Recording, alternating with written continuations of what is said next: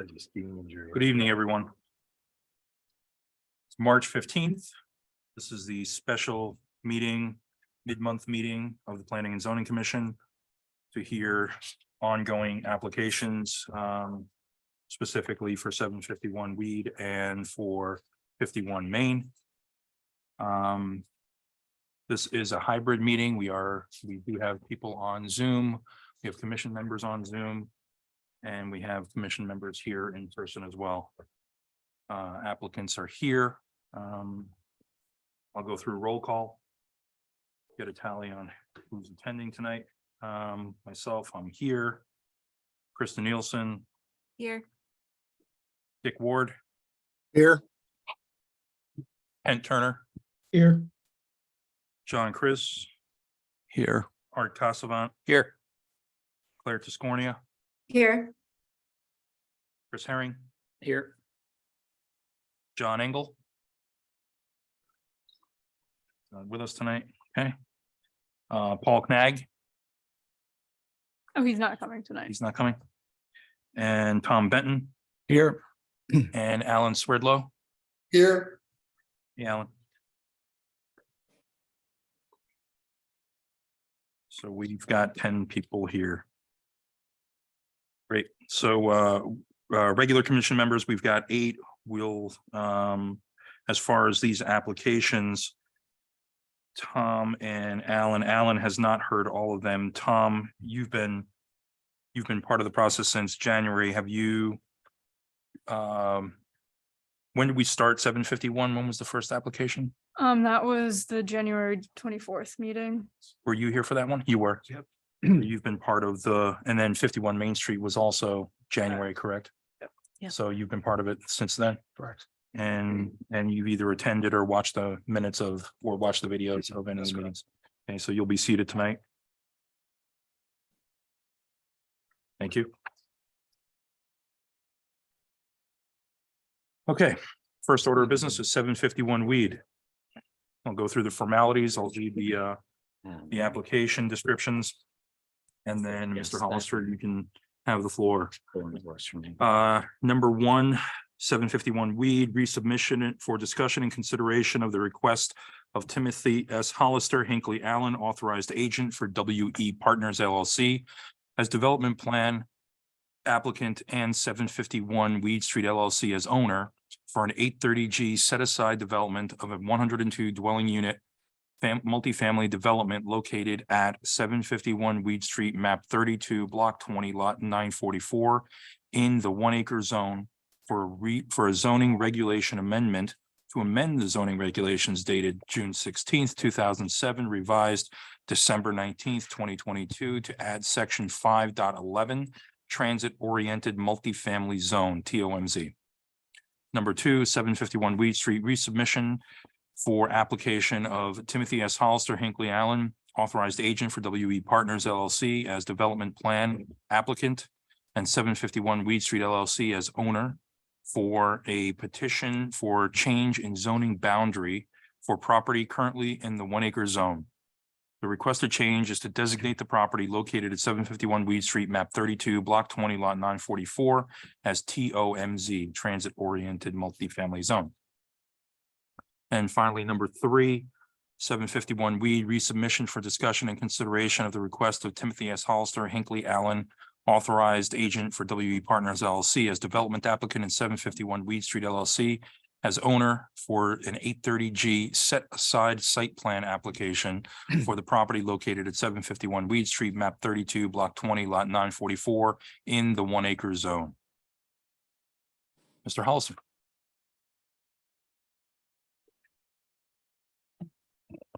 Thank you. Good evening, Chairman Radman, Commission members, Attorney Tim Hollister representing the applicant. I guess we should start by asking what the best order of events is here. My assumption or suggestion would be you probably want to hear from Ty and Bond. Or I don't know if they're coming, but I don't know if they're on. Is Joe Canis on? I do not see his name. okay. I didn't know, but they've submitted their letter and I guess we're done with their input. So if you want to just then take any final public comment. I see Attorney Green is here. And then Mr. DeAndrea and I would have some closing remarks, and then I think we'll be able to close the hearing. That's fine with me. So I'll yield. Do we have any other consultants that are speaking tonight? Can we just have Our side. Maria here as well to speak if needed? Absolutely. Thank you. Good evening. For the record, Maria Coplet, Town Engineer. Good evening, Chairman Radman, members of the Commission. In the February 3rd memo from the applicant's attorney, 5 questions were posed to us as related to our comments for the application before you for 751 Weed Street. In our February 9th response, we provided additional clarification to the attorney, understanding that our memos are technical in nature, best interpreted and understood by fellow engineering professionals, and sometimes confusing for the layperson. Thought that this might be a nice time to clarify some of these comments. Please. Specifically, we corrected the attorney's assumption that we were requiring designs for the 50-year and 100-year storms. We clarified that per the town's drainage policy, up to and including the 25-year storm event is the threshold for which peak rate of stormwater flows and volume zero increase requirements are based. Meaning that under post-developed conditions, it is permissible to have increases in stormwater runoff peak rate of flow and volume for storm events greater than the 25-year storm event. Our comments pertain to the design of the proposed stormwater management measures presented to mitigate post-development conditions to the 25-year storm event threshold. Per the Connecticut Design Manual, these measures must still demonstrate the safe conveyance of the larger storm events, or demonstrate that these larger storm events are bypassed around the mitigation measures. This is done to protect the proposed stormwater management measures from the potential damaging impact of larger, more intense storm events. So you won't have blowouts, et cetera. So you can actually protect the measures themselves. Requests for the information documenting the safe conveyance of the larger storm events has been included in each of our comment letters for this project, starting with March 25th, 2022, July 7th, 2022, September 15th, 2022, October 13th, 2022, and most recently, January 12th, 2023. The second question posed to us pertains to the level spreaders. While we do not object to the use of level spreaders, we've requested in our memos that they be located further into the property so as to allow for additional flow length prior to reaching paved surfaces. The current proposed locations of the level spreaders are on the property line. It is also important to stress that our comments also reflect the need for clarification to accurately compare apples to apples, so to speak, when reviewing existing and proposed conditions. The subwatershed areas that are being compared, therefore, need to be consistent when combining to discharge points under existing and proposed conditions. The third question posed to us pertains to the existing storm drain pipe that runs through an easement from the subject parcel through 313 Elm Street. As we've stated, we have no objection to the use of the existing private easement. In the current resubmission of the stormwater management plan as presented, the revised design results in a reported peak volume increase of 100% for the 25-year storm event at point of concern POCD, that's at our property line or the subject property line. The design engineer makes the argument that due to the reduction of the overland flows to abutting properties located within a larger downstream subwatershed, that the downstream confluence area should be studied.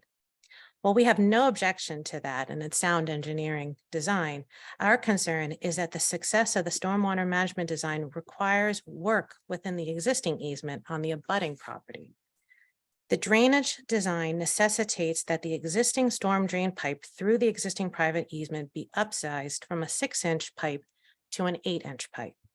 It's nominal, but the challenge is that if the project is approved and the 6-inch pipe is not able to be increased in size, there could be the potential for overtopping during certain storm events. The fourth question requests that we provide specific locations and calculations that we have determined to be insufficient.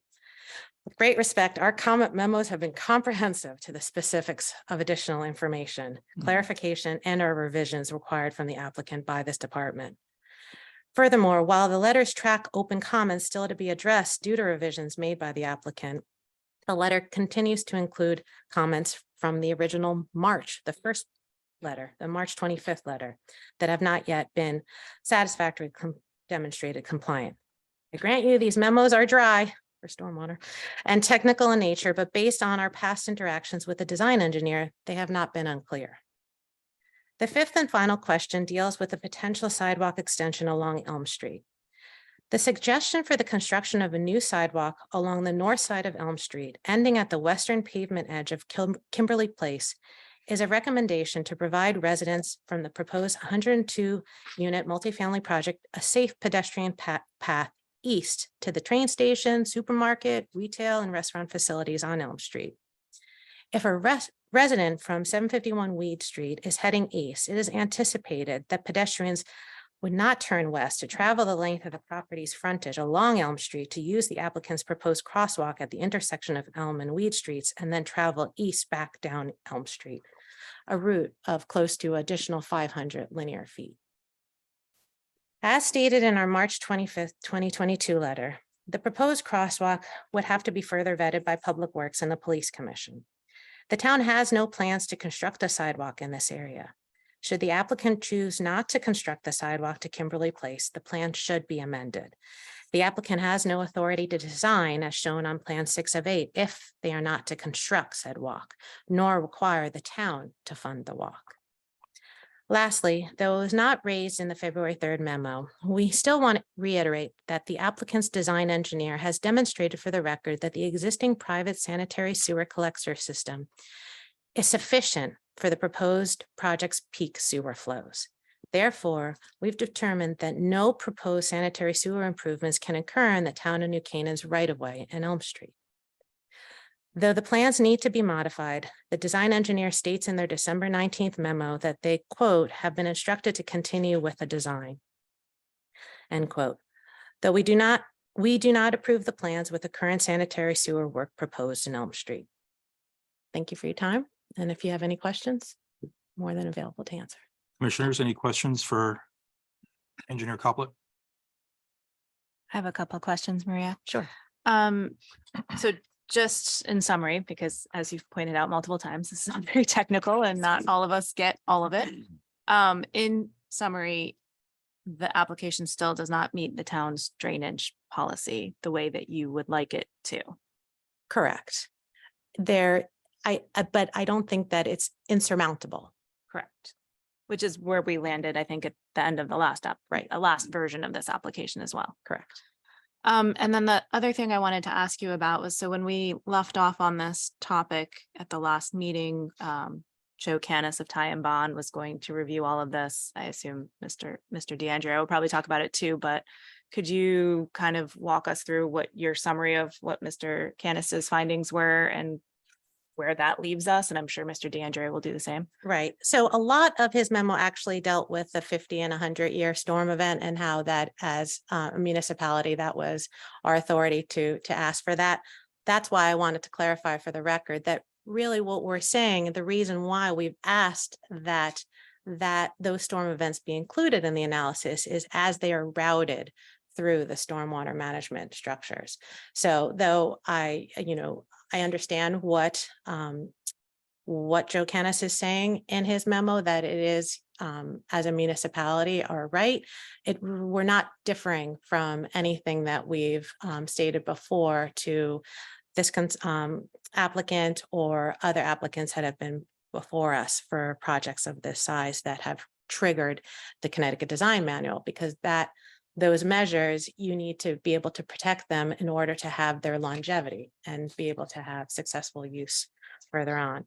Other than that, his comment, he did raise a couple of comments requiring clarification of existing condition modeling, which is consistent with what we were saying, being able to compare apples to apples.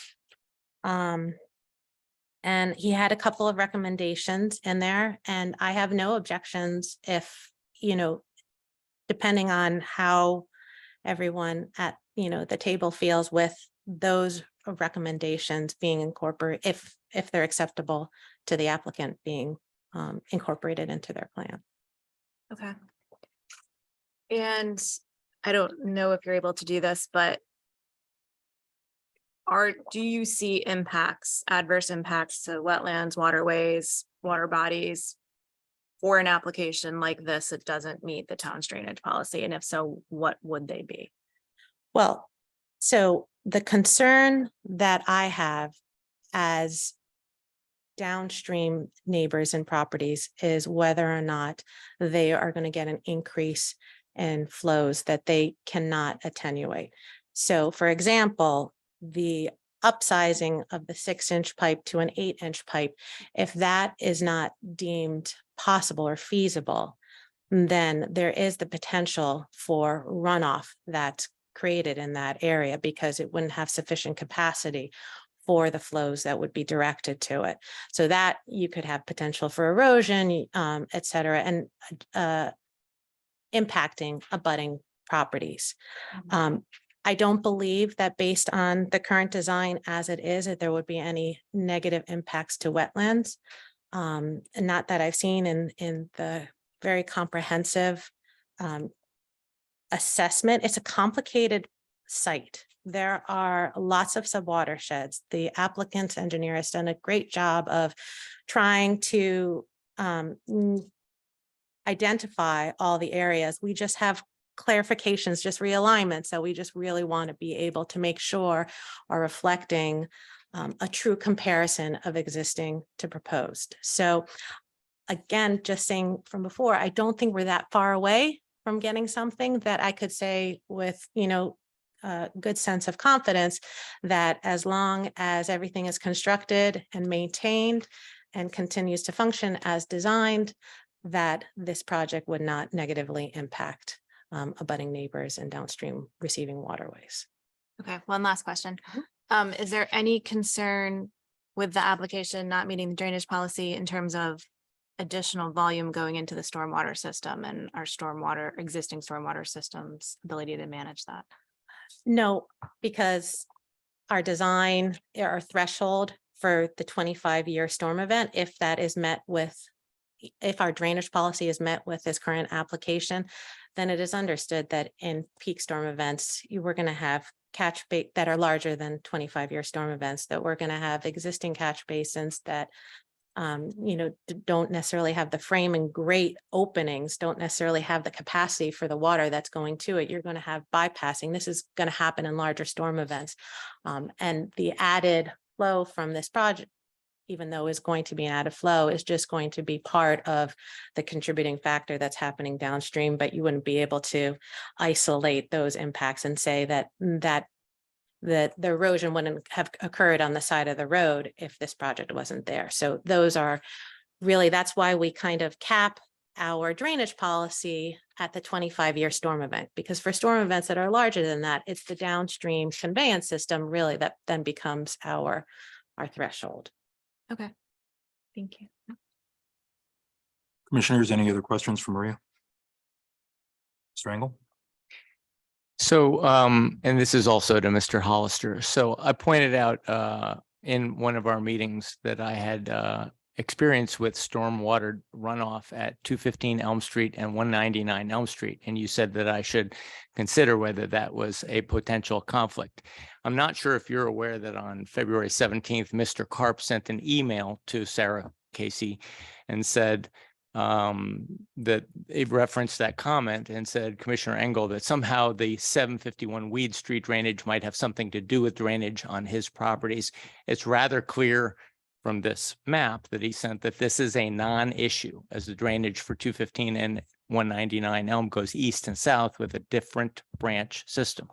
So my question, why I'm bringing this up now, is can you explain where the water moves on Elm Street?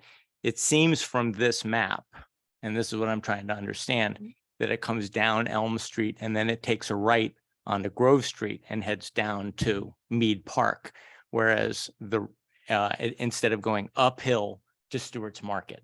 Right. Is that accurate? Well, I think what would be probably best and most accurate is to just provide a map for you or for the commission, but to clarify that. But you have a series of catch basins and manholes that redirect the path. So it's not just all, though it is gravity based, it's not all based on topography, because you could have what's referred to as storm pipes bucking grade, which means that they would be going down when grade is going up. So I think that the best way is just, because I'm a very visual person, to be able just to show you. According to what his proof and the maps seem to indicate is that the 751 hill comes down and goes to Grove, and this branch heads down Grove Street. And whereas the other side, my building on the near Starbucks is really the St. John's Hill Seminary Hill, and that water. So I guess I'm trying to understand that Elm Street is impacted not just by one hill, but by two hills. The God's Acre water is coming downhill, and the Oh, Weed Street water is So- coming downhill. Yes, so stormwater management analysis is based on these contributing sub-watersheds, and we would look at smaller catchment areas, such as a catch basin, to larger drainage areas if you're looking at where a pipe discharges into a stream. So you can either be really micro or macro in your analysis. So yes, though there are lots of contributing areas, it's not just one hill, two hills to Elm Street. And so I think that, again, just, being able to map it out on. I guess what I was surprised is that the email seems to indicate that these are not interconnected systems, that you could be on one branch not connected to the other branch. And that, so I assumed that one branch is was possible. taking, But there is the possibility that if, yeah. My 40-year-old eyes. that's the yeah. diagram that was No, provided. I know. So our GIS system does have our catch basins laid out on it, the ones that are in GIS. But I just think it would be easier to show you, because there can be pipe routes that diverge and don't converge until you're at a water course and could be contributing. So it could be two separate systems, but I'd have to look more closely at your property and to see where you are. I guess I'm not just wondering about my property, but for all of us who have experienced storms over the last 10 years, I'm just trying to understand whether whether these systems are interconnected or not, whether they are, separate as alleged, Right. in this diagram. So I or think not. that's why our drainage policy is so important, because by saying that up to and including the 25-year storm event, you have to mimic existing conditions, which means that you can have no peak rate of runoff that's greater than existing conditions, nor no volume runoff that's greater than existing conditions, is done to protect our infrastructure and abutting properties. In storm events that happen greater than that, regionally, we're all subject to potential flooding and impacts based on that. And that wouldn't, again, be a necessary marked reason because of resulting from this project. So I don't connect the two. And again, though, my threshold for the project would be to meet our drainage policy.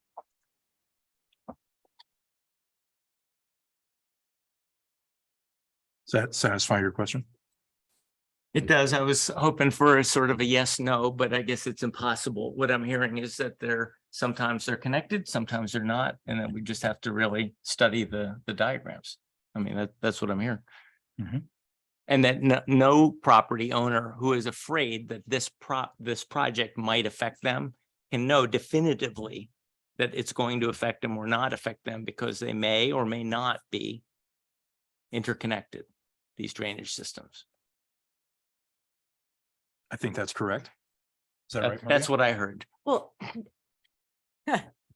it is and it isn't, because it's not as simple as no neighbor, no resident. It's no abutting resident, I think was what the clarification is. And I think that it's been shown where the sub-watershed area, so the areas of analysis for this project are. So that means that where the water from this project goes to.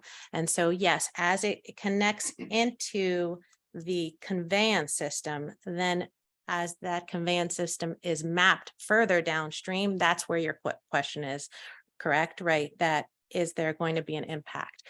And so again, the conveyance system is done to really draw water away from the property and down to the receiving waters.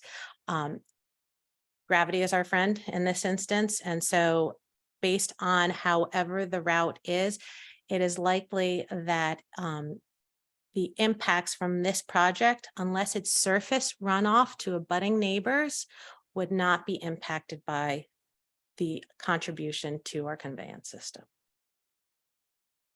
It won't necessarily go up and into there. Okay. Yes, yes, Ms. Coppola. I just want to be sure you speak in a pithy and dense way, which is a good thing, but I just want to be sure I'm getting it all. So humor me a bit, if you will.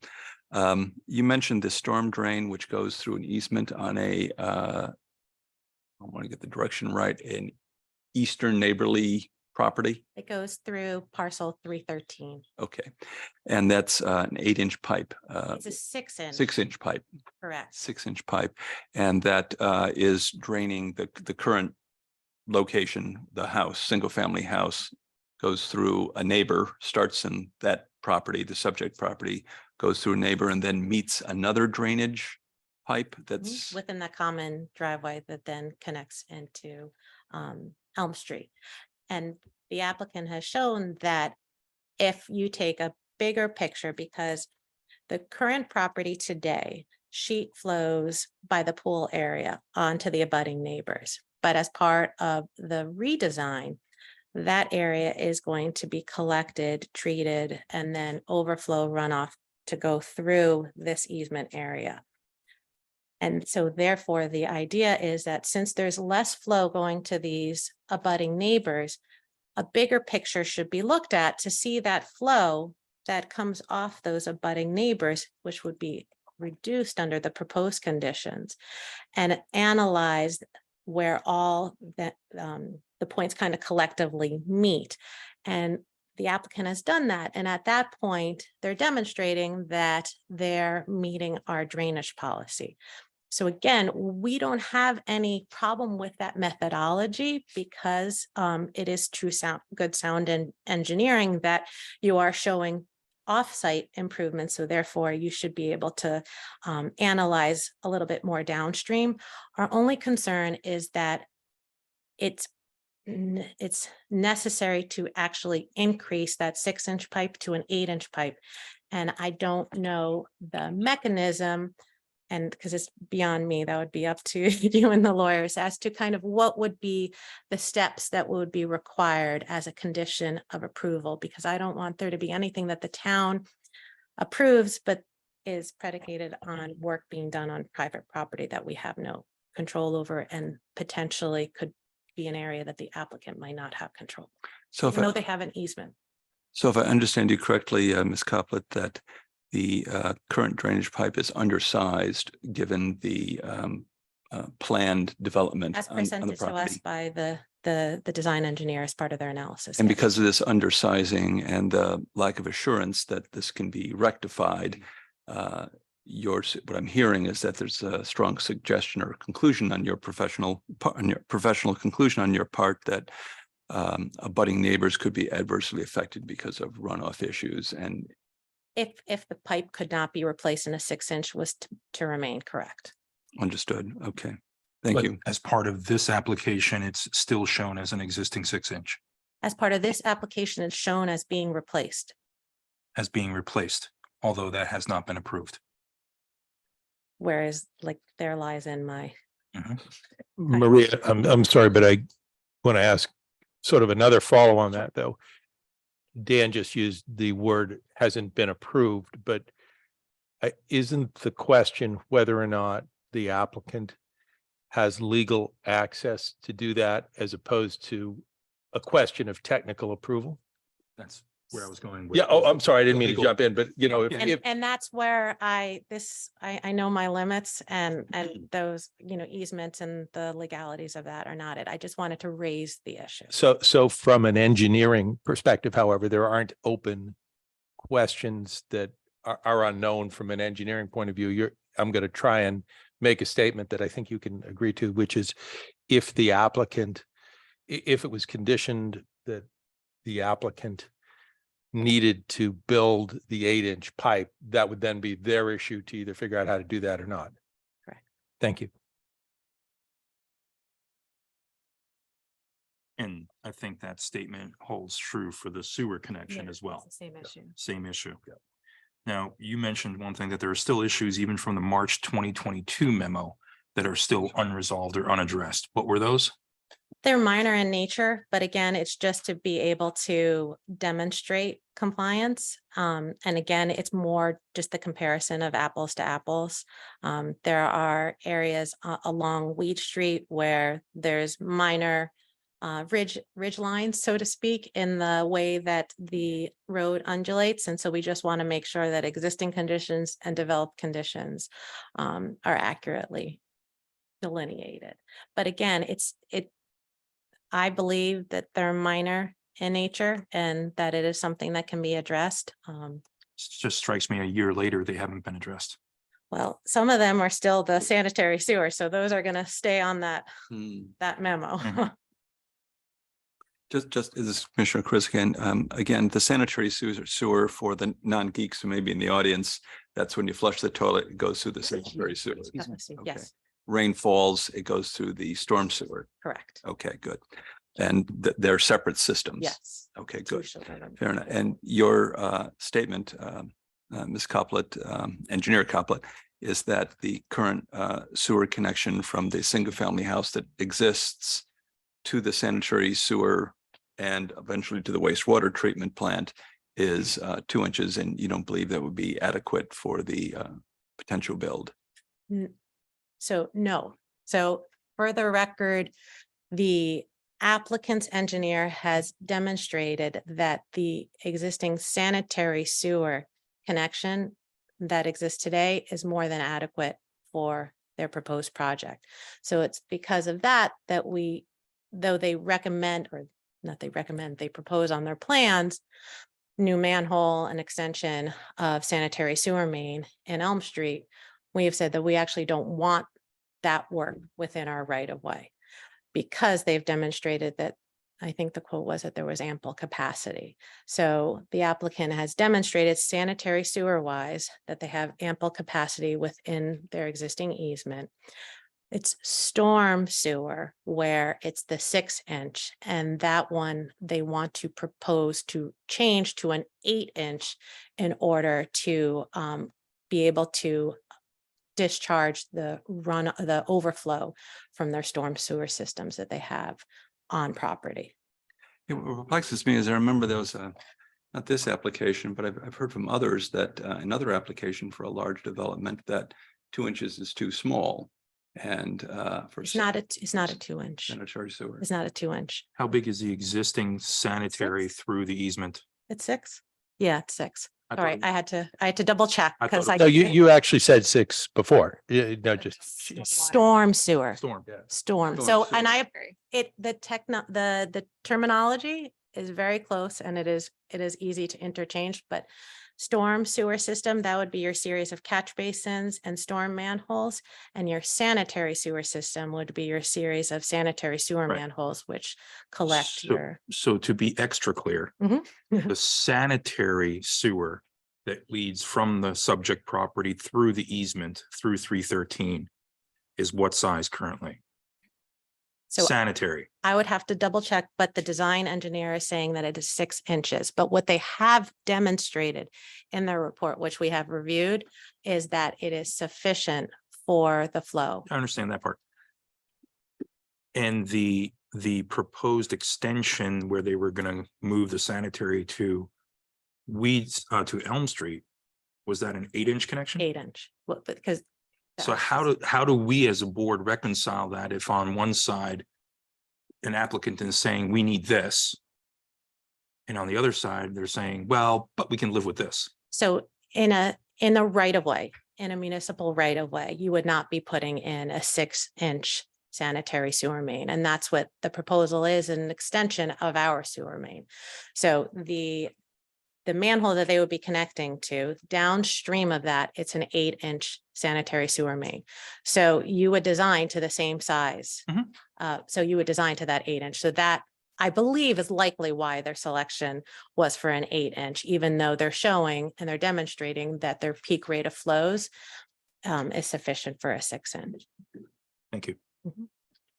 So one last question that's a little off topic, but I don't understand the full ramifications of everything.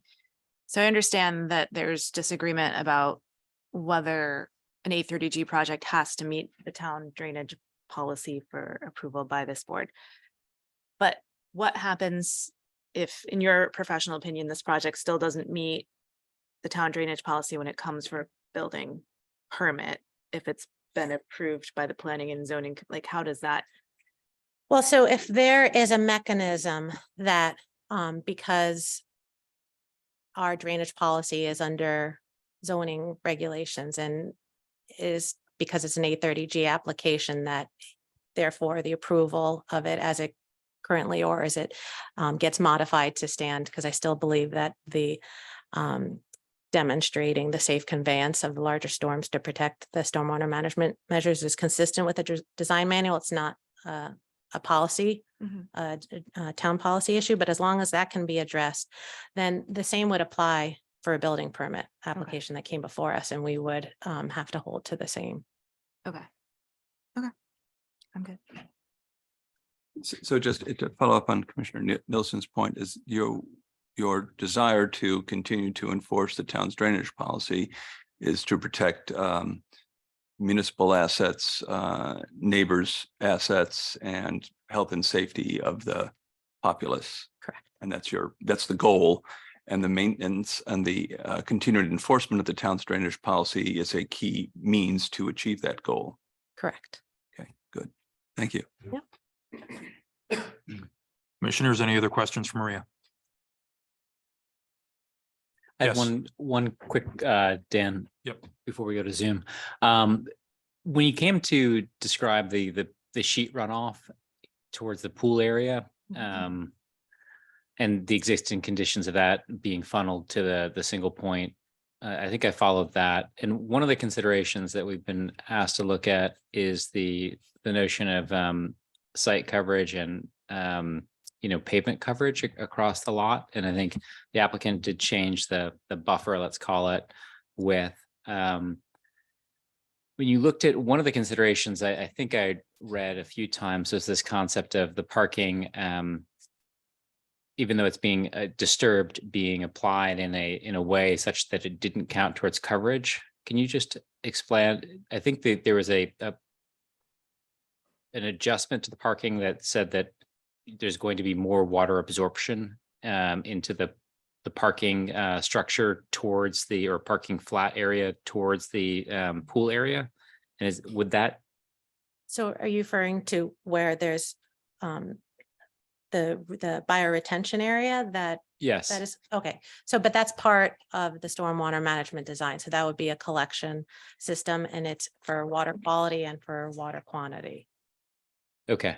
So the analysis that you're speaking to in terms of the flows would incorporate certain water being retained by that mechanism. Correct. And then certain water being taken off site by the other pipe, just depending on how much water can be absorbed in both locations. So the pipe in question that goes down the easement, that is carrying overflows. I think it's minor surface runoff and then predominantly overflows, which is why it needs to be sized up for the larger storm events. But that, yes, as designed right now, the improvements proposed on the site would drain to and be treated by the proposed stormwater management measures on site. Okay. So including at the pool area. Okay. I just wanted to clarify where that was going. Okay. Thank you. A follow-up question, Ms. Copeland.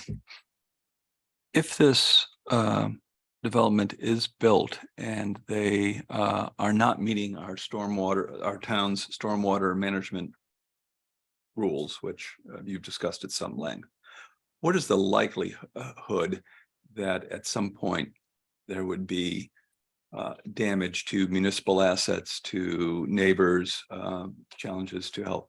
0%, 1%, 100%, and it will happen eventually? So I'm an engineer and I don't can't make the presumptive guesses like that because I'm based in science. But what I would say is that as long as the requirements of the design manual are met, that these instances would happen during your very large storm events, which are occurring. They're occurring with intensity, and the damage that is potential that could be caused by these peak storms are not just going to be from surface runoff that could happen at the perimeter of this project. But I can't give you a percentage. I wouldn't, it would just be picking a number. And as an engineer, I have to be able to have backup for that. I can't. Understood, but one of the things we're looking at is potential adverse effects from this proposed development on neighbors and municipal assets, on wildlife and so forth. What I'm hearing from you is that in any case where there is not a meeting of our stormwater management, that almost by definition damage can occur, and the idea is for the stormwater management system is to have a good stormwater management system to try to keep that to the lowest possible level, with the proviso that nothing's perfect, but that if it's not met, something bad would happen that would not have otherwise happened had the stormwater management Could. been met. Is that a fair statement? Well, I would say that could happen, not would happen. So that would be because there have been a number of iterations. We're getting closer and closer to being compliant with our policy. So the project that is before you today is a much improved project that was originally presented as pertains to stormwater management. And so I am feeling more and more confident that to go that extra step is feasible by the applicant. And as they've presented, I don't believe that wetlands, wildlife, that there would be negative impact due to stormwater management measures based on this project. Again, I think I've identified where my concerns are with the level spreaders being too close to paved surfaces. So we'd like that to be addressed, so there isn't the potential for icing conditions, that the existing and proposed conditions just make sure that they're adhered to, so that it's demonstrated well, so everyone is comfortable understanding that our drainage policy is adhered to. And then the final thing is really the discharge pipe, or the going from a 6-inch storm sewer main to an 8-inch storm sewer pipe.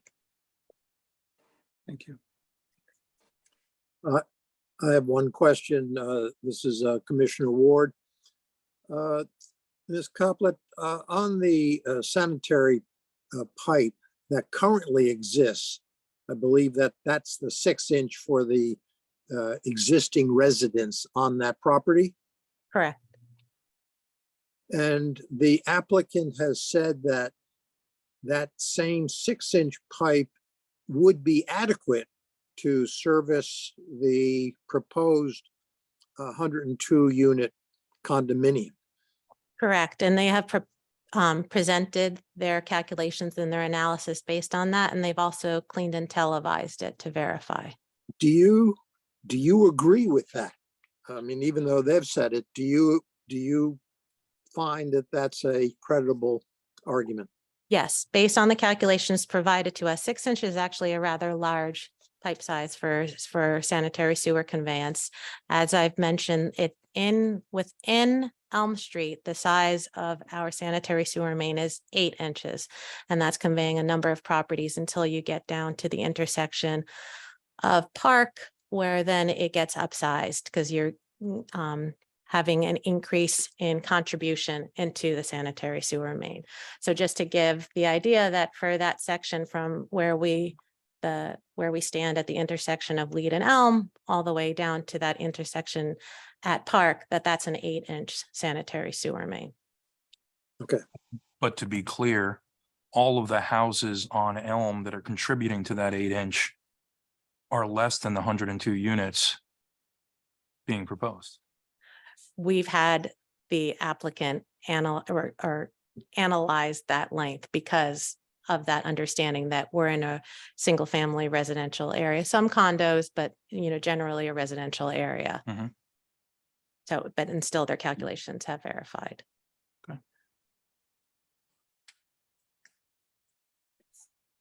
Commissioners, anything else for Maria?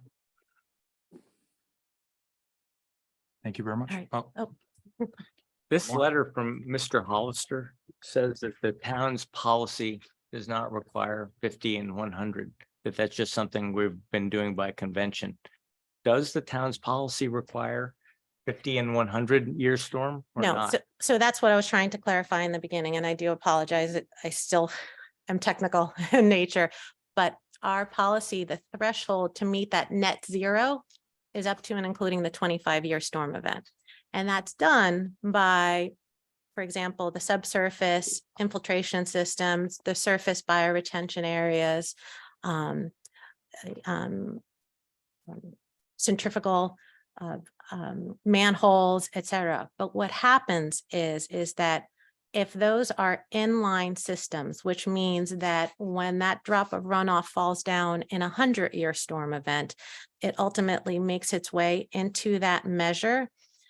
The concern is that you could potentially make there be a fault in that system. So what happens is a lot of times you can put that system offline or have a bypass manhole so that when certain stormwater flows get to a certain elevation, so in a larger storm event, they would actually bypass, they would not be routed through that stormwater management measure. And that would protect the integrity of that measure so that when this large storm event passes or that period of intensity, because it could happen in an hour and a half, once that passes, you would still be able to route your runoff through the proposed stormwater management measures. I'm not sure I understand all that. So I'll just go to a very specific line in his letter. He says that the policy, quote, does not explicitly reference the 50 and 100-year storm events. And what I think you just said was, while it doesn't explicitly reference it, it's dependent on an understanding of the 50 and 100-year storm events. So that the Connecticut Design Manual has, it's your overflow protection. And that's what that relates to, is demonstrating that, and our policy specifically relates to compliance with the Connecticut Design Manual. So our policy and the state's policy is not silent on the subject of 50 and 100-year storm events. Our policy, the threshold is just to the 25-year storm event, but it relates to the Connecticut Design Water Manual. That's the reason why our policy is only 2 pages. And I like to say that its simplicity is elegant in that we're just clear. It's the increase in impervious area that we're asking applicants, our residents, applicants to mitigate. But they have to be consistent with our guidelines and with the state guidelines.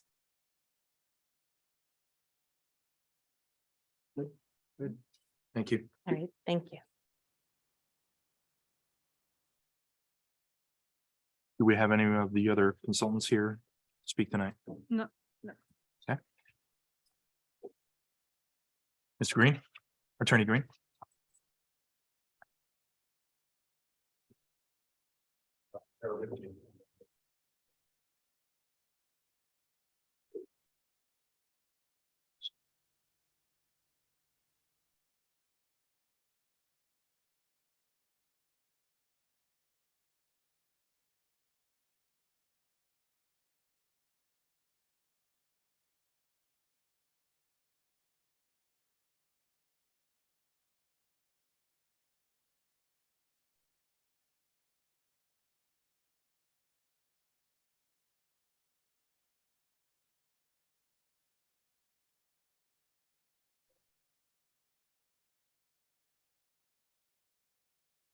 Good evening, Mr. Chairman, members of the commission, staff.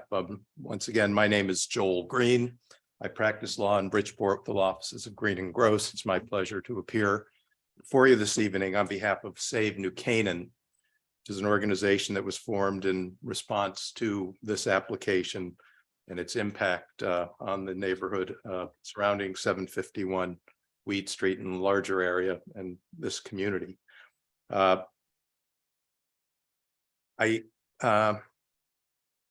going to have to shake up my presentation a bit.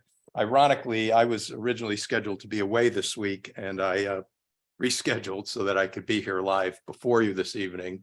Unfortunately, in the whole scheduling of things, our consultant, Steve Trinkus, has a matter in Winchester, so he's standing by right now. So I'm going to juggle, change the order of my presentation just a bit so that Mr. Trinkus can present to you briefly. His hearing starts at 7, but he has a little bit of time. But so we had identified a number of infirmities in this application when we appeared before you on the original application, and areas that we thought were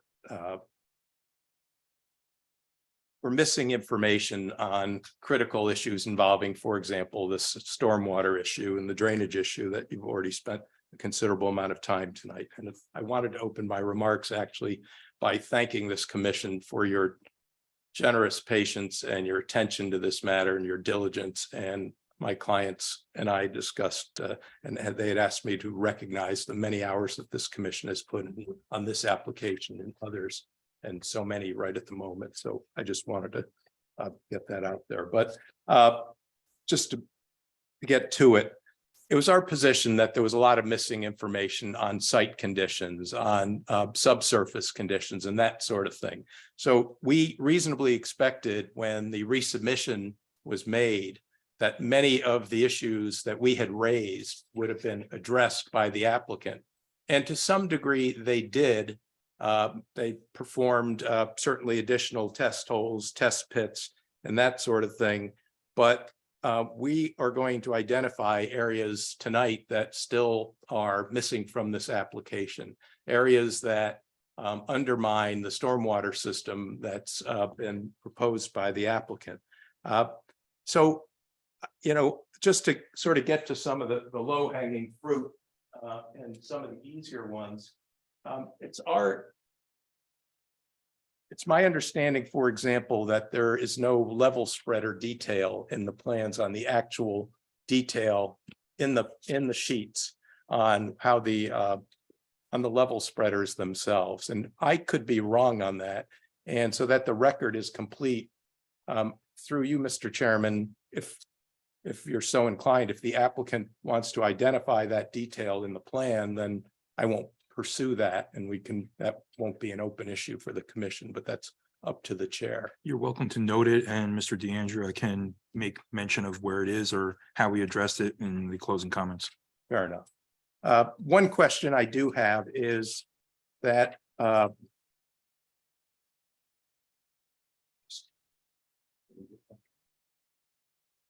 to get Mr. Trinkus up as quickly as I can. So on the excuse me, Mr. Chairman, at this point, I have to put a concern addressed on the record.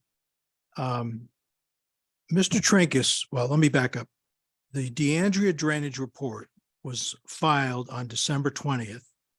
Ms. Coplet filed her memo on January 12th, and Mr. DeAndrea filed his response on February 13th. Mr. Trinkus was here on the 15th of February with all those documents in hand and said nothing. Attorney Green was here on the 28th of February and said nothing. And now apparently we're getting substantive engineering testimony in oral form, nothing in writing. So we have no way to know what's coming or how to respond to it on the night when you have to close the hearing. This is unfortunately the Attorney Green playbook. I've seen this movie before, and it's disrespectful to the process. And I'm going to object to this substantive engineering testimony coming in at this time. Mr. Green, I tend to agree with Mr. Hollister. I mean, there's been adequate time to address these items. If you want to close with comments on items that have already been submitted, distributed by your team. I'm not submitting any new materials and Okay. I'm going to address the same issues that were raised by attorney. There was nothing for Attorney Trinkus to add to his letter. And we're just going to highlight how the resubmission does not address those issues. I don't intend to submit anything else. I would. We just don't want to go backwards on material submissions of information or questions that would require ongoing back and forth responses from the applicant's team. So if you have a bullet point list of items that you think are still deficient based on previous reviews or previous comments that your team has done, that's fine. In the same way that Ms. Coplet identified those things in her memo. Sure. And I'm not opening up any new areas tonight. I'm just going to address the resubmission in the document in the resubmission, the plans in the resubmission. So That's fine. Mr. Chair, the concern is we're hearing it orally for the first time tonight when you've had the documents for 2.5 months. Where have you been? I have not had the opportunity to address the commission yet. This is my opportunity. You were here on February 15th and February 28th, and you had the December 20th report and the January 12th and the February 13th. Why did you wait till tonight? Because you know the hearing is going to close tonight and you know that we won't be able to respond. It's like you did in Fairfield. You were, And West- Mr. Chairman, I'm not going to have a debate. with Yeah, let's Attorney Hollister not here, but turn this into this. if I'm going to address the plan, if You- the information is in the plan, then the applicant can say that I'm wrong and identify it. That's fine. This is your closing comments in the submission here. Yes. We're closing tonight. You're welcome to make the comments. Yeah. We can take those for what they are. The applicant can address them or not address them. I understand Mr. Hollister's point.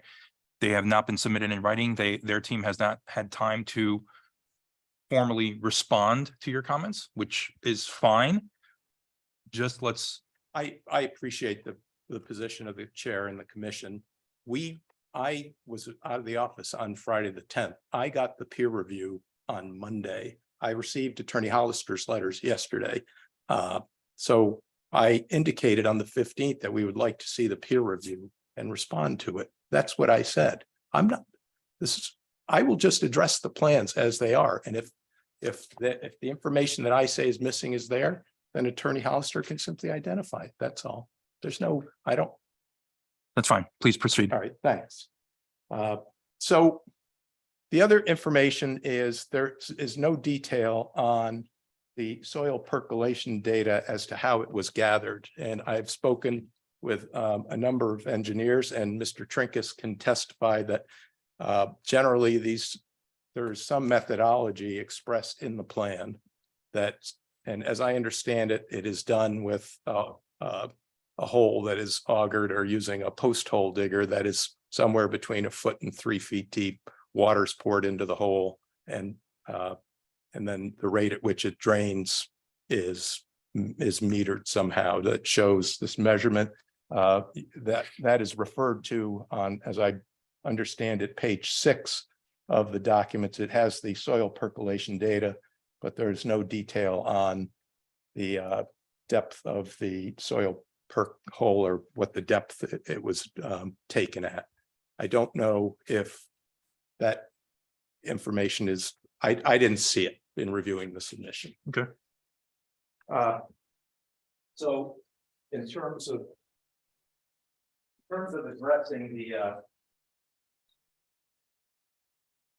I'm going to do is hand out some documents, and what this is simply is the applicant's page 6 at the applicant's page 11 of the plans. So this is pages 6, pages 11, and then just blow-ups of those documents. So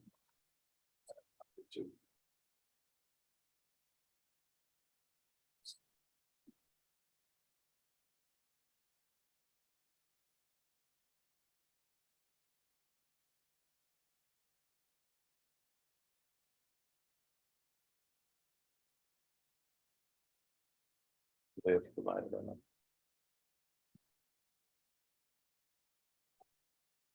Thank you.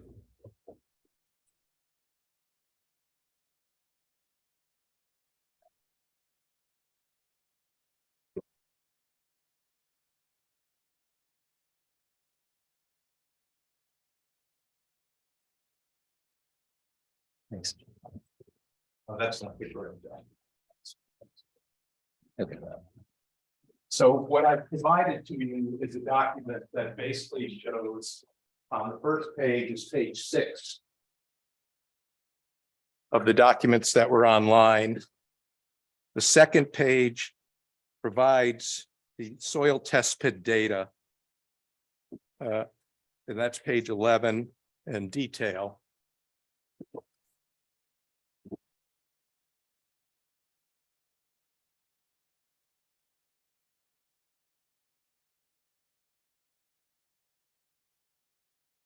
And for the commissioners on Zoom, Mr. Green has circulated the utility plan from Mr. DeAndrea's package of civil documents for the project. It's page 2 of 8. So I'm going if to you- share my screen momentarily. Fair enough, yeah. Zoom. Yep, we're going to share the screen so that you can see the pages we're looking at. So that's page, so it shows as 2 of 8. It's page 6 if you're looking at the website. Mhm. And also page 11. The second page is page 11 once again. The third page of the submission I gave you, as you can see, is a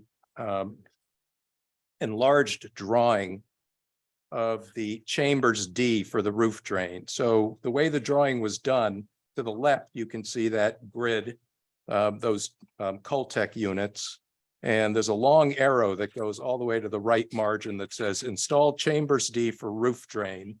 And it gives you the elevations, top of stones, top of units, manifold, invert, bottom of units, and the bottom of the stone.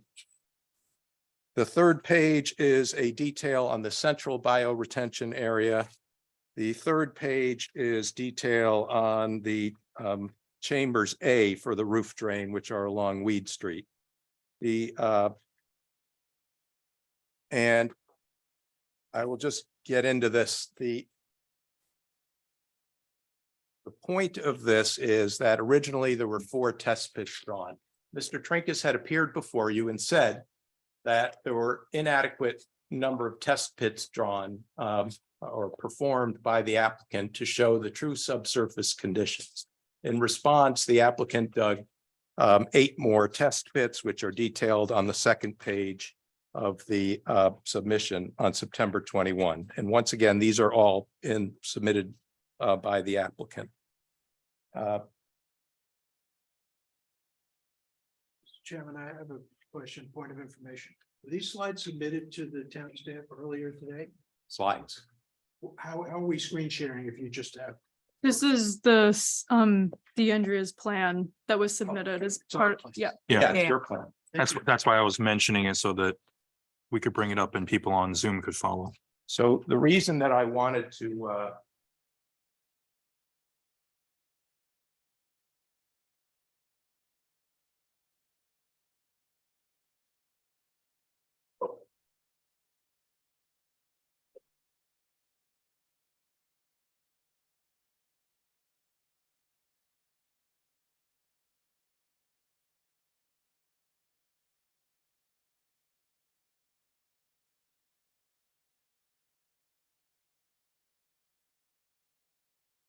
reason I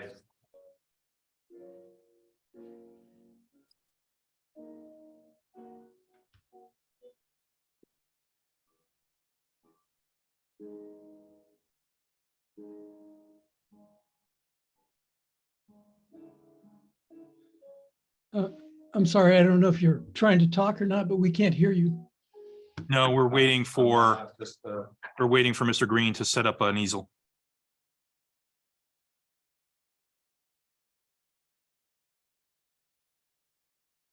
The reason I provided you with this, let's start with the central bioretention area drawing, is to show, first of all, that, and this was addressed by Mr. Trinkus, and he was addressing the fact that there was inadequate detail on this, inadequate detail on the subsurface. So using this drawing, we were able to determine that this test hole, which is test pit number 10, is right here on the edge of the chamber. You can see that on the drawing that I provided you.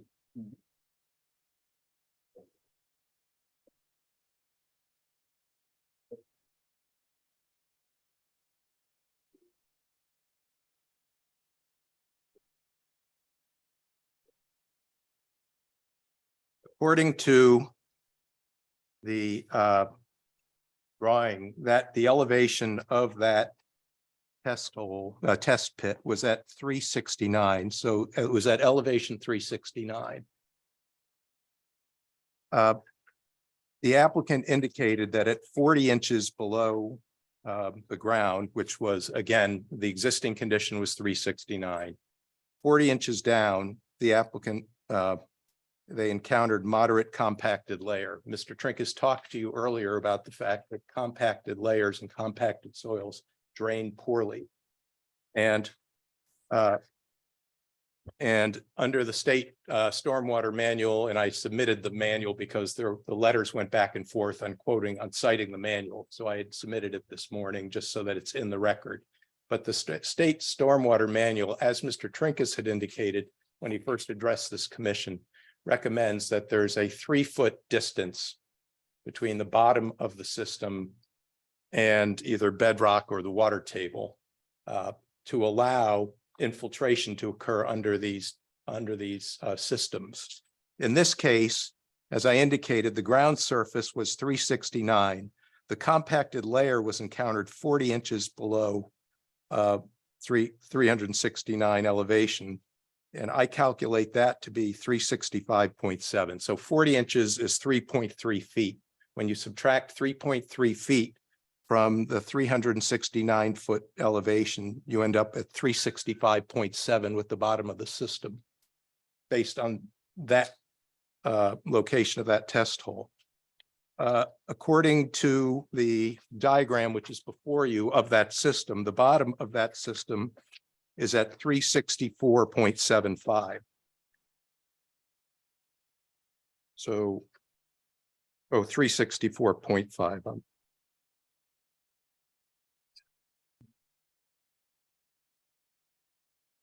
No, it's 364.75. It's right here.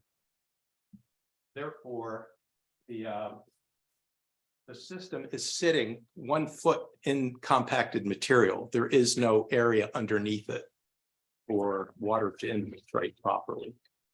And so Mr. Trinkus had said to you, well, the applicant hasn't demonstrated that the infiltration will function properly. So in this case, everyone's kind of gotten ahead and looked beyond sort of this basic area. And a lot of the modeling is based on the fact that this system would in fact infiltrate, but it won't because it is once again sitting in compacted material. It gets worse with the, you can refer to the drawings, but I'll just go through it quickly.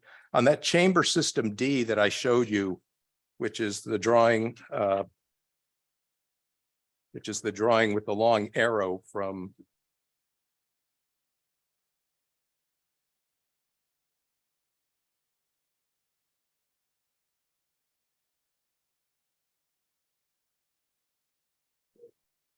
basically this drawing, the detail.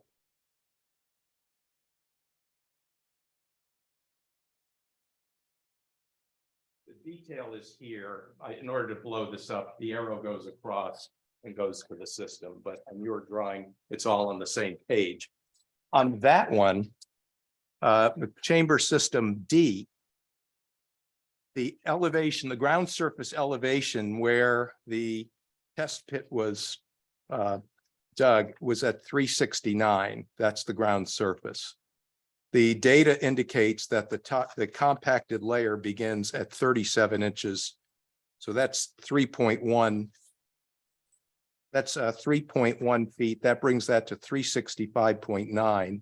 The bottom of that system is sitting at 364.5. So the compacted layer is encountered at 365.9. The bottom of the stone is at 364.5. So that one is sitting 1.4 feet. I'm sorry, a foot and 4 inches, no, 1.4 feet, 1.4 feet into the compacted material. So there's no area under that at all for water to infiltrate based on the data that the applicant has provided. And finally, I've provided you with detail on chamber system A. And chamber system A is the one adjacent to Weed Street.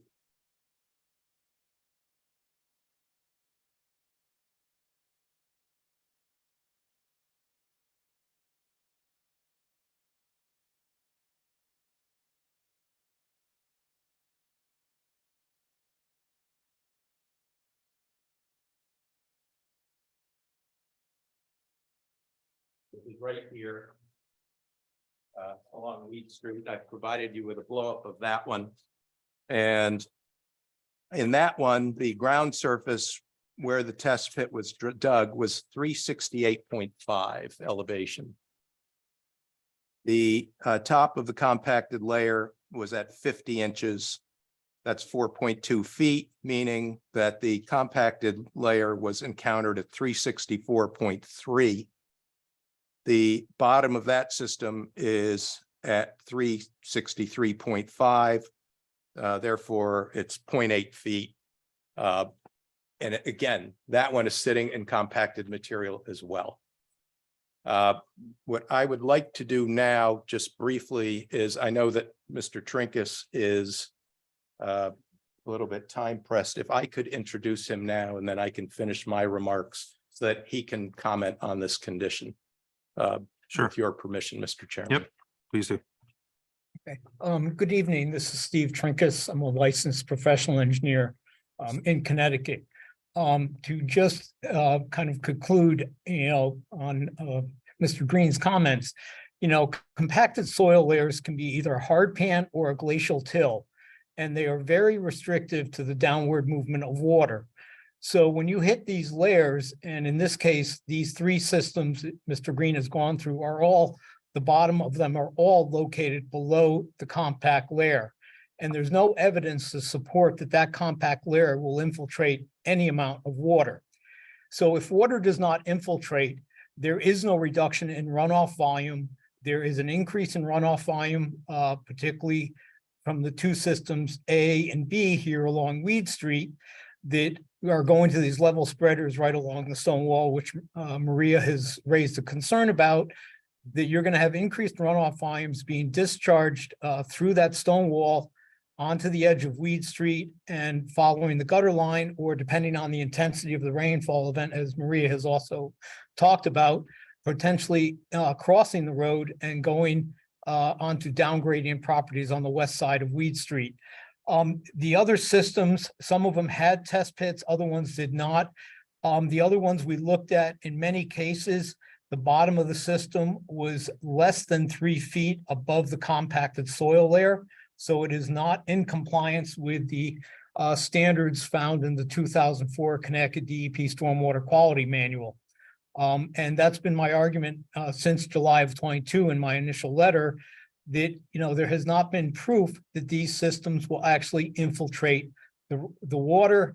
And if they're not infiltrating, you have increased runoff volumes being discharged to not only Weed Street, but to the drainage system on Elm, which is going to exacerbate the flooding conditions, which Marie has discussed at length within the town drainage system already. That's why, it's imperative that, you have soil test data that proves the infiltrative capacity, and we simply do not have that. And I've asked for this really since day one. This is not new information. It's in that July 22 letter. Mr. Trinkus, if I may, there's been a lot of written and a lot discussed about the stormwater manual, and that it is best practices, that it is recommendation. And It is not necessarily a regulation, but it is best practices. Is that correct? Yes, it is. But can you conceive of, in your professional experience and based on your education, training, and experience, of a system that is literally placed within compacted material with no evident pervious material beneath it? What will happen is it becomes an underground bathtub. It fills up with water from the initial rainfall event. As it will not infiltrate, it's full or maybe half full, depending on the rainfall event. When a new storm comes along, it has less capacity to accept new rainfall. So the excess runoff will be discharged from the outlet system for any of these practices on the site, and will be discharged, in this case for chambers A and B, onto the east side of Weed Street. And where we know we have flooding problems already, and based on a lot of the comments from the neighbors, icing issues, and that's just going to make the situation worse. And based on the documents as they are written, based on the documents before us and a review of the documents, the information as it's presented, can you comment in your professional opinion on the harm that will result if this system were to be constructed?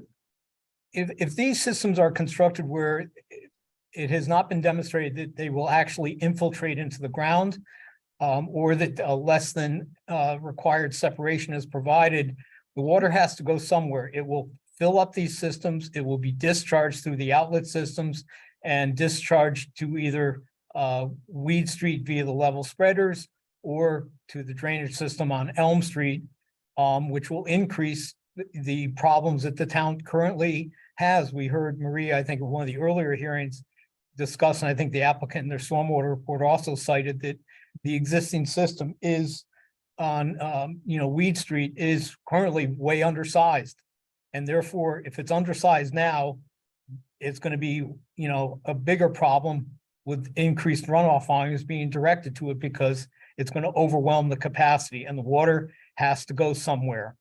And if it can't go through the pipes, it will back up in the catch basins and will actually flow out of the catch basins, which has occurred in the past on several locations that I've seen years ago. One was in 2005 on the ramps from Super 7 on the I-95, where they had 5 inches of rain in 4 hours, and the water was 3 feet high coming out of the catch basin grates, because the pipe system was basically under pressure, and the only place the water could go was out the top of the catch basins.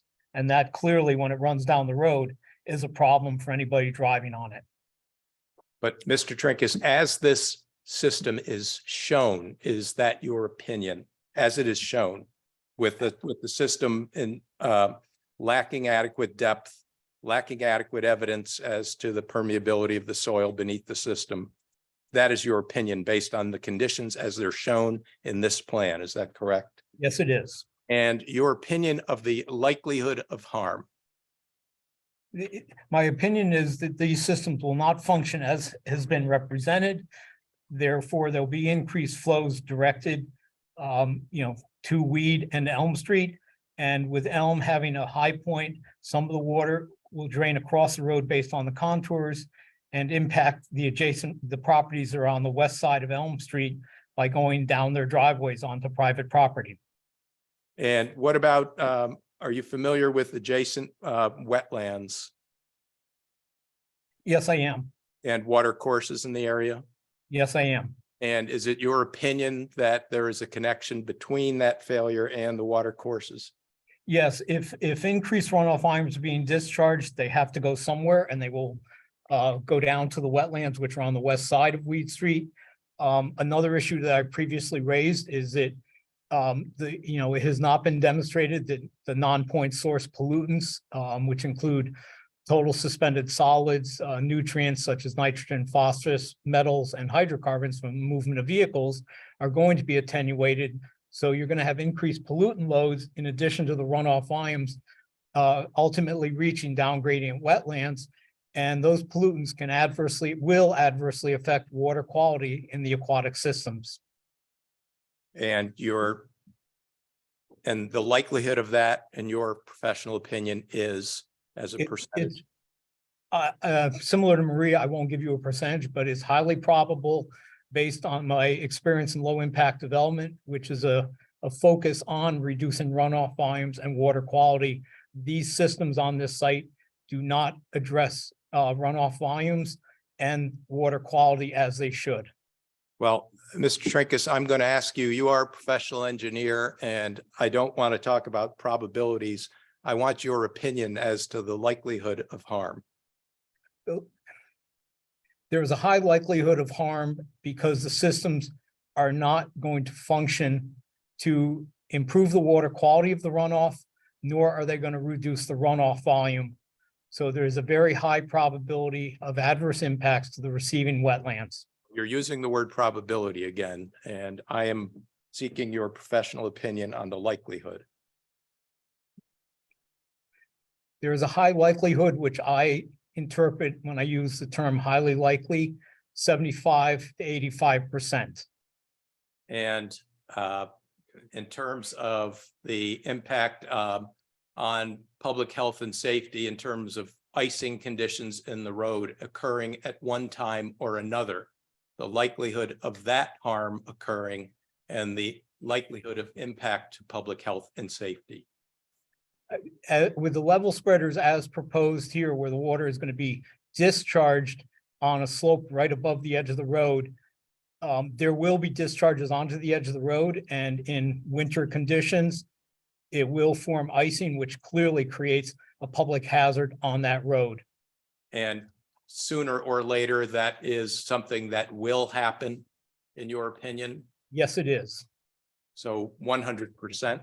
Yes. I have no further questions of Mr. Trinkus. I don't know if the commission has questions for him. Commissioners, any questions for Mr. Trinkus? I have one question for Mr. Trinkus. Mr. Trinkus, this is Mr. Cassavant of the commission. Yes. You referred to the probability or a high probability of water damage resulting. But I do have a question which goes to, how does this differ from the existing water presence? Because this is stormwater. There's no net water being added to the system as a whole.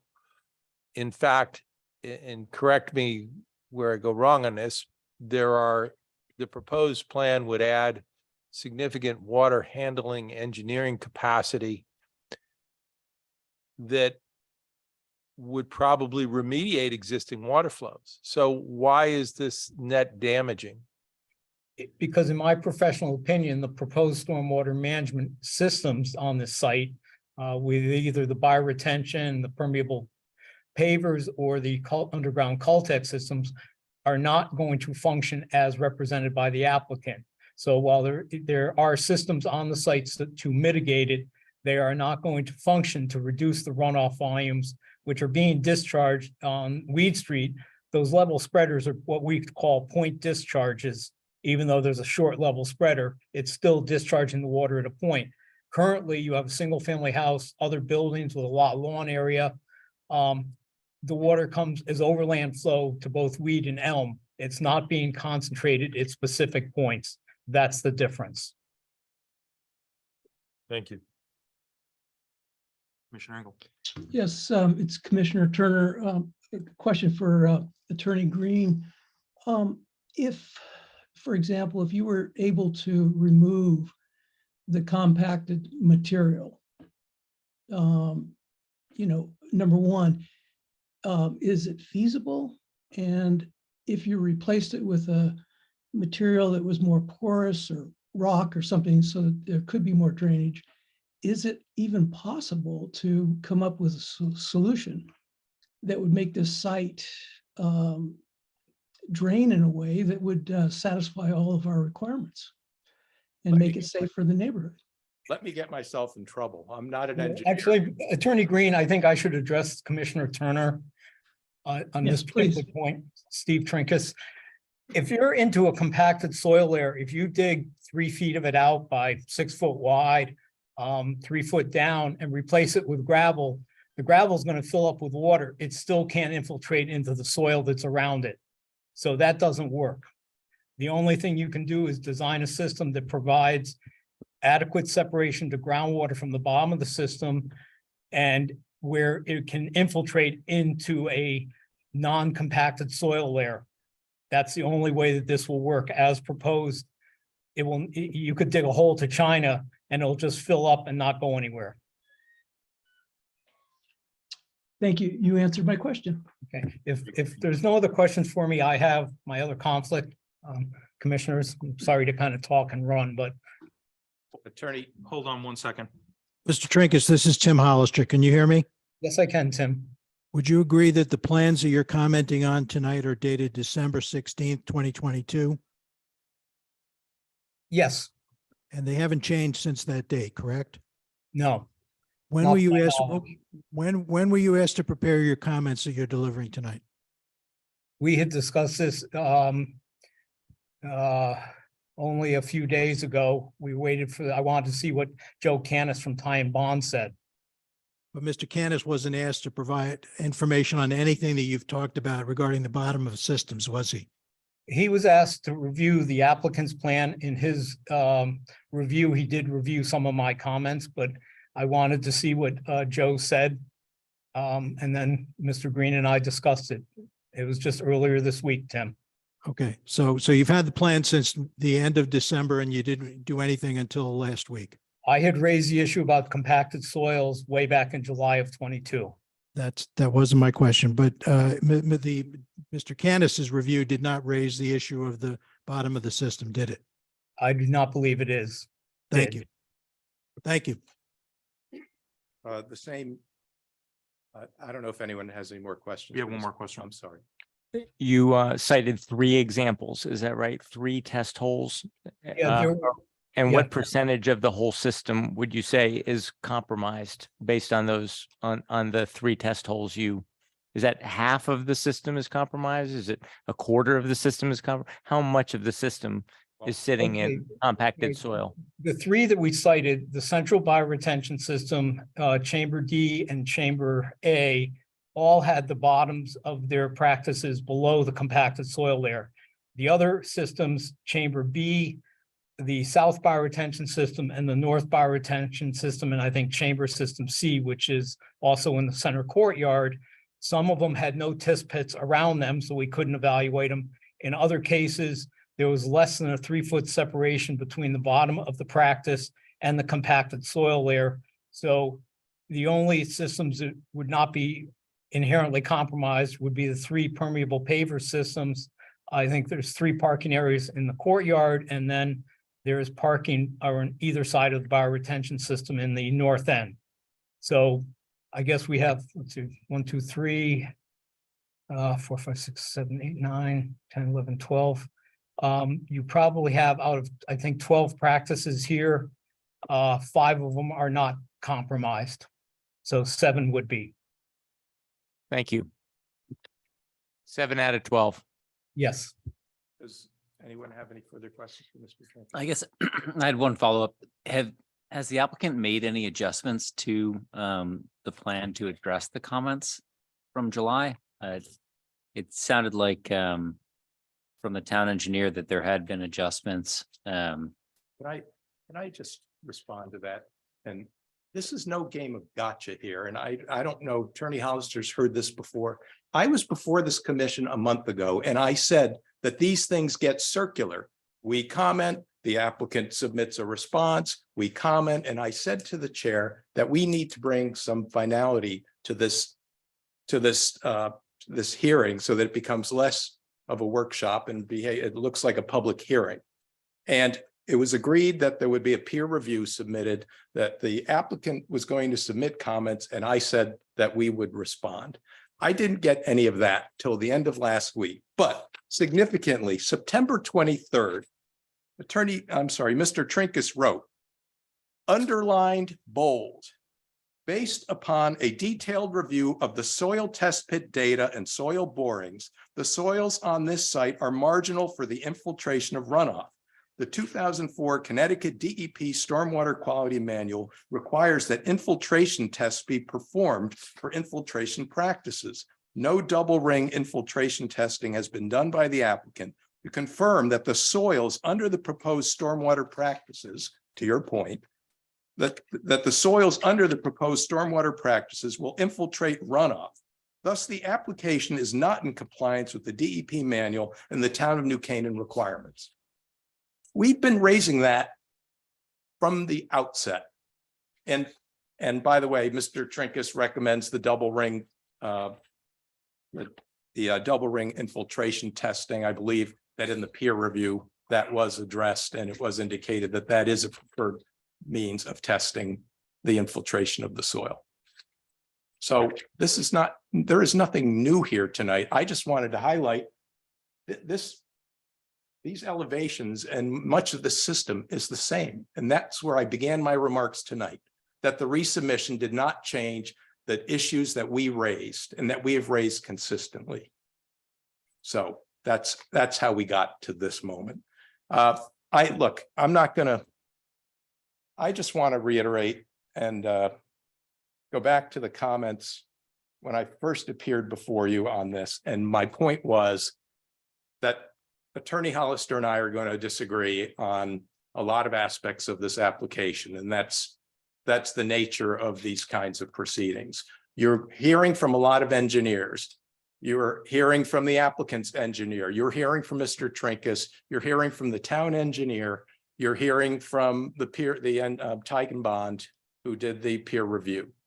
This commission is vested with the task of interpreting what you hear from the engineers, and you are the judge. You hear the facts and you weigh the evidence from the engineers and you draw your conclusions. On the law, I'm not going to go through the law again. We've talked about that. I did it in the initial my initial presentation on the aspects of public health and safety and other matters that this commission may consider. I'm sure Attorney Hollister in his summation will highlight some aspects of the law relating to developments, set aside developments of this kind. As I always do, I urge you to consult with Attorney Gelderman. He will guide you, and he'll do, he always does a very thorough job of guiding this commission on how you review, assess, and ultimately decide this. But in summation, the resubmission simply, right where I began, did not address the concerns that we have raised throughout, that this application does threaten public health and safety in terms of, once again, travel on flooding, the impacts on safe travel on Weed Street, impacts on off-site wetlands and water courses. You've heard from Mr. Trinkus. I've gone through these documents. Again, I am not an engineer, but the applicant simply has not addressed its proposal to put these infiltration systems in compacted soil. And so on behalf of my clients, I once again want to thank this commission for your attention, for your time, and I'm sorry, just getting organized tonight, your patience. And we urge you to deny this application, deny the resubmission. And once again, thank you. I don't know if you have any questions for me at this juncture. Commissioners, any final questions for Mr. Green? Attorney Green. I think we're good. Thank you. Thank you. Thank you, sir.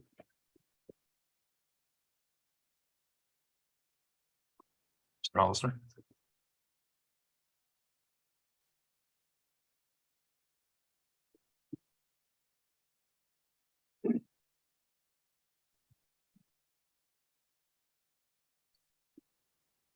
You can't touch that. It says right here. We'll share this one. Okay. I'm now accompanied by Mr. DeAndrea, who's going to respond on the technical issues. I'm just going to rest my case. Attorney Green pretty much admitted that he had been withholding information for about 3 months, and that there's just no excuse that what we just heard could not have been raised before tonight in writing. It's very simple. The good news is, from my perspective, we didn't hear anything regarding health or safety impact, but I'll let Mr. DeAndrea explain that more. Good evening. Excuse me. Leonard DeAndrea, Connecticut professional engineer. Our firm provided the surveying and engineering services for the applicant. I think I'll go backwards and start with Mr. Trinket's comments. And I'll start with the locations of the test pits and the percolation tests. There is a house there and there are some structures. And so what we did as best we could at this point in time is take them as close as we could to the system. That's why you would, when you look at this, you'll see some systems have more test pits than others. And the percolation tests were done in the same contour, traverse, and similar soils. The other part of the soils is that, and it's included in our logs, it's moderately compacted. Well, most soils are moderately compacted. Doesn't mean they don't percolate. And that's why you do the percolation tests. And then there's another conservative factor in there. Those percolation tests are then cut in half. So you're not taking the best readings you can. You take it over a period of time. You log those. For the design, you cut them in half.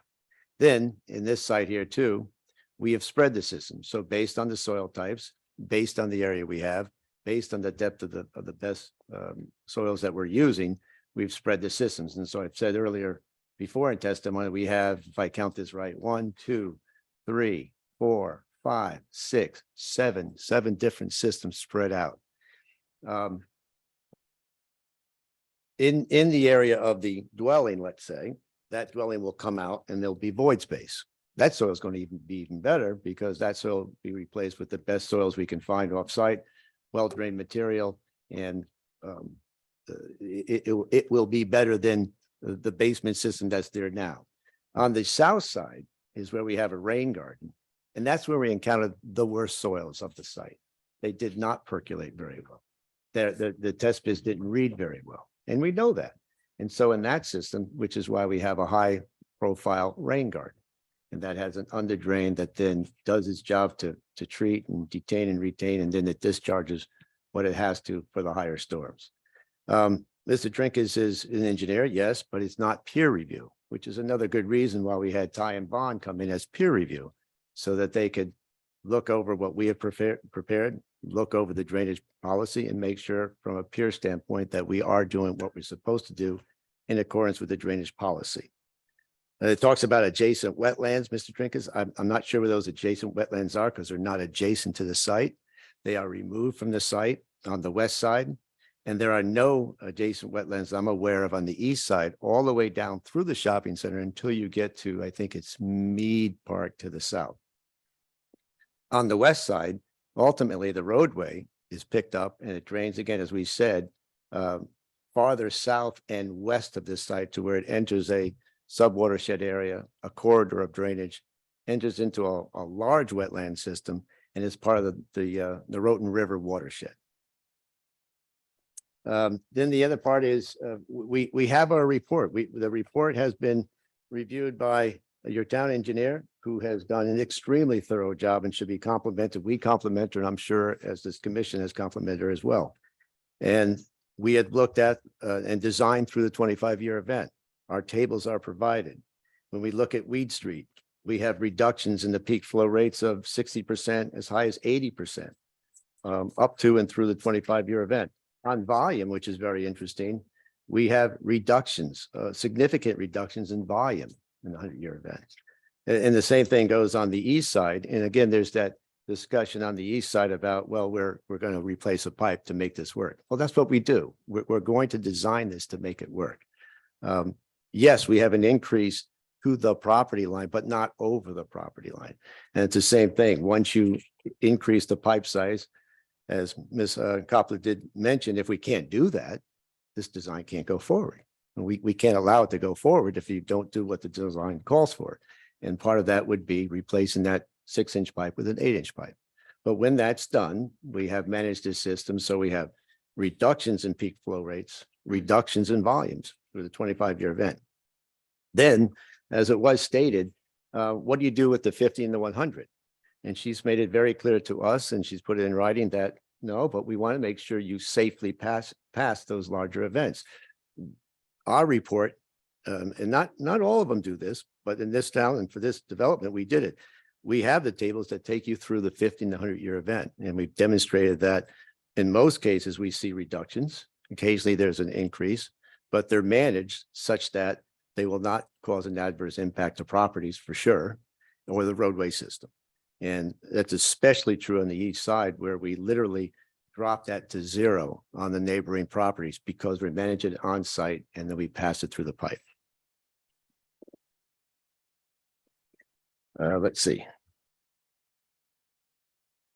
The level spreader. Yes, that's one of the discussions. The level spreader. I do now have to admit going through that, and we think anybody and everybody that points something out. We had a level spreader. We took off the level spreader. In our final design, we added back a level spreader on the side of the west side of the property on Weed Street in 2 locations. So we didn't have one. We wanted to spread it out. And I did notice that the level spreader now is not on the plans. Obviously, before this goes to construction, we will tweak our design as we always do through the town review and add that design. But we've also mentioned that we don't see it as an icy problem. We've been to this road many times. We've done a topographic survey of the roadway. It has a very well defined gutter line, which means whatever does reach the road flows in the gutter line, not out into pavement. It has a crown. So you have a high point in the center and you have low points on the edges. So it doesn't sheet across the roadway, which we've seen in some cases, and that does can ice. And in this case, on a southerly level spreader, it's going a very short distance to the catch basin at the intersection of Weed and Elm. And on the north side, where we have the second one, it goes a distance north, believe it or not, is picked up by that catch basin, but then it comes back down south. So we either keep them or we can do a single tie into the system, whatever the DPW prefers. But to say that that doesn't occur now is incorrect. There is absolutely sheet flow to the gutter line of Weed Street off the driveway itself and off the lawn areas. We're taking away a long piece of the driveway that goes directly to Weed. So in that respect, and the numbers show that, we've reduced what that volume of runoff to Weed Street currently is. And the last thing too on these designs is we are providing not only this attenuation of peak flow rates and volumes, but we're doing water quality, something this site just simply does not have at the present time. And we're doing it over a number of systems, so you have redundancy in that. And we think through the peer review and through your town engineer's review, as she mentioned, maybe there's still a couple of things that she would like us to do. I think she mentioned a little bit about where does the water actually go on Weed. Be happy to go out there and stand with her in a rainstorm, but we've done enough topography that in our opinion, we are showing where these subwatersheds are properly split. If there's a tweak, it will not affect these final numbers, but it may just shift a little bit one way or the other. There's a beautiful wall on the west side. We don't want to eliminate that, which is another reason why we have a couple limited level spreaders. Don't want to take the wall down and spread it out. On the other hand, we'd be more than satisfied if the DPW allowed us to just tap it in, put a manhole on the existing line, and don't let it sheet flow at all to the gutter line. Either way, the system works. The placement of the pipe going through the east side private property, yes, there's an easement for it. And again, I stated that before. That has to be done. The only way this system is going to work, because again, of the review of your town engineer, is to say, okay, we can do this, but we have to go off site and replace a pipe that was fairly small in size to begin with. As Copeland mentioned, that on a sewer line, 6 inches is a pretty good sized pipe. It is. On a storm drainage line, we would certainly like to see them a little bigger. In this case, because of the slope of the pipe and the volume ultimately that we're taking, which is spread over different areas now, bring it to one point, we're going to put it into that pipe. We did need a bigger one. So our design does call for that to be enlarged. But again, the routing of this is underground. And we talked about this before. When you get to a confluence and route it together and you get out to actually Elm Street, we have these decreases. So we've done another great thing for the neighbors, and we've done a good thing for the infrastructure of the town of New Canaan. Counselor, if I've missed anything, please let me know. Yeah, let me just go through that real quick. Ty and Bond, we agree that I think they were incorrect, and Ms. Copeland told you that tonight. It's not that we have to control the 15-100, although in many cases we do, but we do have to demonstrate safe passage. And we've done that to, I believe, your engineer's satisfaction. rainfall amounts are appropriate that we're using. The icing concern I just spoke to, the level spreads, et cetera. The capacity of the pipe, Ty and Bond mentioned that let's just make sure you have the capacity for the higher storms. We've run that model as well, and we can pass the 50 and the 100. The rain garden is on site too. We've also checked that to make sure that should you reach the 100-year event, can you contain them all on site? And we've done that now too. We actually have to do a little tweaking of some grading here just to make sure we have some freeboard that we want. But that's been managed so that the 100-year event doesn't overtop these rain gardens and then move on down the road across the properties. So that was important to us. The method for the percolation test, there are 3 methods cited in the drainage manual, the state drainage manual. We used the most common one, and we did enough of them that we think we have the appropriate results. In our opinion, the town drainage policy has been met. The DEP manual recommendations have been met or exceeded in many cases. And certainly it's our professional opinion that this development with this drainage management design, if installed as designed, will function so that there is no public safety or health concerns. Certainly open to questions. Yes, hi, it's Commissioner Turner. My question is for Mr. DeAndreas. Early on in the hearings, I had asked the question to you about the 6-inch sanitary line. Was it adequate? Would it work? And you indicated to me that, yes, it was fine. It was more than enough. And now we are up to an 8-inch line. And my question is, what happened? Why did you change your point of view? And would you please explain that?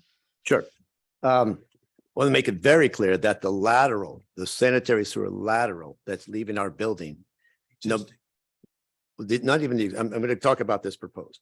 The proposed building, we have designed the sewer flows and we have sized the lateral and we've sized it to be 6-inch. So whether it goes south out to Elm Street and then ties into your town system or ties into the existing off-site 6-inch that's in the easement, the lateral leaving the building is the same size. So if we tap into the existing, let's call it lateral that runs through the private easement, that's not changing in size. If we're allowed to go out into Elm Street, because we just think long-term that's a better proposal, the sewer line in the street, it's just because that's just common practice to have the minimum pipe size be 8-inch. It doesn't have to be, it could be 6-inch. If the town directed us to say, I'll let you do the sewer lengthening, but only make it 6-inch. We don't have a problem with that. The size we need coming out of the building is 6-inch. In the roadway, we're showing that the lengthening of that pipe is 8-inch because that is the standard practice. Thank you for your explanation, but I'm very confused that on one hand, you are saying that if we can go out into the street and tie into the town's new lateral, it would be 8 inches. Okay, yeah, I got that because that's the requirement. But why would you even propose that when you're telling me that the 6-inch works? I'm missing something. Just talk about engineering and I'll talk about the law. Engineering to me is simple here. We want to make sure that the pipe capacity is sufficient. And the pipe capacity is sufficient whether we go east through the existing private lateral or if we go south out into the roadway of Elm Street. Okay. Commissioner Turner, this is Tim Hollister. I want to explain what we explained to the Water Pollution Control Authority. The neighbors have threatened us with an injunction if we try to use the existing sewer lateral. They said they will oppose and try to get a court order to stop us. So that's a legal reason why we've proposed to go into Elm Street. And the other is, as Mr. DeAndrea just said, it's the better engineering practice. So that's why. Would you say they're within their legal right to challenge?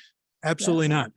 Absolutely not. But the scenario that they would like is that we go to court to try to move it into Elm Street and lose, and then say, okay, now we're going to use the existing lateral. And then we start a new round of lawsuits a year and a half from now.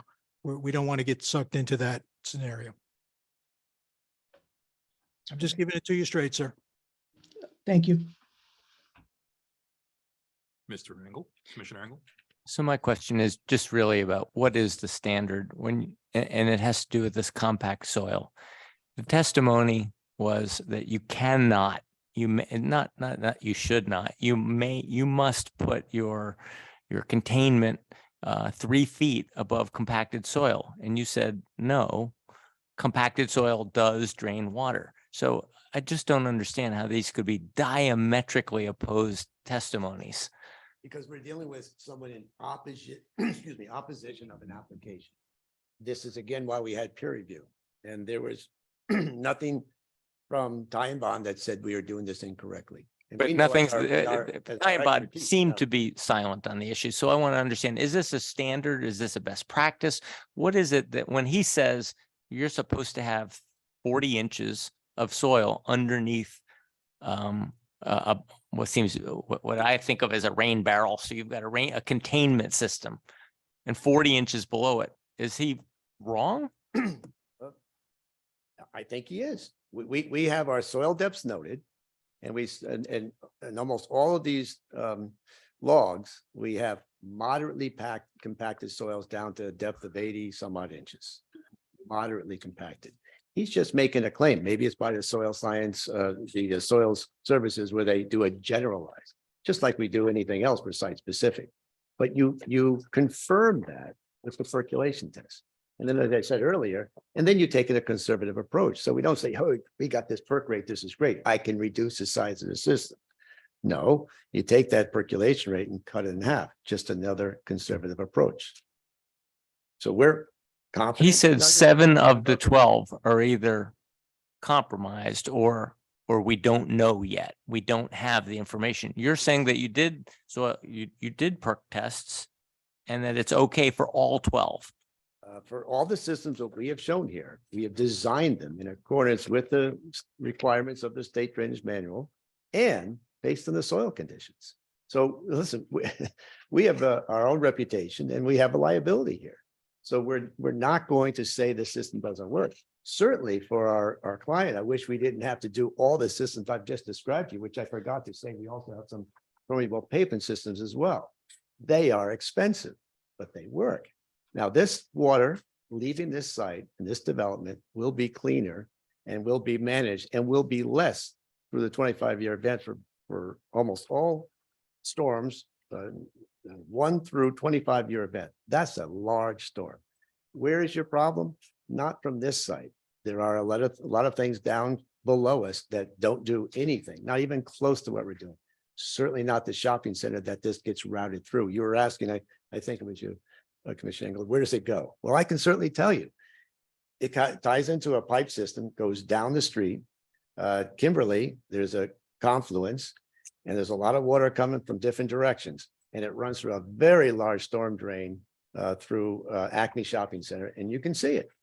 And you can go right on down to the park and you can see the discharge point into that pond. So we know exactly where this water is being collected and where it's being conveyed.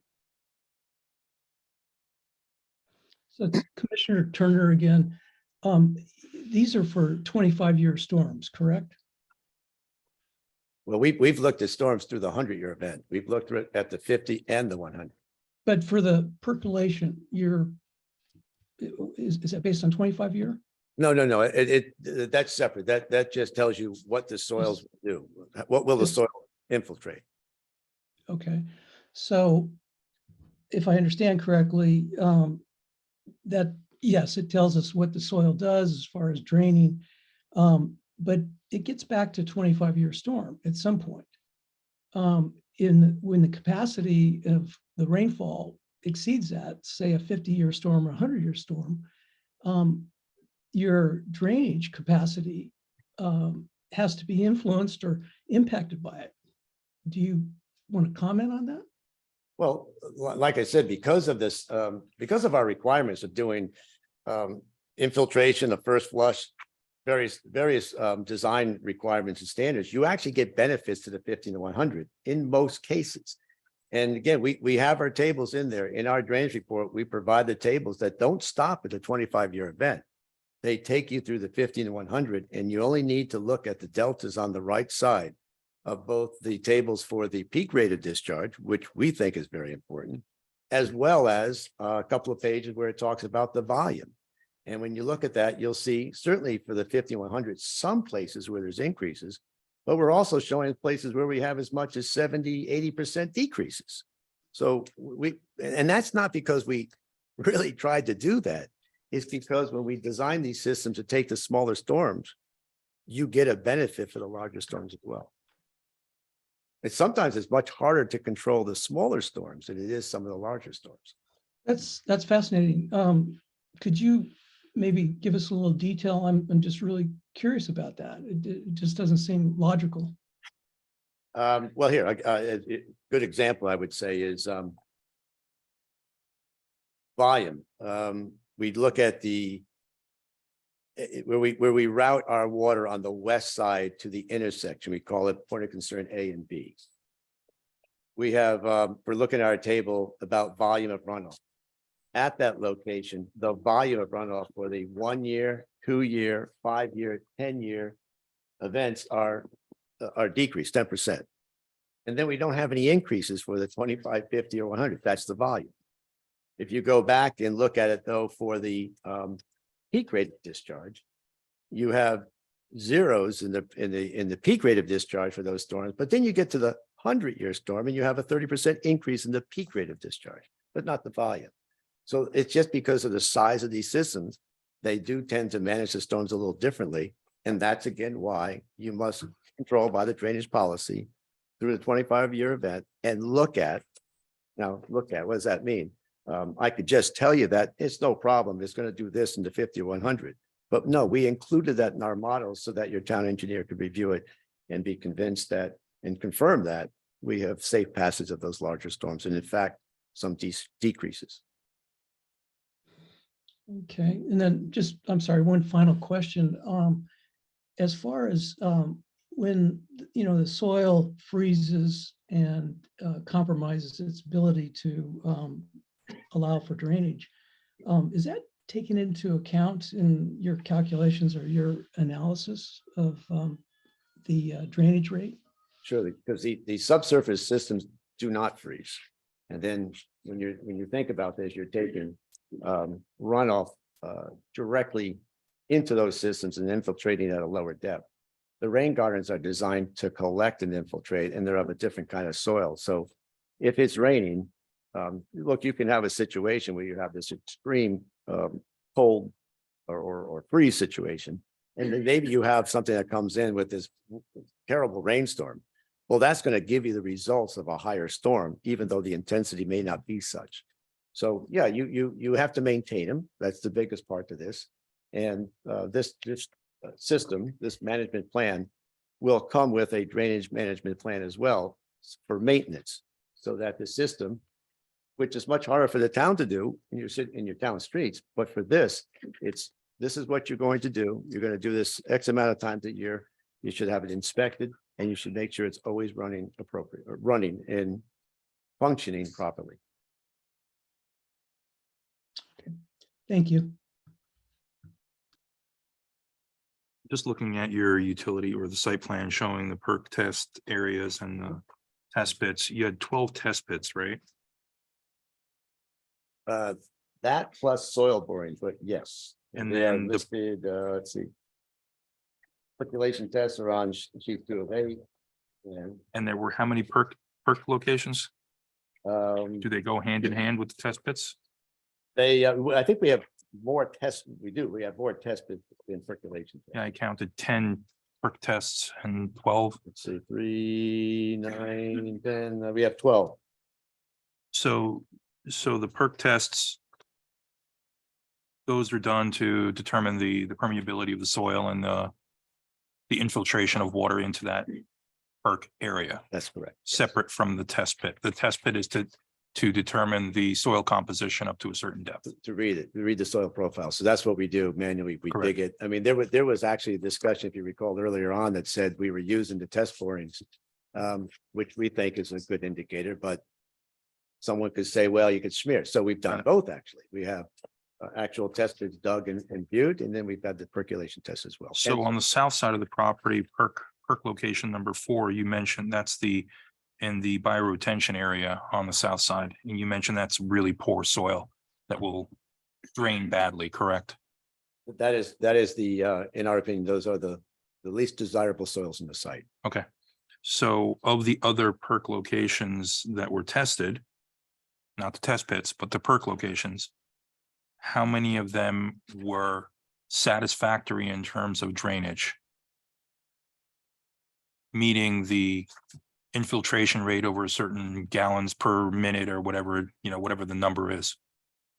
Well, we had a series of percolation tests. Again, if you look on sheet 2 of 8, Mhm. and there's also a box below that says, okay, what are we, after we've done these tests, what are we using? And then it'll show you that, for instance, for 1 through 3, use lowest 6.63. So we're not taking the best, we're taking the lowest, and then we're going to cut that in half. So Mhm. we have to be, we want to be conservative in our designs.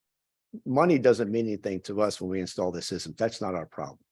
Our job is to make sure we manage the water from this development such that so that it does not adversely impact our neighbors and the receiving drainage systems. Understood. Commissioners, any further questions from Mr. DeAndrea?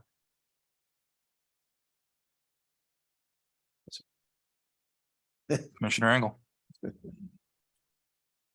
Can you address the fact that the town engineer says there are still unanswered questions Wait, a year questions later? me. We are not avoiding it. We don't want to. We want to make this the best we can. And when I'm listening to them, go, okay, I know. I there could was some see, I could discussion. see you because Really? you're an engineer and you're like, I've answered every question that's been asked of me. We have a I get client it. too that has not held us back. So when we was asked to go get more information, we did a topographic survey of the street.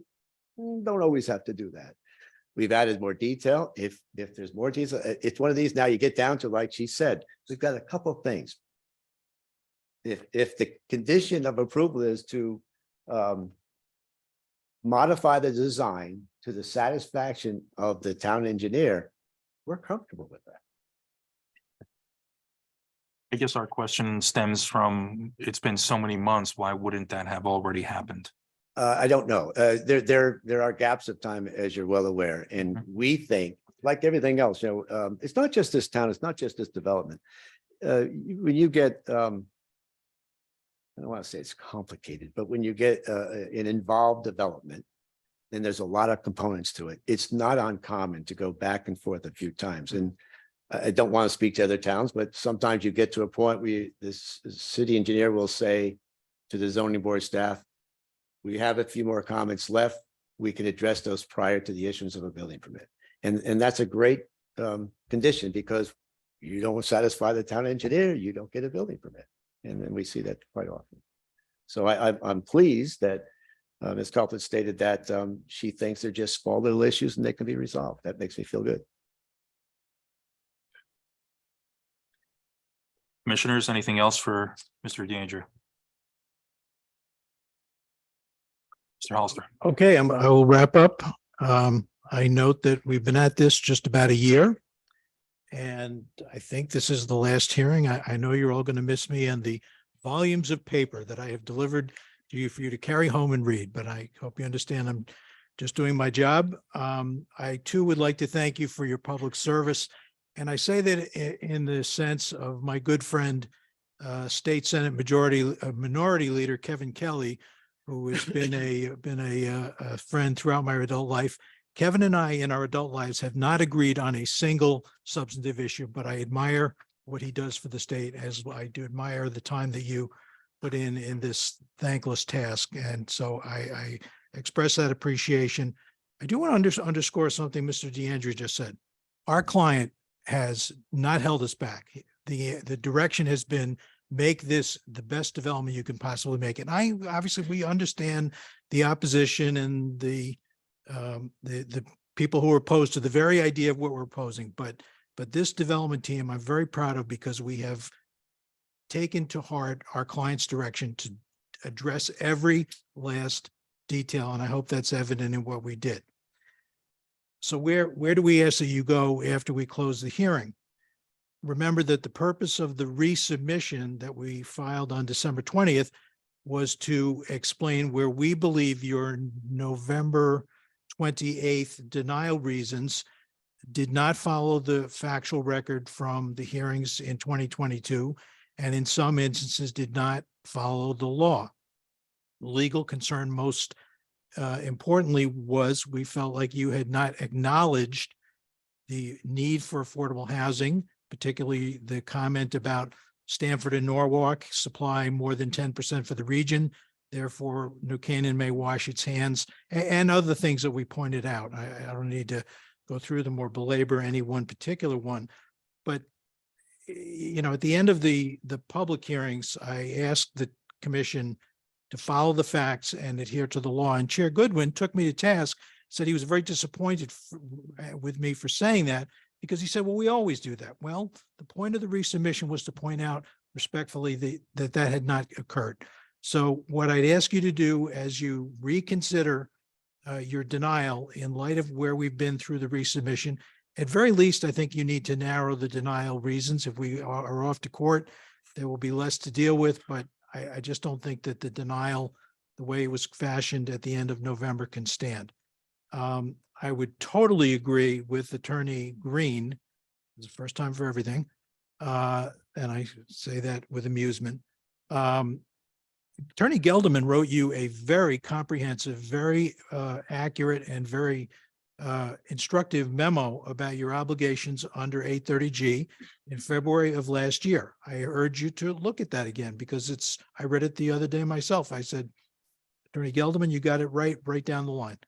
So if you were to review your denial in light of those standards, I think we will make terrific progress. So with that, Mr. Chair, Commissioners, thank you for your attention, your time, and we will sign off and move on. Thank you. Thank you, Mr. Hollister, Attorney Hollister. I would like to just address a couple of things that you mentioned. This commission has never said we're opposed to affordable housing, not in this town, not on this site. We've always encouraged the fact that this is a prime site for development, whether it be non-830G development or affordable housing 830G development.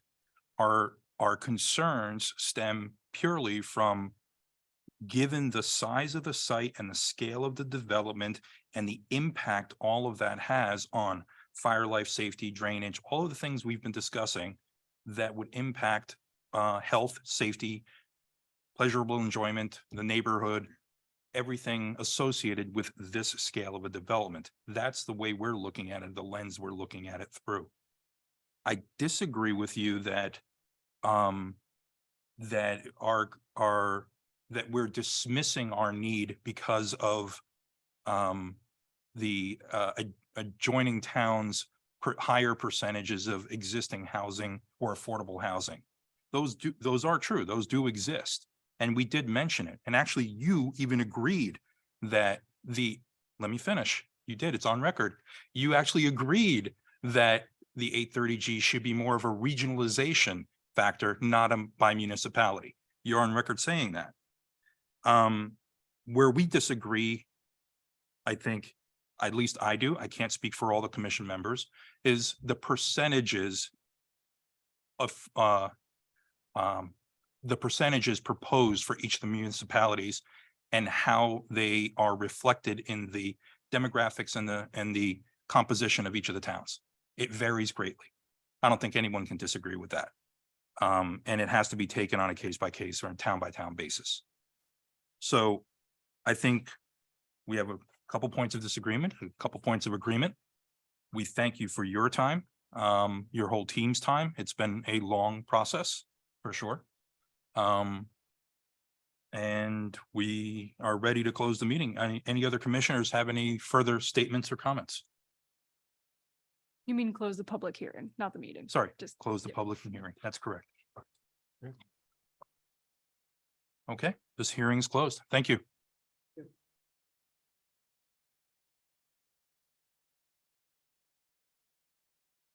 All right, commissioners. That's 751 Weed. That concludes our primary or first order of business on public hearing agenda items, closing that. We're now going back into regular business on existing applications that we need to discuss and deliberate. You might as well switch over. We'll come back to 751 Weed. But at this point, we're switching over to 51 Main Street.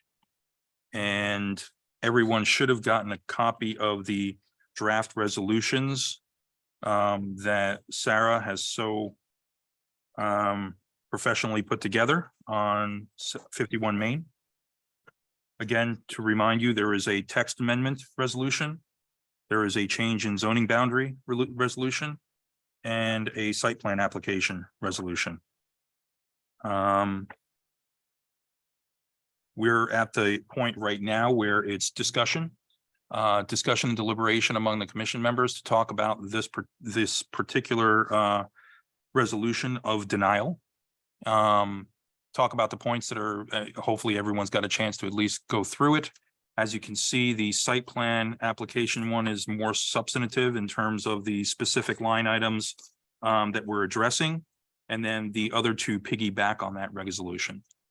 I believe Peter is online with us tonight. He sent me an email saying he's having a little connection issue, so. I am good now. Okay, Hey, great. there we go. Welcome, Peter. Thank you. So, I'll start it off, commissioners, if you've gotten a chance to go through the site plan resolution. We can touch on a few of these items. Peter, as far as going through these, I believe the way we did it on the initial application, the chairman had gone through and read each one of the items and we discussed and deliberated item by item, correct? Application by application, yes. Application by application and an item and Any substantive changes to the proposed resolution, I think, not necessarily grammatical or anything like that, but any substantive change was voted on when, if any member of the commission suggested that substantive change, then it was voted on so that we had a consistent collective statement of reasons, and the resolution was the collective resolution of the entire commission. So if someone in going through this had modifications that were of a substantive nature, then I think each one of those modifications should be discussed and voted on. okay. So how I'd like to do this, it's how many pages? 10, 12 pages? Yeah, 11 pages. There's no other way around it. I'll go through this. I'll read this, commissioners. I'll go through each one of the items as I go along. If anyone hears something they'd like to discuss or they have a change to, please speak up. Commissioners in Zoom land, speak, don't just raise the hand, actually speak up. So you stop me. We'll go through it and then agree on what the change is and then move forward. So first one we're discussing is the site plan application. This is resolution 830G resubmission 51 Main Street site plan application, assessors map T, block 43, lot 822. This is certified that a meeting of the New Canaan Planning and Zoning Commission held on March 15th. It was moved by commissioners. You can just skip to the findings. Yeah. Go straight. I didn't know if Peter wanted to go right. No, that's fine. That's just the preamble. Yep. All right. So findings, background, property description. The applicant, 51 Main Street, affiliated with Carp Associates, represented by Timothy Hollister and Hinckley Allen. Development is a 0.3 acre parcel on Main Street, directly across from intersection of Heritage Hill and Locust. Parcel is currently improved with building originally constructed in 1889. Queen Anne style, as the rectory is part of St. Mark's Episcopal, now the Congregational Church, colloquially known as the Red Cross Building. Site plan application proposes moving the existing historic building forward on the lot to a new location and constructing a new building behind the newly relocated existing historic building. Can I, one comment? I Yep. I didn't raise this previously, but when we talk about the site plan, we should always reference the resubmitted or the modified site plan, the statute says a resubmission shall be, determined, it's really a modification of the original plan. So just to distinguish that what this resolution is doing is dealing with the modified site plan that was resubmitted So we should consistently use the word revised or modified. or modified. I think so, just unless we're not referring to the modified site plan, but there'd be no reason not to, because this is a resolution with respect to that resubmission. Agreed. So we've used modified through other portions of the document on the resolution. So item 3 should read the modified site plan application. Yep, already up there. Pardon? I already fixed it. Yep. Already. Proposes moving existing historic structure. Mr. Chairman, I have another change I would like to suggest for point 3 under findings. Yep. It says new location. I would suggest would be, may want to say, well, it says location where, next to what? Closer to the right of way or closer to the curb, which is unambiguous. And one of the comments that's been made later on is that having it essentially cannibalizing the front portion is at variance with the historic nature of the property. And so by stating closer to the right of way may help clarify that matter. So I would suggest that as a possible change. It is listed explicitly further on in the resolution. If that addresses that issue. I'm So, aware. I okay. just, I think it's an important point, and making it more than once is not necessarily going to detract from the overall document. So what's I would the say rewording? on that point 3 is, it would be the modified site plan is the term we're using. The modified site plan application proposes moving the existing historic building forward on the lot to a new location closer to the right of way, comma, and constructing, et cetera, et cetera. I think that's an unambiguously true statement. Closer to Main Street. Closer to the right of way on Main Street. Well, I'm closer to Main Street. You say the right of way, that could be interpreted different ways, but it's being moved closer to Main Street, correct? to the Main Street. Fine, sir, I will take that as a improvement on my language. Okay. So closer to Main Street. Fair enough. Mr. Chairman, it's Kent Turner. Yep. I think we should maybe mention that the building is not only being moved, but is now going to be utilized as part of this development. It's change of use. It's going to be modified to accommodate residential use. And I don't know if it fits right exactly under site plan, but at some point, I think that distinction should be made. But that was not a modification from the prior plan. That was also the case in the original plan. Okay. So we're voting, I mean, you're really voting on a modification here. Okay. Thanks. Yeah, keep that in mind. This is purely commenting on the modifications made. So moving on, application history.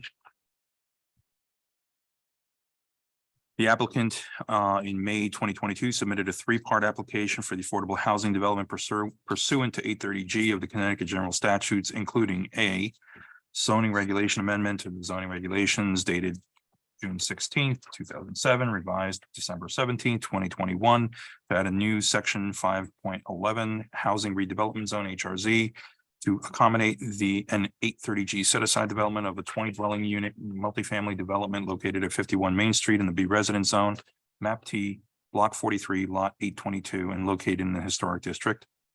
Subpoint B, petition to change in zoning boundary for property currently located in the B residence zone and located in the historic district. The request to change is to designate the property located at 51 Main Street, map T, block 43, lot 822 as HRZ housing redevelopment zone. Site plan application for a 20-unit 830G set-aside development for the property located at 51 Main Street in the B Residence Zone, map T, block 43, lot 822, and located in the Historic District. That's subpoint C. Point 5, the affordable housing development proposal was received and testimony reviewed at 4 public hearings held in 2022, July 26th, August 23rd, September 27th, and October 25th. The affordable housing development was denied by the planning and zoning. Should that be the affordable housing development application was denied?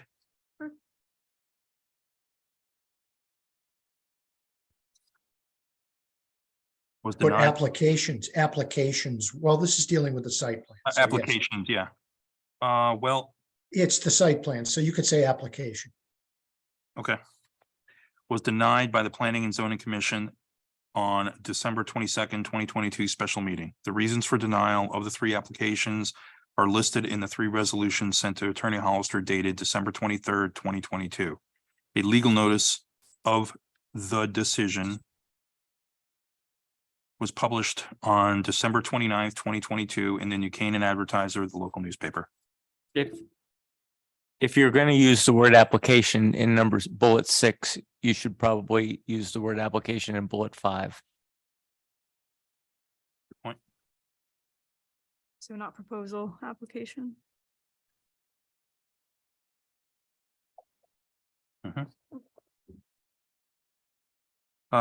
Resubmission, point 8. Hey, I'm sorry, Dan, in light of a fairly recent case, in number 7, a Mhm. legal notice, put the New Canaan Advertiser, a local newspaper with substantial circulation within the town of New Canaan. That's just in response to a relatively new case that was decided by the appellate court. Thank you.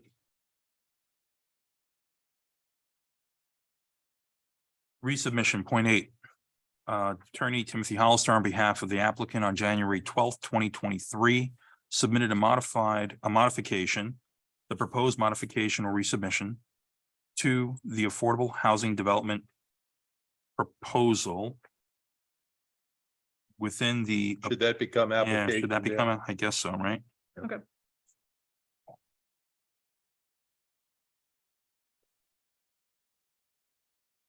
Within the appeal period following the December 22nd, 2022 decision as pursuant to Connecticut General Statutes 830G subsection H. Point 9, the proposed modification was officially reviewed on the January 24th. Received on the January 24th, 2023. The date of the next regularly scheduled meeting following the date of resubmission. Subpoint 10. I'm sorry, does that, it sounds like it's, we received it and then had the meeting the same day. So I think according to statute, it is received at the date of the next regularly scheduled meeting. That's how the statute is worded. So, I mean, we actually received it prior, technically it came into the office before January 24th, but we consider it received the date of the next regularly scheduled meeting. Okay, great, thanks. The proposed modification. Requests a site plan allowing construction of a multifamily housing project pursuant to Connecticut General Statute CGS 830GH containing 20 dwelling units, of which 30% or 6 units are proposed to be deed restricted 40 years as affordable housing. Located in 2 buildings, 1 new and 1 relocated on site with associated site improvements. It also requests an associated zoning text amendment and map change. The proposed modification has multiple alterations from the original affordable housing development application. The unit count is unchanged. The alterations, number point 11, The alterations related specifically to the dimensions of the proposed structure can be found in plans titled 51 Main Street alternate version by CAH Architecture and Design LLC dated January 11th, 2023, and site plan review set of multifamily development by DeAndrea Surveying and Engineering dated January 9th, 2023. Subpoint 12.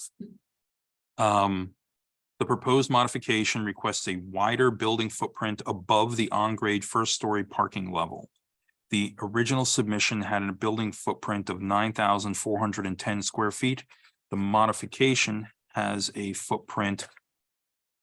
The modified application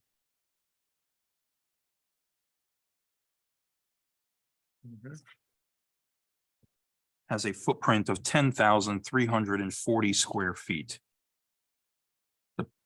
I would like to add in there the percentage. That's approximately a 8 or 9% increase in coverage, I believe. Is that right? We're going from 9,410 to 10,340. It's like 9%. We also include the percentage of coverage of the whole lot. Because it's a 9%. Yeah. It's possible we could have that. It's a 9.8% increase. It's a 9.8% increase. And to Mr. Engel's point, it's also good to know what percentage of lot coverage that is. So impervious area wise, it didn't increase because it was already on grade parking. They just added building above what was already impervious. So only Impervious coverage didn't increase. correct. Yeah. Only building coverage increase. Okay. It's Commissioner Turner. Yep. Should we qualify the square feet? Is it gross square footage? Is it net? What, I just want to avoid any kind of issue down the road. It's footprint, Kent, so it's the Gross. footprint, So it's gross. Okay. yeah, not interior, it's gross. The proposed building setback is now 5.5 feet from the eastern property line, where previously it was 18.3 feet. A lowered total building, point 13, a lowered total building height and number of stories is proposed. The original submission had a proposed total building height of 52 feet and 4 inches of dwelling units. The modified. 4 stories, Dan. Isn't that what I said? And No, you said 4 inches. did I? 52 feet and 4 stories of dwelling units. The modified application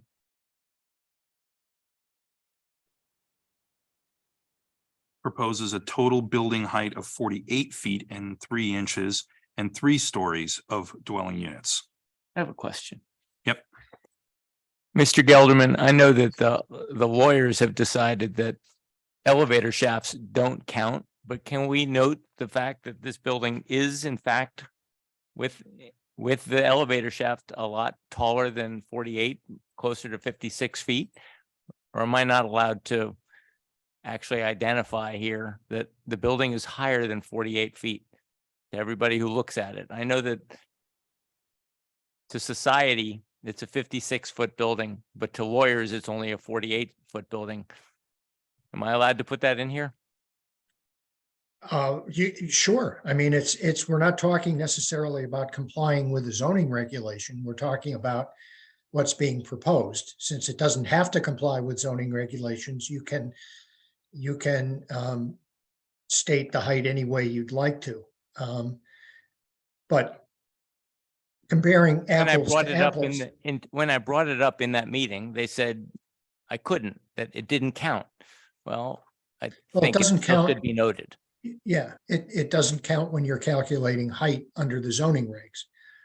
So I think if you want to add the, I don't know if you've done the calculation on the delta there, the additional height from the shaft.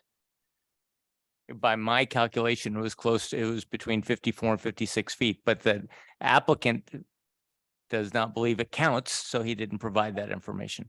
Okay, well, I'm not sure it's critical for purposes of the resolution, but I wouldn't tell anybody not to put something in there if you feel strongly about it.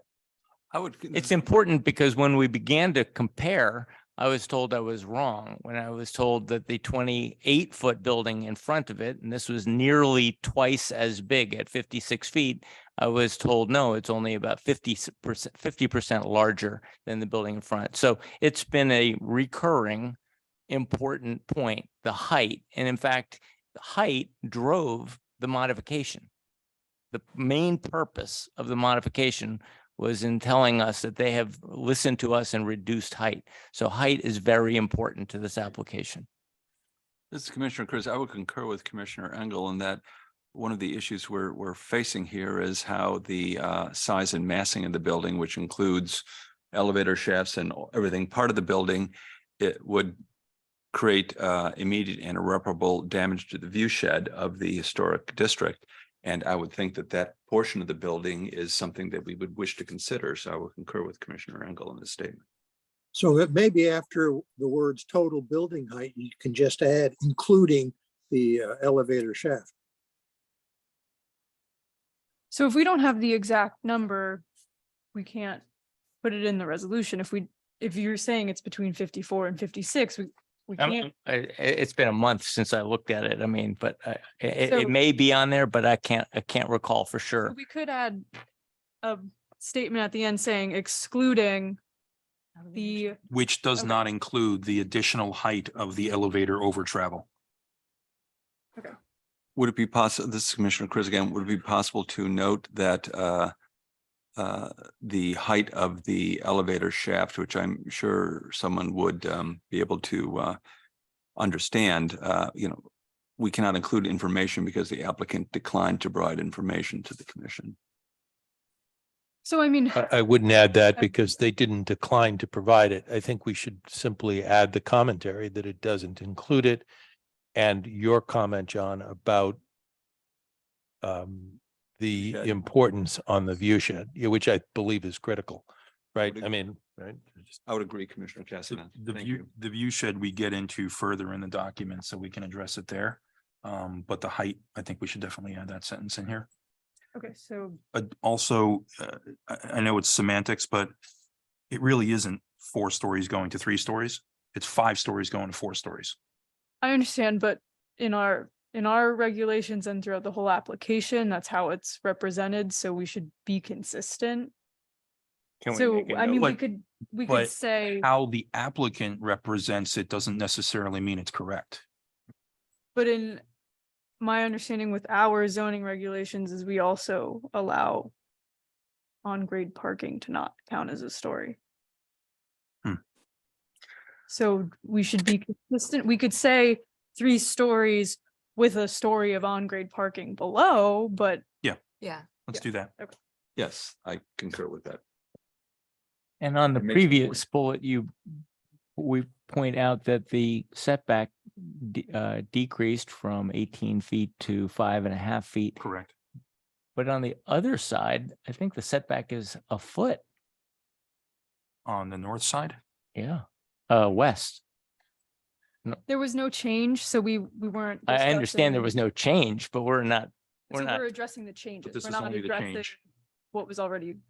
we've already did the first denial. This is denial of any changes. Okay. Whether good or bad, right? So we- those are just, okay. They're sort of already written in stone, those denial items. It just struck me when I read 5.5. I was like, well, that's one of the more generous setbacks on this Mhm. property. So Sarah, are we clear on item 13? So we're adding a sentence, the original submission. So the original submission had a proposed title building height of 52 feet and 4 stories of dwelling units, comma, with a story of on-grade parking below. Correct, period. But I think you should say 4 stories above a parking garage. 4 stories, 4 stories above. And on above an grade. on-grade parking garage. A visible on-grade parking garage. And then the same modification, the modified application proposes a total building height of X with 3 stories above an on-grade parking, 3 stories of dwelling units above an on-grade parking garage. Okay, and then we also want to add a statement clarifying that the Correct. building height. These total building heights do not include the additional height of elevator over travel. Well, it's elevator penthouse and. Elevator penthouse, that's fine. Yeah, Stairs, mechanical. et yeah, cetera. you're right. Elevator penthouse.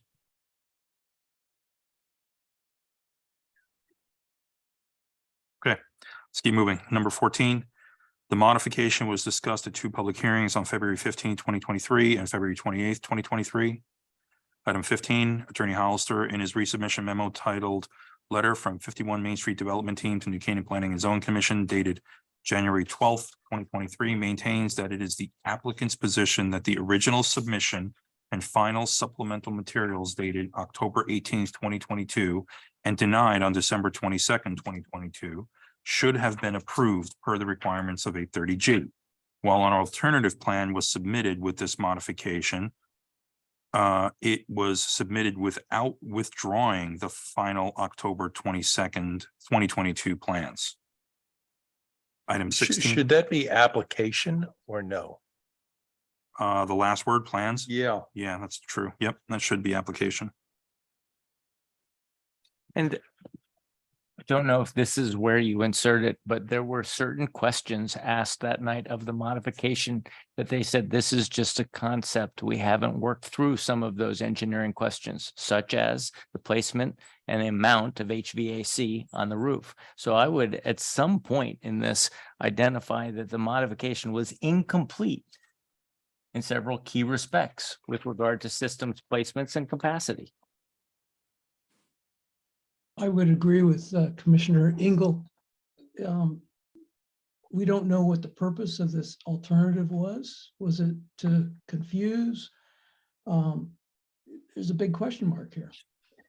You know, unless that reference to mechanicals and things of that nature was a reason for denial of the first one, and I don't recall that it was, the modification is intended to correct reasons of disapproval, to try to from the applicant's point of view, it's to address whatever reasons the commission had to deny the application. It may not have addressed all of the reasons, certainly to the satisfaction of the commission, but unless something was in the original denial was a reason for denial, then I don't think we add new reasons for denial in the modification. We limit ourselves to the modification.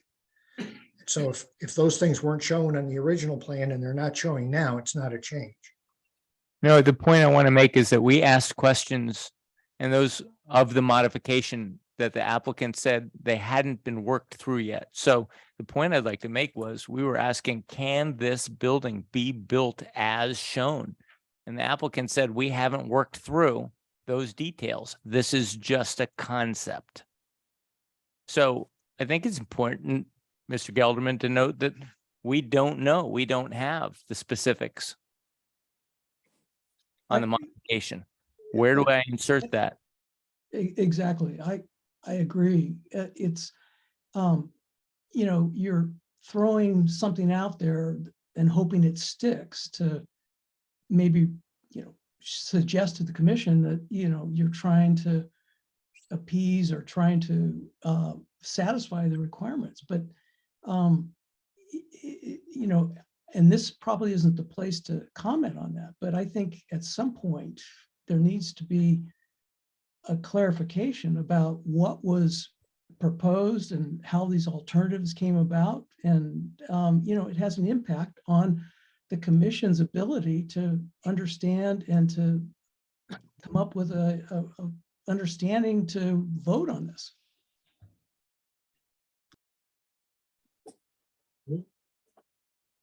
So, Peter, I guess the question is, can we insert is it appropriate to insert that comment, and where in the document could we address that? Well, frankly, I don't know off the top of my head. I guess maybe we go through the whole thing and figure out if there's a place where that belongs. Okay. Peter, this is Art Castman. I have a question which I remain confused on. The original application, which was denied, it still exists because the applicant in the resubmission has said that the original application is still there, and yet we have a revised building as an alternative. Are we actually voting here on the proposed new building, or how does this functionally work? Are we looking at two applications? No, the original application exists. The resubmission seeks to correct or answer, or at least deal with some of the concerns the commission had. But and by the way, the applicant doesn't have to say that he's retaining whatever rights he has under the first application. The statute says that. So you can appeal, he can appeal still the denial from the original application. If you deny the resubmission, he can appeal the denial of the original application. And, whether regardless of what the, unless the commission approved all of his requested modifications sort of unconditionally, then, but he could still, he hasn't waived his right to take an appeal from the denial of the original applications. So that I get, Peter, but my question is, could there be a resubmission of this modification? No. Okay. You get one bite of that apple, and then the applicant is left with appealing if he's not happy. Okay. Is it enough to just insert the word incomplete throughout this document with reference to the modification, it being an incomplete modification? The application that we voted on was something like 20 pages. The modification was something like 6 pages. And when we asked certain questions, they said, well, those haven't been worked out yet. So when you make all these changes and we say, well, where's the garbage go? And how does that affect the drainage? When you increase the size of the building by 10%, how does that affect the drainage, the water runoff? So many things, the placement of the garbage. There's so many things that didn't get answered in the modification. They provided updated plans for that. After our meeting? During part of the submission, they submitted more than 6 pages or whatever you had said. They addressed drainage concerns. Our town engineer said that everything that was left as far as drainage is concerned could be left to an approval, like with conditions saying that it gets addressed before the building permit. So drainage. But it never came before us, Yes, it did. a lot of those questions. But That said, it could be worked out, those details could be worked out later, is what we heard in the meeting. for the mechanical equipment on the roof, yes, but as far as drainage goes, our town engineer spoke, DeAndrea spoke. No further issues were raised. The commission was allowed to ask questions. Okay, so maybe drainage was, okay. I don't know if there's other issues that we asked that night. I'd have to go look that weren't addressed. But I just remember Okay. the mechanical specifically, they said, So- we haven't worked those out. And I mean, Pete, you may want to speak to this more, but if we do vote tonight, you may want to go on the record saying that you are familiar with the resubmission materials, just to make sure that you're voting educatedly and that so whether you have or haven't, you need to consider that, but you may want to go on the record stating whether you have reviewed everything in the resubmission. Well, I think, I understand, Sarah, where you're coming from there. There's sort of it's implied that everybody has, sat through, everybody who's sitting now sat through the public hearings. And there's a presumption that everybody's familiar with everything. So you may not, nobody's going to know every single detail off the top of their head after as many public hearings as there have been. But to the extent we're going to offer reasons for denying the resubmission, those reasons need to be specific. The same way reasons need to be specific in any 830G application. We still have the burden of showing, identifying, well, first of all, substantial evidence, then identifying our public interests, and then doing a weighing process and determining that there are no other changes that could be made that would satisfy the commission. That final component of a vote by the commission is only really relevant if you approve an application and you put conditions on it.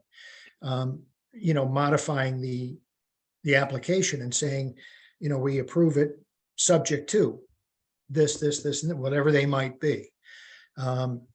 So the same burden applies to the commission on a resubmission as it did in the original submission.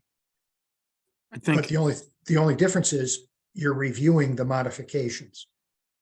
Understood. I think if I can just kind of expand on where Commissioner Engel is going with this, the modified application that was submitted, the primary moves that the applicant made was in reducing the height of the building and stories, keeping the number of units. But by doing that, there are certain moves architecturally and structurally that they've done with the proposed design that would compromise the availability or the available space, roof area, attic area, whatever it might be, to design an HVAC system for this 20-unit development that could work. They've cut gables and eaves and things where there is no space to put that equipment, which then raises the question, well, is it a viable design? When they do figure that out, is the height of the roof going to need to increase? Is the design going to need to change to satisfy those requirements? Is there a way to address that observation or concern on our part? Does it matter for this motion? Well, I'm not going to say it doesn't matter. I think it can be dealt with, though, maybe in an all-encompassing paragraph toward the end where we have specific findings. Yeah, at the end of the resolution, maybe sort of an all-encompassing paragraph that just states that, that's a concern of the commission. It's a valid concern. And so it's more of a concern than a reason for denial. It's a concern, though, and it's a valid thing to put into the resolution, I think. Yeah, that's fair. I think that works. Okay, let's keep going. Item 16, the commission maintains for all reasons stated in the original resolutions that the affordable housing development application was rightfully denied, and for this resolution focuses on denial reasons based on the modifications proposed by the resubmission. Number 17, the commission has determined that the resubmission satisfactorily addressed its original deficiencies in protecting the public's substantial interest and concerns related to stormwater management and vehicular and pedestrian safety. Item 18. I'm sorry, Mr. Chairman, is this an opportunity to add other issues that have to do with, safety, fire safety, public issues that would beef up this sentence so that it's a little more definitive? next paragraph, I think, does Next that. paragraph. I have some changes. Item for 18. Number 18 as well, Mr. Chairman. Okay, thank you. Sure. On 17, how did the resubmission satisfy vehicular and pedestrian safety?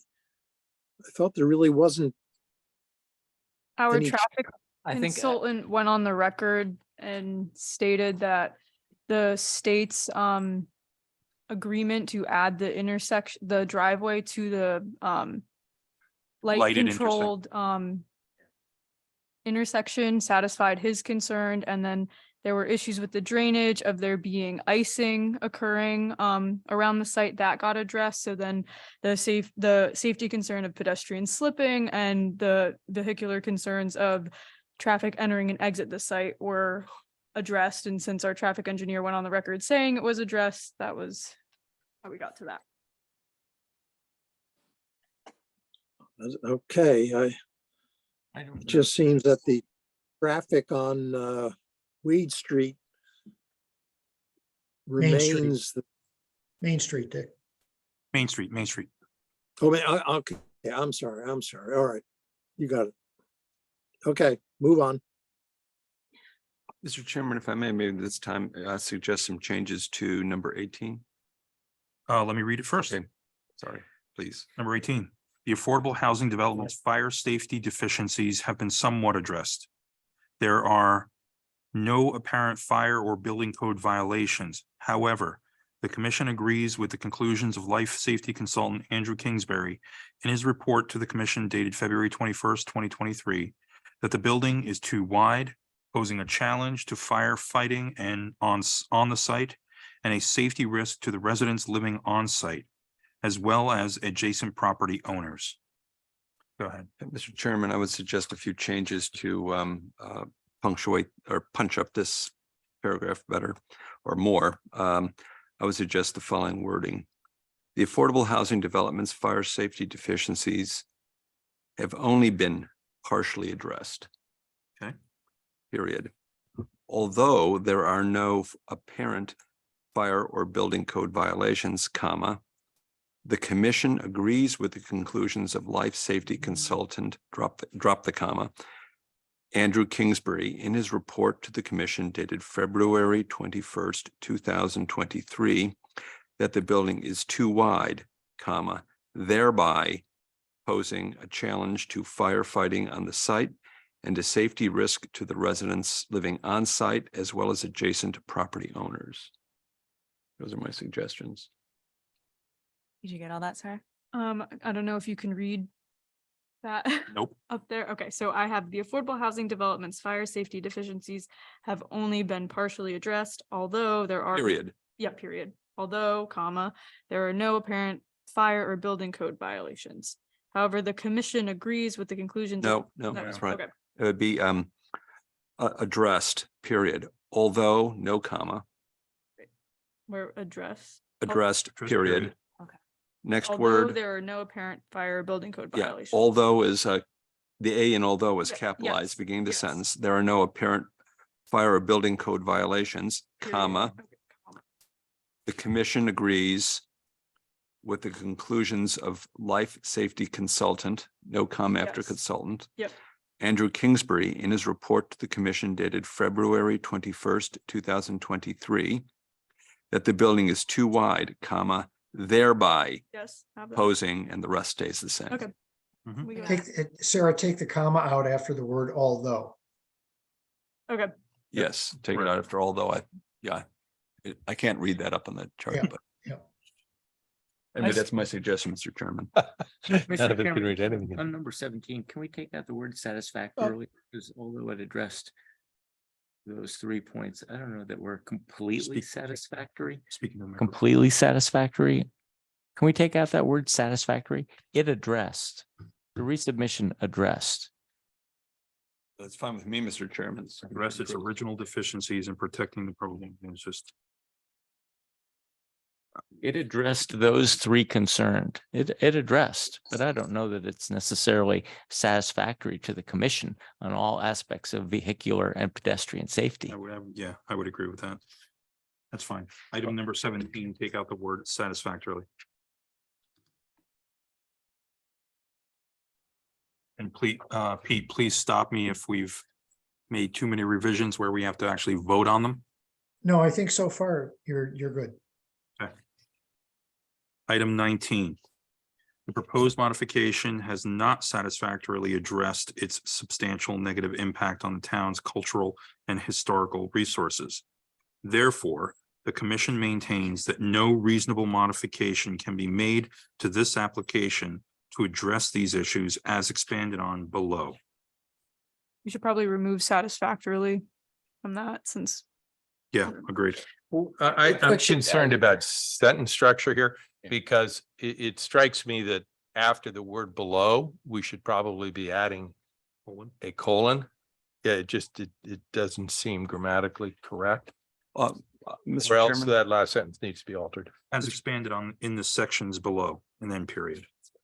Mr. Chairman, I would suggest that instead of saying below or sections below, we simply name this specific titles of the subsections, so it's unambiguous. There's a few. That way there's no, they went that away. That'd be my suggestion.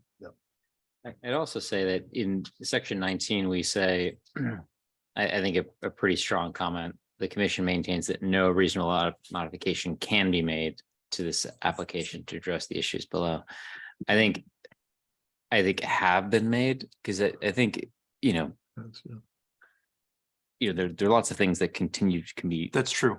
Yeah, that's a good point. But so our argument has to be that no substantial changes can be made to viably make this application work. So in general, like there's nothing that we can suggest. I disagree. I think to Pete's point, we're weighing what changes have been made to this this resubmission different from the original that would satisfy it. There's a million things that can be done to this application to make it acceptable to the Historical Society or the Historic District or whatever it might be, right? We don't have to go through them right now. Pete, do you want to just clarify? What is our? Yeah, I think the way you would say it is the commission finds that the modification has not addressed the issues of the impact of the development on the town's cultural and historical resources. Then you don't need to say below, then you just start with the next paragraph. Yeah, I agree with that. How about this? Has failed to address. A little stronger, That's fine too. which I think is the intent of the commission. Come on, Sarah, don't you have all that? Nope. The proposed modification has failed to address. That's fair. To address The substantial negative impacts on the town's cultural and historical resources. period. Okay. The commission maintains that Not maintains, but Concludes, He said finds the modification. finds, I think is the word. The commission finds that no reasonable modification no, has. that the modification has not. Well, it said that we're kind of reiterating what we said in the first sentence. Right. Failed to address the substantial negative impact on the towns. I think we can end the sentence after the word resources and then go on to the next section.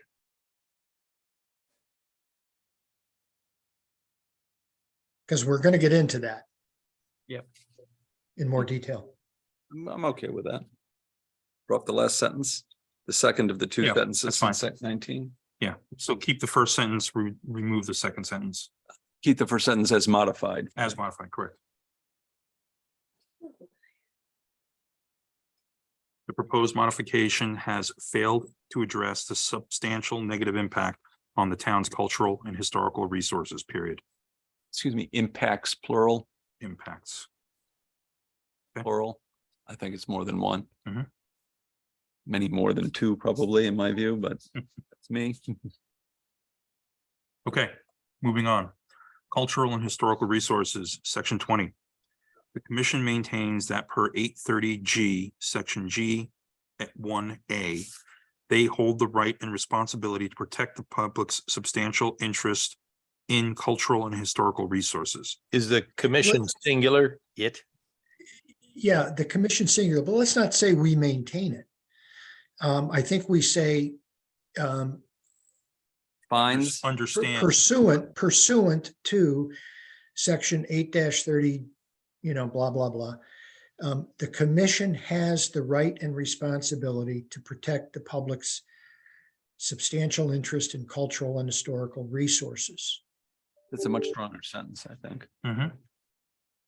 No passive voice. It gets right to the point. Did you get that, Sarah?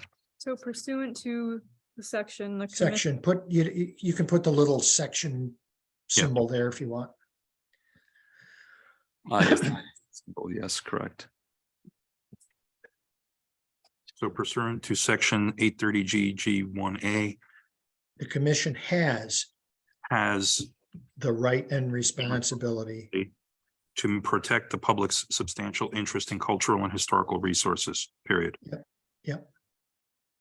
The commission finds that the resubmission, comma, without any reasonable modifications, comma, significantly damages the significance and value of the Church Hill Historic District, comma, by proposing to relocate the Red Cross building and construct a second building of a much larger massing behind the relocated historic structure. Historic, yes, thank you. And I would write the first part, Sarah, I'll let you keep typing, but I would rewrite the first part and say that the commission finds that the resubmission continues to significantly damage the significance and value of the Churchill Historic District. Because Yeah. I was going to suggest the same thing, just remove that phrase between the commas. So the commission finds that the resubmission Continues to significantly damage. Maybe it's wordsmithing, as Commissioner Chris. Instead of saying significantly damages the significance and value, what is it? Materially damages or substantially damages? So we don't say significantly twice. Yeah, you sound like a lawyer, John. Well, I'm not, I'm a finance guy. I know that. I Dealing know with that. So bank prices. Thank you. I've had a wonderful week. you should be ashamed of yourself sounding like this. But- So put materially instead of significantly. Mhm. There, yep, I think that's a strong word, materially. it's a good word.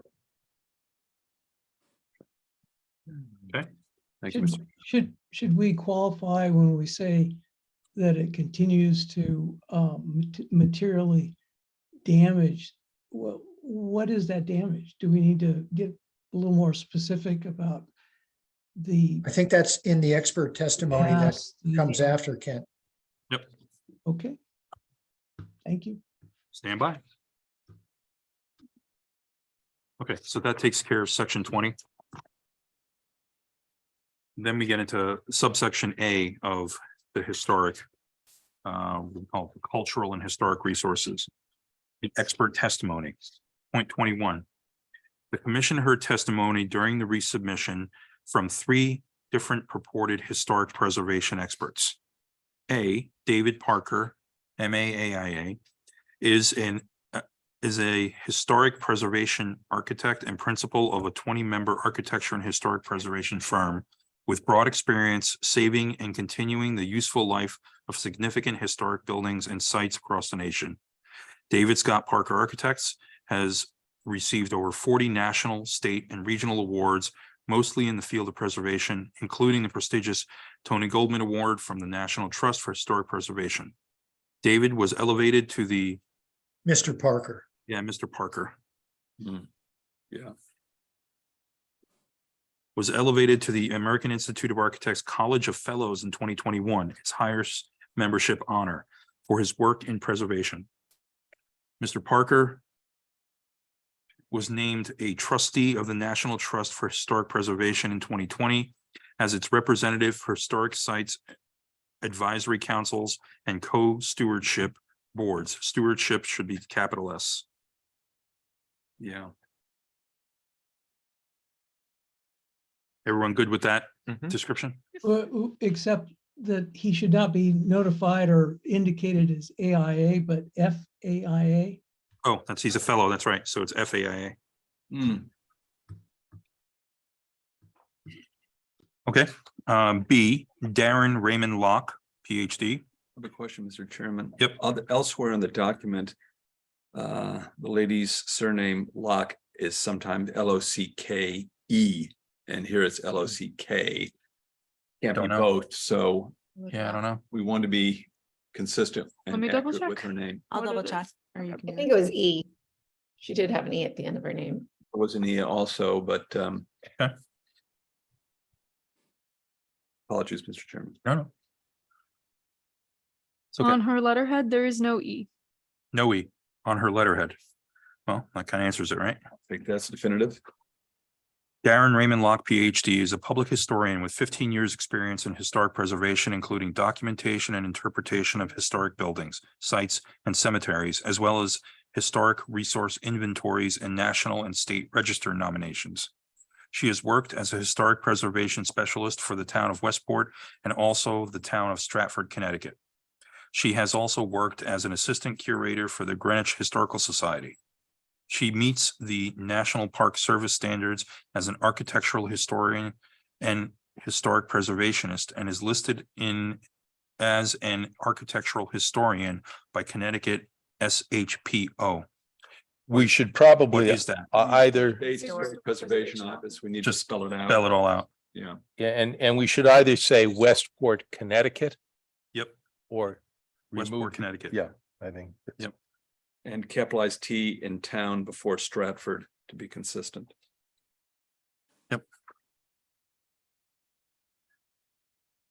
I'm sorry, it's Kent Turner. Can you back up the screen? I want to make sure that SHPO, the State Historic Preservation Committee, Commission, is identified not just for Westport, but this is a national recognition organization.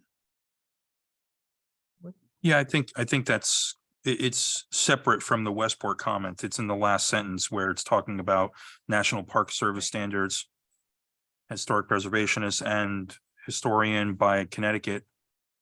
So her State. job title when she worked for the town of Westport was historic preservationist, historic preservation specialist. That's what it's listed as on her resume. Oh, now I see it. If Thanks. that's the case, then it should be capital H, P, and S.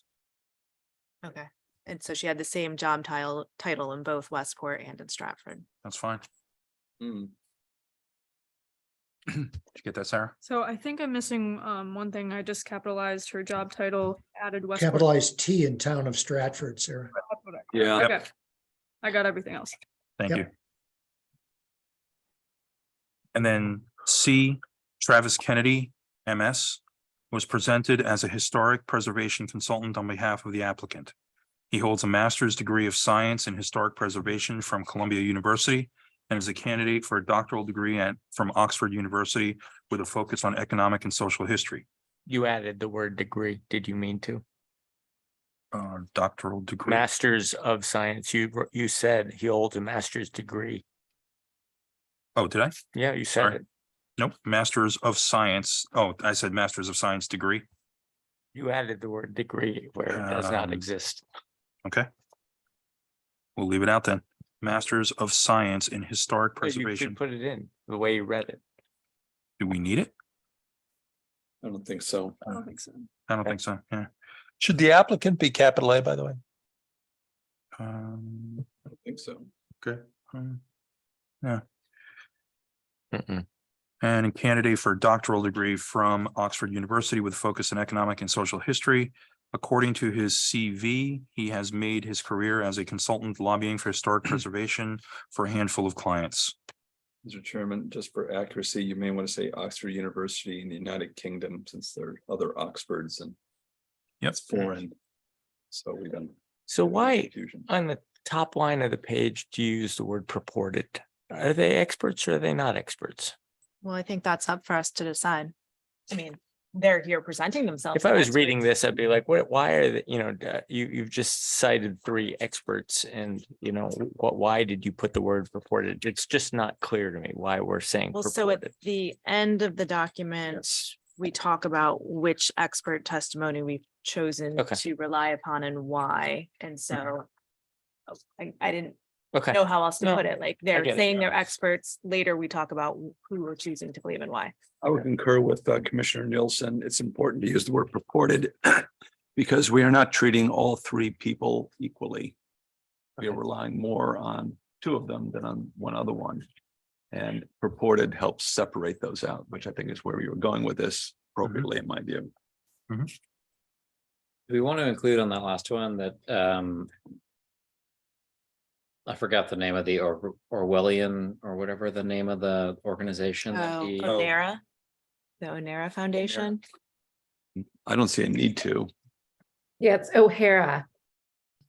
I think it's Onera. Onera. Sorry, I can't read my writing. It was I think unclear it's- though exactly what his relationship was. Yeah, but again, he's representing that Himself. he represented that he was a member of that organization. Said he was on the board, but Right. I remember And then his testimony commentary was from submitted Mr. on the Green letter. regarding that organization that was, I think it's fine as So- is. you know. Yeah, okay, fine. I would put in degree after the Masters of Science, just as Dan read it. Yeah, Add the degree. yeah, It's fine. because you say, I mean, the reason I raised it was because in the Battle of Experts context, there was a discussion as to one of the experts questioned the validity of that organization as to whether it was a LLC and a pay for play versus a nonprofit for the greater good. So I would agree with Commissioner Herring. It was not demonstrated that I recall that they had any documentation that said this is in fact a not-for-profit.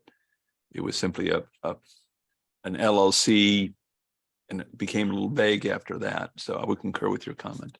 Well, would we add it to the last sentence? According to his CV, he's made his career as a consultant lobbying for historic preservation for a handful of clients, comma, such as the O'Hara That was, Corporation or that whatever. it is. was, you know, I would on leave his it out. we're not LLC. gonna talk about them.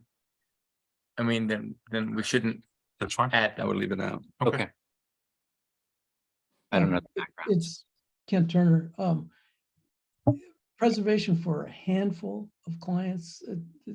I mean, it's multiple clients. These are significant clients. Are you referring to Travis Kennedy, Kent? I am. Okay. Who are the clients? Let's Yeah. all- Yeah, I don't Oh, recall him. With writing any clients, client with clients. I'm sorry, did you say declined? Preservation for clients. Oh, you're, All right, okay, here's his. you're saying take a handful out. Mhm. Got it.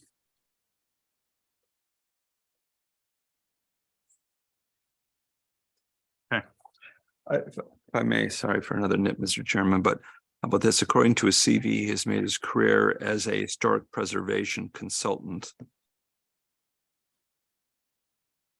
Period. It's a little different than saying lobbying for historic preservation, since we are later on really putting our weight on the other two historic preservation folks rather than him. It's a different bit of a tone to the That's fine. sentence. You got that, Sarah? According to his CV, he has made his career as a historic preservation consultant. Period. Leave it I at read that. it 4 clients. That would be unambiguous and hard to argue against. It's fine. Thank you, Mr. Chairman. Okay. Section B, significance of the historic district. If I may make another one, or say, especially here, significance of the Churchill Historic District.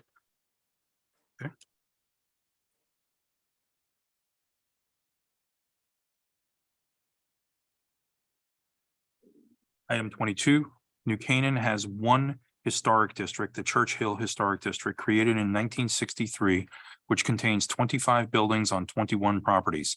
The buildings in the historic district date back to the 18th century at the earliest, with the town common dating to 1773. 2 of the 3 churches in the district have been continuously used for more than 125 years, and the core of the Church Hill Historic District Yes. remains the same as it was in 1731 when New Canaan was founded. Mr. Chairman, at the beginning of the sentence, I would suggest saying New Canaan has only one historic district. Mhm. A bit firmer. Yep.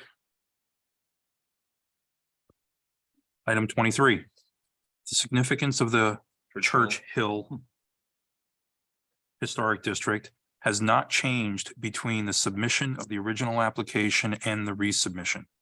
New Canaan's singular and small historic district is at the heart of the town and is the only protected representative piece of the town's historical development pattern. The proposed modifications, relocation of the Red Cross building, and the massing of the second structure will still negatively and irreparably alter the historic district. Mr. Chairman, I'm wondering if the last sentence there, the word alter, the verb may be strengthened, damage, harm. Alter is a generic thing, could go either way. A stronger verb, I think, may more accurately represent the commission's view. I like harm. Will still negatively and irreparably harm the historic district. Should we get rid of the word negatively at that point? Because harm is always negative. Yeah, I like two negatives are good. And Sarah, instead of the word still, Yeah. put continue to. Uh-huh. I like So we're that. talking about the modification. I like that. We want to put after the word structure just behind or something to note that it's super tightly connected. I mean, I think you've asked the question a few times, what's the distance between the two? You can't even And the massing of the structure, second structure just behind or immediately behind. 5 feet behind. So second structure, I'd say new, much larger structure, something like that. Describe it a little more. So, I mean, we take the do point. describe it in the next section pretty in depth, I believe. Okay. With that, but we could add the massing of the new structure directly behind the relocated structure will continue to negatively and irreparably harm the historic district. How about this? The massing of the new larger structure will negatively and irreparably harm the historic district. Will continue to negatively. Will continue to. The massing of the second larger structure. If we can reread the whole sentence, be sure we get it right. Might be So helpful. The proposed modifications, relocation of the Red Cross building, and the massing of the second larger structure will continue to negatively and irreparably harm the historic district. I question the word harm. I mean, I think it's more than harm. We need to be more specific about, how it alters the historic district. It will impact it. It will be a negative. I mean, isn't there a better word we can use than harm? Why not add a sentence to that point right here?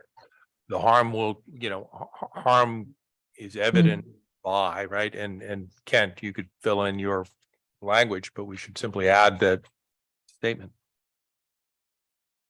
So I mean, we do have a Mhm. whole section Yeah, we about have- the harm, so Yeah. this is about the significance of the historic district. Not Well, the- it's impact, it's harm, it's I guess I would argue we should stick with the word harm since unless we want to change it later, but we do on page 10 have a whole section called quantifiable harm. Yeah. That's why I like harm here. Yep. It's consistent, and this is really a topic sentence, sort of teeing up some of the points made later in the document. So I'm happy with just the sentence here. I think it's well done. Okay. Well, the word continue to, I would take out continue to because it doesn't now, so it's not continuing.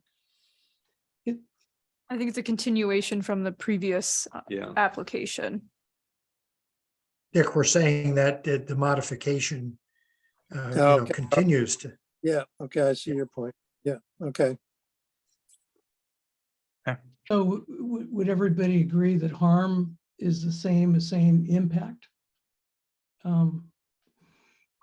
No, as Commissioner Chris, I would not impact to mean all sorts of things. It's more neutral. Harm has a definite direction to it that impact does not. It's a positively impact, negatively impact, neutrally impact. It's a neutral term. And I think harm, particularly given the verbiage created later in the document, I think harm is the right word here, the right verb. Okay, good enough, thanks.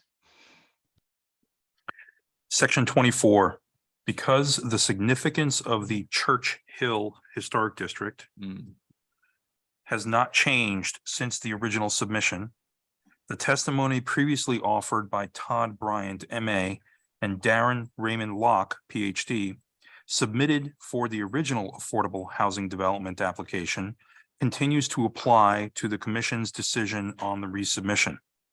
The Commission elects to incorporate the portion of the December 22nd, 2022 resolution referring to the significance of the historic district into the resolution, with specific emphasis on the following statements. A, Todd Bryant, MA, in his correspondence to Joel Green dated August 23rd, 2022, which was submitted into record, states that, quote unquote, the National Park Service defines a historic district as an area, usually a group of buildings, structures, or further states that a district derives its importance from being a unified entity, even though it is often composed of a wide variety of resources. The identity of this district results from the interrelationship of its resources, which can convey a visual sense of the overall historic environment, close quotes. Does Todd at the beginning of A have two Ds or one? Yeah, I It's think done it's both one. ways. I'm trying to look that up right now. Yeah, because it's two Ds up above in the first sentence, and then it's Yeah, one It's D. it's 1D. It's one D, okay. B, Church Hill Historic District was created in 1963 and included buildings and structures associated with New Canaan's early history. And C, Darren Raymond Locke. Darren Locke. There should probably also be PhD. PhD. Yes. That's a Or hyphen. doctor, put doctor. Yep. That's true. Indicates in her correspondence to Joel Green dated August 17th, 2022, and entered into the record, comma, the clear intent of the creators of the report were to highlight the deeper awareness of the value of such areas, to ensure that any changes would be improvements in the buildings, since any one of these could be so altered or replaced that it might detract or even, It should be or. Yeah. right, or even deface the entire district, comma, and to assure any alteration or replacement would be in harmony with or conform to the character of the district. And this is going to be very picky. Up at the top of that, Sarah, where it says were, the clear intent of the creators of the report were, just Was. put parentheses SIC, close parentheses, sick. Because that's what she said, but that's not the right, that's her error. You mean assure? Right It's a behind quote, it's a quote. the quote. The clear intent of the creators of the report was to highlight, it's the proper way to say it, but Say that. we're not changing what she said. We just put parentheses sick, SIC. That Right. means that was her grammatical error. We didn't Correct. change it. Yeah. Correct. At the end of A, there ought to be the quote should have the third little apostrophe because it's the quote within a quote, which you correctly do at the end of C. That's right. So I mean, A, B, and C were all directly copy and pasted from the December resolution. So I don't know if it matters that we're like, obviously these are very tiny grammatical errors, but Pete, does it matter that we're altering what we copy and pasted from a previous resolution? No, because you're quoting her, whether we said it in the original resolution or not, you're still quoting her. maybe we missed the, the word sick in the first one, but let's just leave it in. Okay. Okay, section C, significance of the Red Cross Building. Point 25, the Red Cross Building, formerly the Rectory for St. Mark's Episcopal, now the Congregational Church of New Canaan, is significant in that it is the quote unquote, the only example of Queen Anne's / stick style design in the historic district and retains virtually all of its original details, close quote, according to David Parker, M.A. F.A.I.A. in his August 19th, 2022 correspondence. It serves as a gateway to the Church Hill Historic District when traveling north on Main Street. Item 26, the significance of the Red Cross Building has not changed between the submission of the original application and the resubmission. As such, the testimony previously offered by Darren Raymond Locke, PhD, and David Parker, M.A. F.A.I.A., yeah, say that 3 times fast, submitted for the Affordable Housing Development application continues to apply to the Commission's decision on the resubmission. The Commission elects to incorporate the portion of the December 22nd, 2022 resolution referring to the significance of the Red Cross Building into this resolution, with specific emphasis on the following statements. A, the 2-story frame house, quote, rests on its original brick masonry foundation and is set back from the street as was a prerequisite for residences in the Queen Anne era, close quote. Dr. Raymond Locke notes that in addition to the consistent 50-foot setback, the Red Cross Building currently shares a number of other design elements that are consistent across the Church Hill Historic District, including a front-facing gable and asymmetrically placed front entrance. All buildings, with only one exception in the district, include a prominent front porch or elaborate entryway. So what are the 2 statements there, or is that a single statement? We refer up above to the following statements, but I see a single statement in A. So it was only one statement, so you can. Yeah, so I mean, Only just, yeah, statement. no, I'm just, Take the S out. And take the A out also. Yeah. You don't need a bullet point A, it's just rolls right into it. Yep. So are we making that a new You paragraph? don't have to, No. have to with the colon. You can put it back up. The colon behind the word statement and then roll right into it. Yep. Section D, the relocation of the Red Cross Building. Point 27. Todd Bryant, M.A., in his testimony on the original application stated that one of the key features creating unity within the historic district is the consistent rhythm and coherence of the streetscape within the historic district. Both David Parker, M.A. F.A.I.A., and Darren Raymond Locke, Ph.D., testified that the relocating of the historic Red Cross Building on the site would disrupt the cohesive streetscape of the Church Hill Historic District, which is created in part by a consistent building setback. I have to ask, we have D, the relocation of the Red Cross Building. I'm confused about the presence of or lack thereof. I see A for expert testimony. On 4. And then 5 is B intended to be before cultural and historic resources. I don't see. B is the significance of the Church B Hill is right above Historic District. the images on page 4, significance of the Church Hill Historic District, There you go. right there. A, B, And then right. C is significance of the Red Cross Building. Oh, I'm sorry, my mistake. Yep. And then D is the relocation of the Red Cross Building. No. Got it. So- Okay.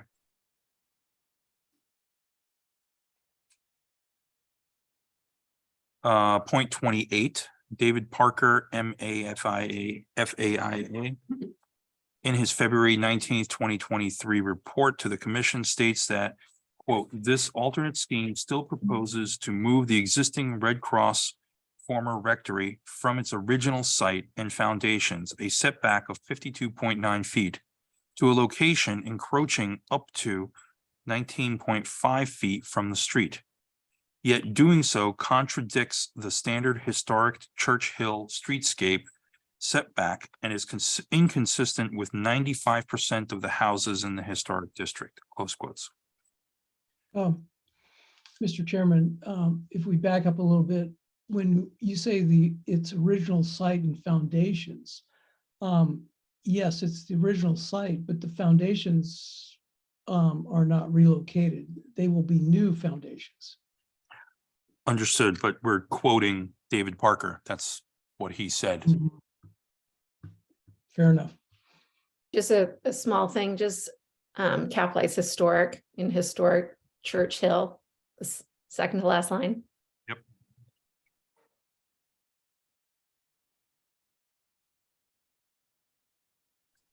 Item 29, Darren Raymond Locke, PhD, similarly notes in her report to Attorney Joel Green dated February 24th, 2023, that large setbacks are one of the quote character defining features of this district, specifically for structures on this part of Main Street.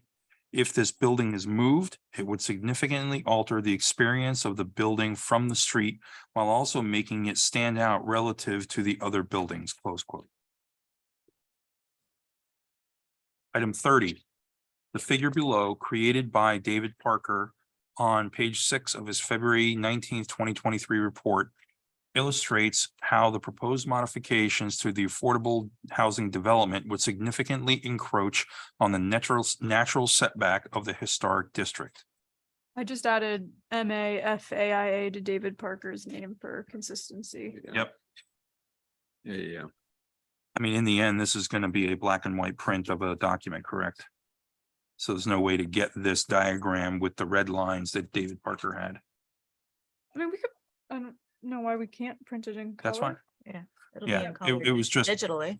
visually, it's more impactful if we had the color version of this diagram. I mean, we can print it in color, that's fine. Okay. I would assert that the original submission that we are lifting this from was in color, and I think we need to keep it in color because that's what originally it was.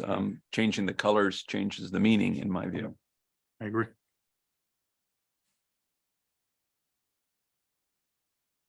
Okay. Item 31, tab 14 of the resubmission dated February 12th, 2023, which Travis Kennedy MS used, not uses, to justify his assertion that moving the Red Cross building to 19.5 feet from the front property line is in keeping with other structures in the historic district, cannot be accepted as accurate as the applicant never confirmed how these numbers were determined following the request of the commission. Further, even if the data on tab 14 is accurate, moving the Red Cross building to a new setback of 19.5 feet would make it the second closest structure to the road in the historic district and closer to the road than 90% of the buildings in the historic district. Mr. Chairman, data is the word data is plural, so it should be tab 14 are accurate. Data are accurate, not is accurate for the last sentence. Further, even if the data in tab 14 are accurate. One datum, two data. Sorry, Latin. Okay. Section C, design of the new building. The new building proposed by the modification to be constructed. Should that be E? Pardon? Design of new building should. Should be E. You're right. Sure. See.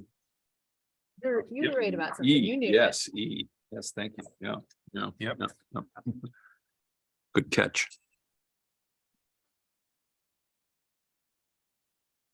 Number 32, the new building proposed by the modification to be constructed behind the Red Cross building is incompatible in height and bulk with both the Red Cross building and the surrounding historic structures. Item 33, both David Parker, FAIA, and what was his other? MA. MA.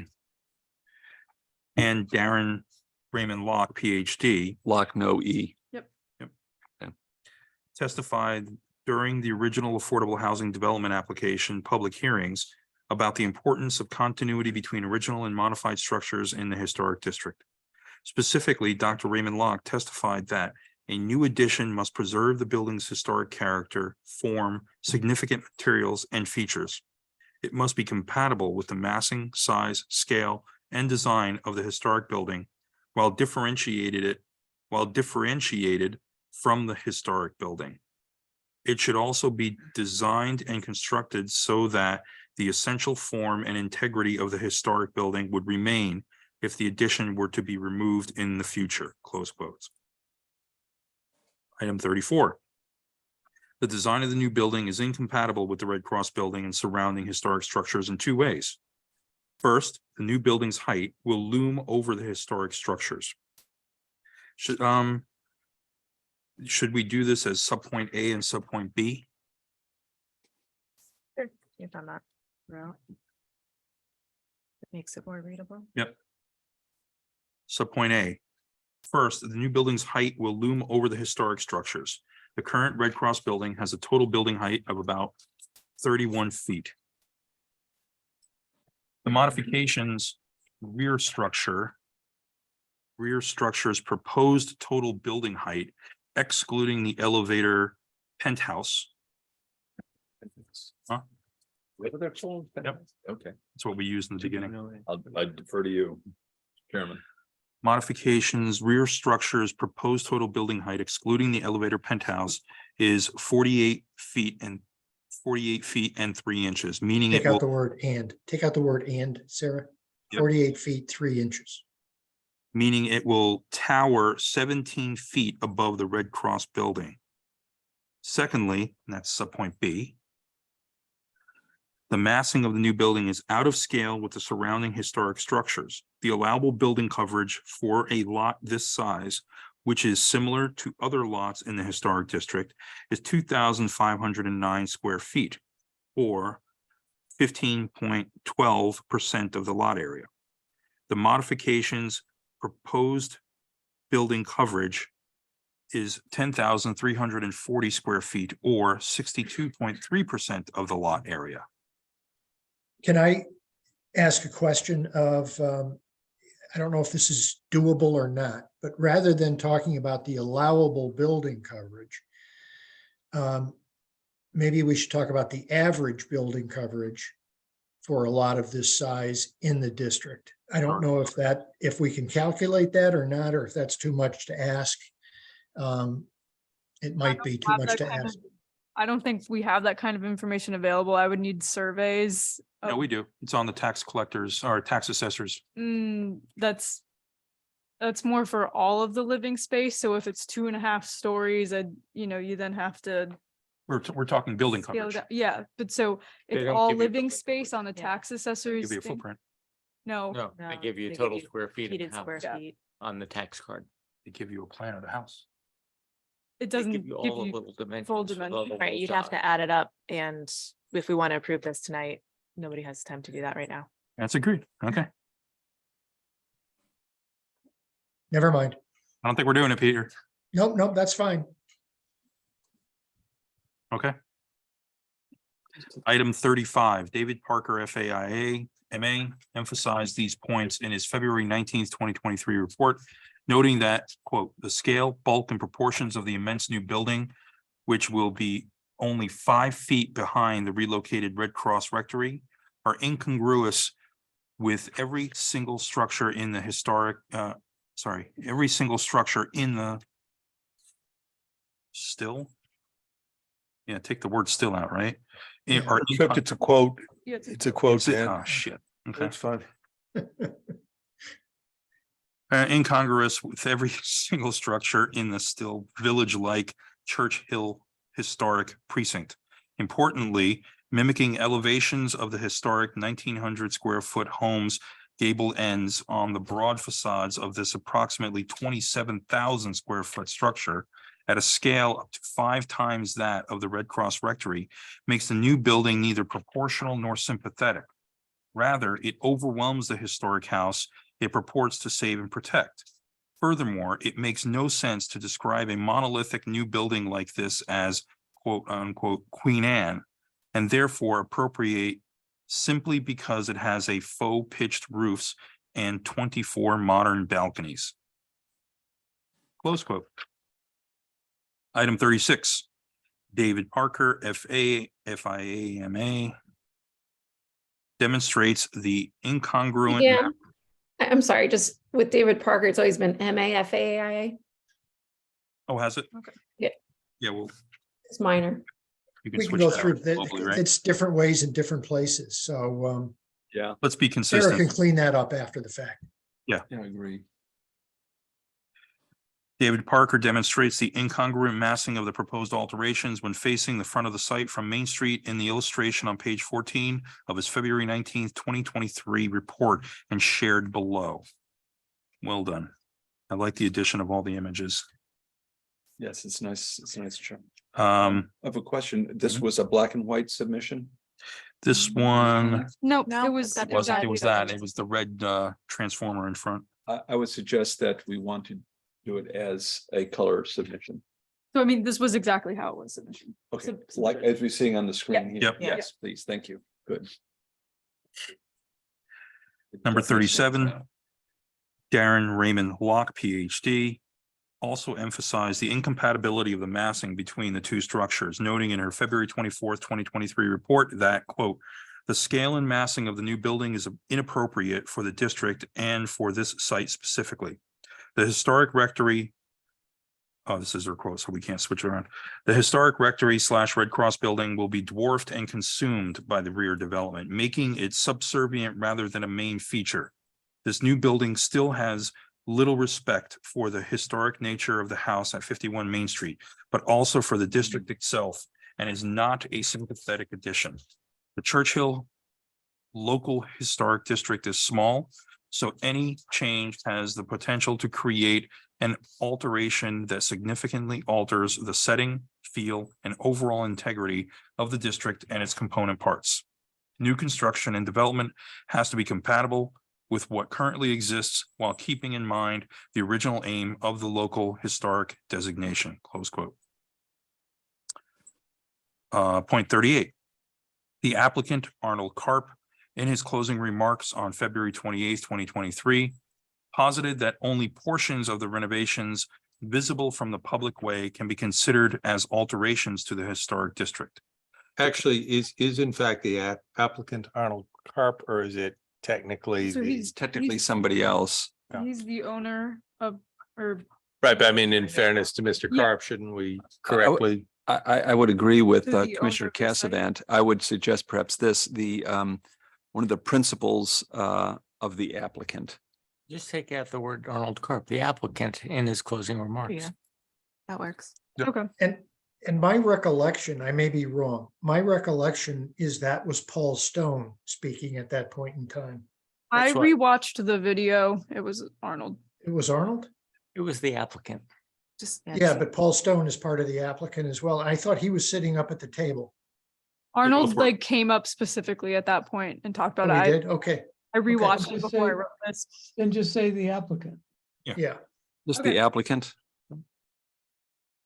In The closing remarks. In closing remarks on February 28th, 2023, posited that only portions of the renovations visible from the public way can be considered as alterations to the historic district. The commission maintains that the majority of the proposed alterations are visible from the public way, as is visible in the rendering below, provided by the applicant on the cover sheet of the alternate plan dated January 11th, 2023.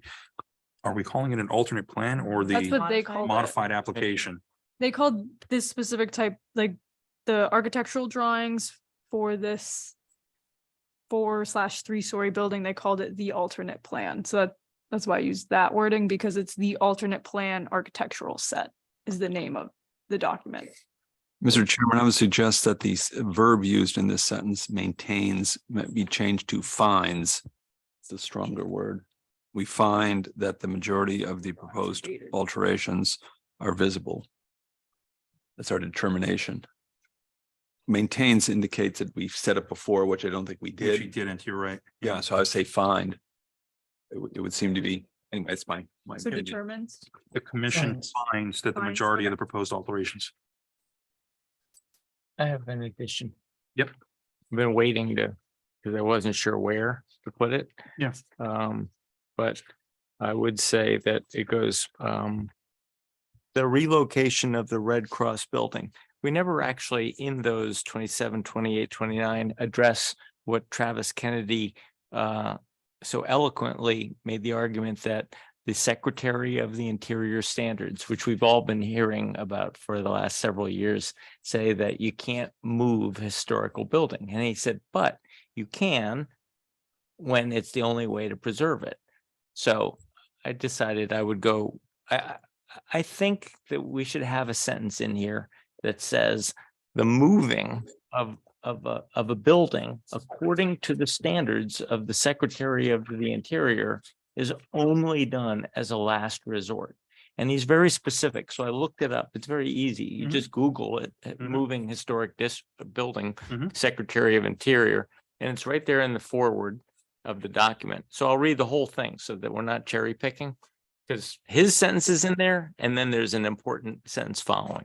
Are we allowed to do that, or is that adding information to the record? So he cited this document in his argument, but he only cited one of the two sentences. Okay, so I just want to clarify, can we have the whole document? Like, can he read other sentences that weren't included? He made in his testimony, I'm he just cited the asking- Secretary of the Interior, and I just want to state, what does the Secretary of the Interior say? I know, it's a question for Peter. Can we add? Yeah. In this context, I think it's probably okay because, as John said, it's an incomplete statement. So. Okay, that's fine. I just wanted to clarify. This is what I would like to add, okay? A new bullet, and it should say, quote, according to, or it should say, according to the Secretary of the Interior standards, quote, when a historic building has been moved, it loses its integrity of setting and its sense of place and time, important aspects of the historic character of a building and its environment. So that's the part that was left out. Right. The previous sentence was moving a historic which he cited, was moving a historic building is sometimes the only way to save it from demolition. But such an action should be undertaken only as a last resort when all other preservation options have been exhausted.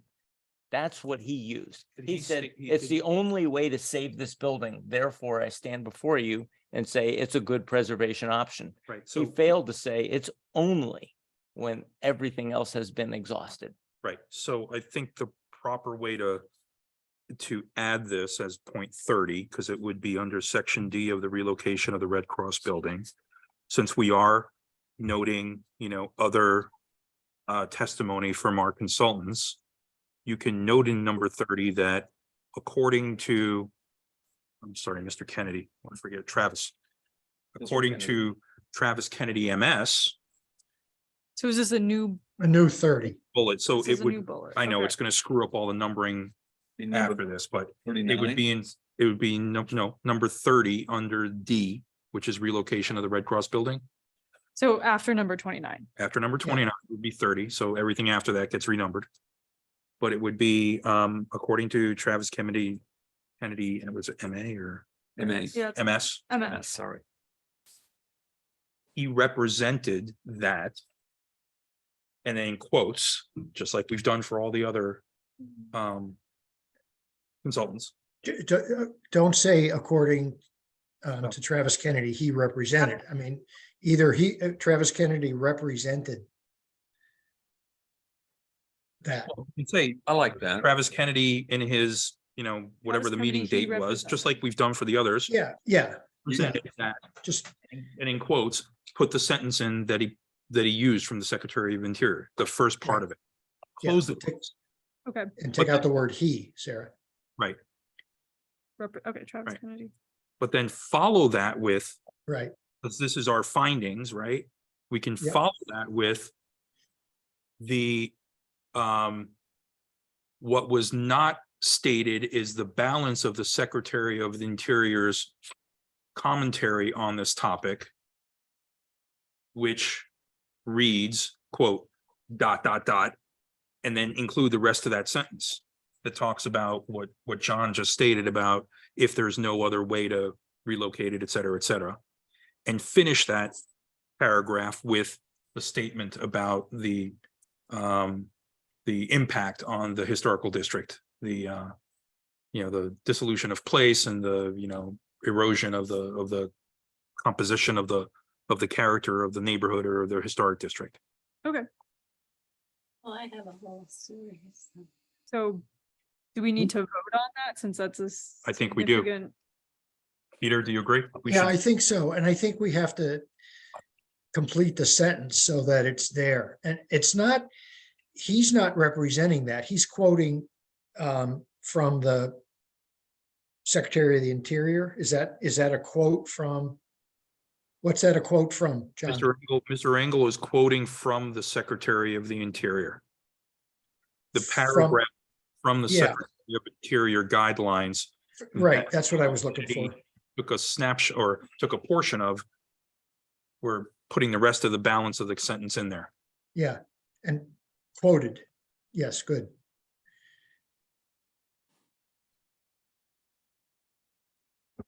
You want to read that to, I have the, you have It it? has the Yes, I paragraph. have the So paragraph. should we Okay. vote on that now? Should we finish writing the I think- paragraph? Yeah, type it in so everybody's clear on what they're Yeah. voting on. We have Type comments. it in, we'll read it, and then we'll vote on it.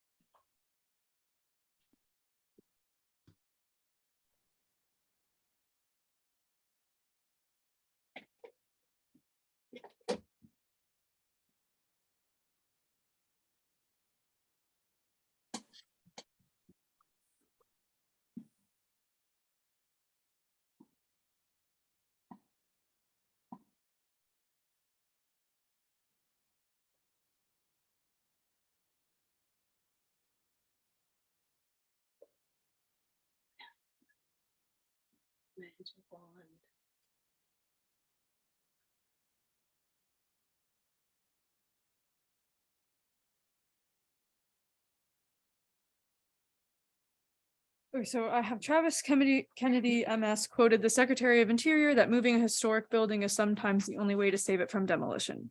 Mr. Kennedy, yeah, period. Mr. Kennedy did not include the following statement in the Secretary of Interior's report, but such an action should be undertaken only as a last resort when all other preservation options have been exhausted.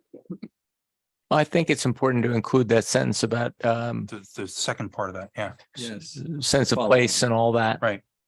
There's Okay. more. Gotcha.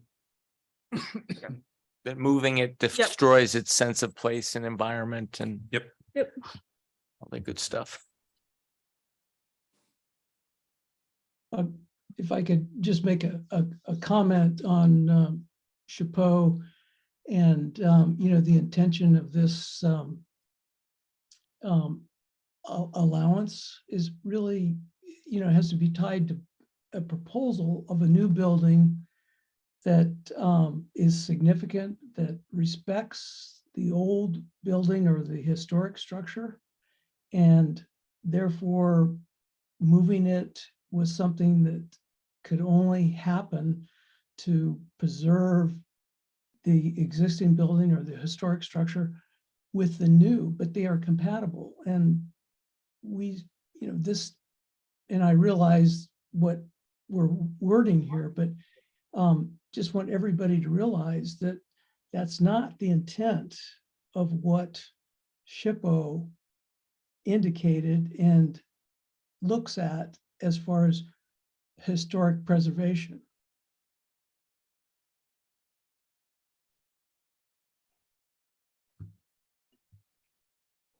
I'm not suggesting we change the language.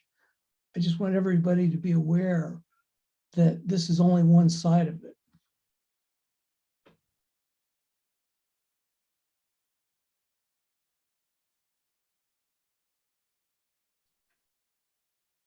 Okay, so It's complete, okay, Okay, so Read the news, I have- point 30. Travis Kennedy MS quoted the Secretary of Interior's report, Moving Historic Buildings, that moving a historic building is sometimes the only way to save it from demolition. Mr. Kennedy did not include the following statement in the Secretary of Interior's report, but such an action should be undertaken only as a last resort when all other preservation options have been exhausted. When a historic building has moved, it loses its integrity of setting and its sense of place and time, important aspects of the historic character of a building and its environment.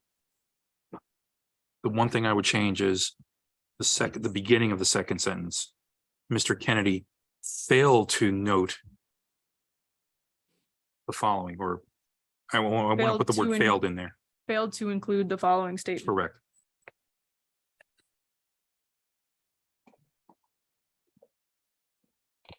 What strikes me about this is it's absolute.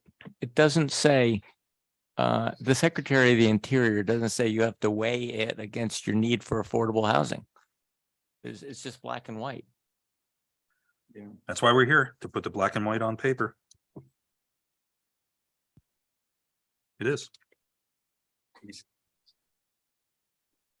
Okay, so we're gonna vote on this. I apologize, Sarah. Can you read it one more time for everyone and then we'll take a vote? Okay, number 30.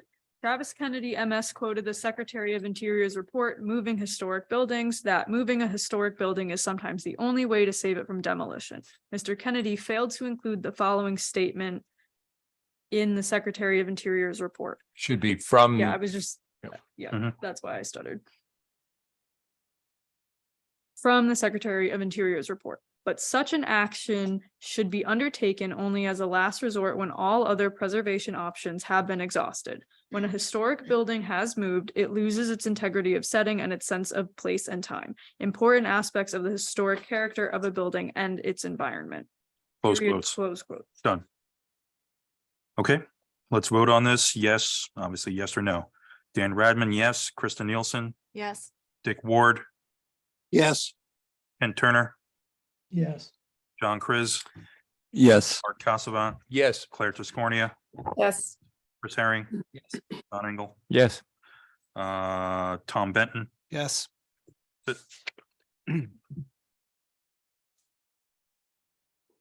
Okay, moving back into the document, we are in the section called balancing the testimony versus the need for affordable housing. Section A, expert testimony, point 39. 40. Sorry, well, yeah, I'll just, yeah. Okay, as I go along, I'll renumber. That's fine. Point 40 now. As discussed in paragraph 21, 3 historic preservation experts weighed in on the merits of this application. Given the credentials of David Parker, MA, FAIA, and Darren Raymond Locke, PhD, as compared to the credentials of Travis Kennedy, MA. Should be MS. Sorry? It's MS. MS, that's right. This commission elects to accept the findings of David Parker and Darren Raymond Locke and reject the testimony of Travis Kennedy. All 3 consultants' resumes are in the record. I don't believe there should be a hyphen after Darren, by the way. Yep. Yeah, no hyphen. Should we add their MA, PhD, that kind of stuff? Yes. Okay. Yes. Their commentary, yes. Mr. Chairman, I have a couple of changes I would suggest. Mhm. In the beginning, say, as discussed in paragraph 21, 3 purported historic experts. We started by calling them purported. You're right. We should still say purported to start off this sentence, in my view. In addition, as we go through, as we name everyone, we say, as compared to the credentials of Travis Kennedy, MS, this commission, here my changes are, this commission finds, instead of elects to accept and saying finds, we tend to do the find, Mhm. that the opinions of David Parker, MAF, its titles, and Darren Raymond Locke, PhD, are to be relied upon. That is my commentary. I think it's Are to be stronger- relied are to be upon. relied upon, Comma, and reject. and comma, and reject. I would ask our attorney, Mr. Gelderman, whether that seems reasonable. It is. John, I might change it to use the word credible, finds the testimony and findings of David Parker, et cetera, to be Credible, the more credible. more credible. Yes, thank you. That's fine with me. Maybe if you could read that back to everyone. Maybe the So- whole paragraph, the whole point. As discussed in paragraph 21, 3, historic preservation. Be purported. 3 purported. Historic preservation experts weighed in on the merits of this application, given the credentials of David Parker, MA, FAIA, and Darren Raymond Locke, PhD, as compared to the credentials of Travis Kennedy, MS. This commission finds the testimony and findings of David Parker, MA, FAIA, and Darren Raymond Locke, PhD, to be more credible and reject the testimony of Travis Kennedy. All three. Rejects, Rejects. as you use finds, it's finds and rejects. All 3 consultants' resumes are in the record. And it's S apostrophe. Yep. The consultants, yes, as a plural possessive for consultants. Yep. In the first line, I'd put the numeral 3 right after the word 3. Yep. I'll reverse it, yeah.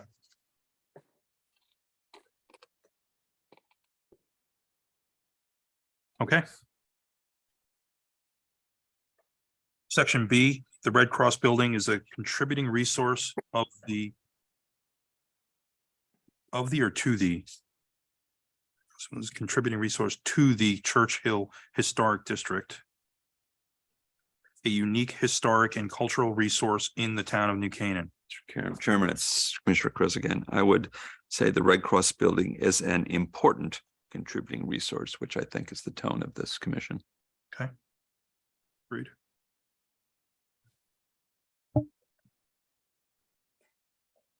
Point 40, which is now 41. The town of New Canaan only has one relatively small historic district, the Church Hill Historic District. Mr. Chairman, Commissioner Chris again, after the word district, it should be a colon rather than a comma.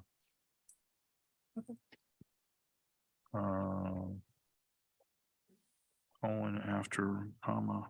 Small historic district, colon, the Church Hill Historic District. Oh, I see. Yeah. Yeah. Item 42, formerly 41. The value of the historic district has not, Historic District. sorry, the Church Hill Historic District has not changed from the submission of the original application to this resubmission or the resubmission. We've been saying the resubmission. As stated in the original resolution denying the affordable housing development proposal, comma, the quote, district derives its importance from being a unified entity, even though it is often composed of a wide variety of resources.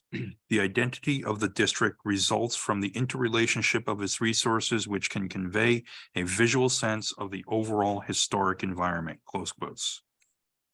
We change affordable housing development proposal to application. To Yeah, be consistent, sure. Or resubmission. I think we were saying application. Where it said proposal before. denying the application. Yeah. Proposal, Just the or application. just the Just the application, yeah, application. Comma, the quote district. Yep. right. Okay, And one other comment, rather than use the word value, let's call it the substantial public interest in preserving the Churchill Historic District, the substantial public interest, because that's a statutory language Where's this now? at the top of 42, The value at the top of the bullet, it's the. right there. oh, yeah, yeah, Preserving the Churchill Historic District. So what does the whole sentence say? now it says the substantial historic, No, The no, subs- substantial, do you want me to read it down? yeah, you do. Okay. Substantial public interest in preserving the Churchill Historic District has not changed from the submission of the original application to the resubmission. As stated in the original resolution denying the affordable housing development application, the quote, district derives its importance, and that doesn't change. Sounds good to me. There's got to be, there's going to be one point, and I'm not sure where it is yet, Sarah, but there's going to be a point in this resolution where we need to identify the preservation of historic resources as a substantial public interest. And I'm not sure, maybe it's in there, I can't remember, but we want to make sure there's a specific finding that identifies the preservation of the historic district as a substantial public interest in health, because it's deemed to be an environmental, there's an environmental impact there, so it's a health consideration. We did that in point 20. Yeah, point Did we 20. do that? Point 20, the commission maintains that pursuant to section 830G, I We think changed it, but yeah, that the too. commission has the right and responsibility to protect the public's substantial interest in cultural and historic resources. yeah. Do you want the rest of that sentence? No, I've got it. But I'm just, has the right and responsibility to protect cultural and historic resources, which the commission finds I want to phrase this the right way. Hold on, Sarah. At the beginning of that sentence, before the word pursuant, the commission finds that the preservation of the historic district and historic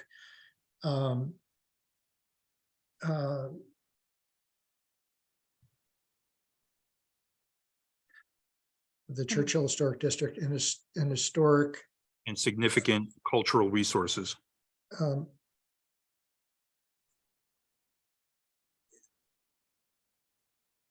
Yeah, and well, I'm talking specific, what I want to say is the commission finds that the preservation of the Churchill Historic District is a substantial public interest in the preservation of the overall health of the community.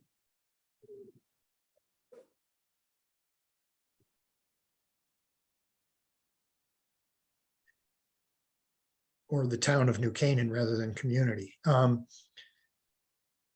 Because there are cases that talk about historic preservation as being an environmentally, it goes to the environment. It's not necessarily, I mean, it's what we see, it's what we, so there are cases that say that preservation is of historic district or historic structures is within the definition, I think, of a substantial public interest in health. So I just want to make sure that there's someplace in the resolution that says that.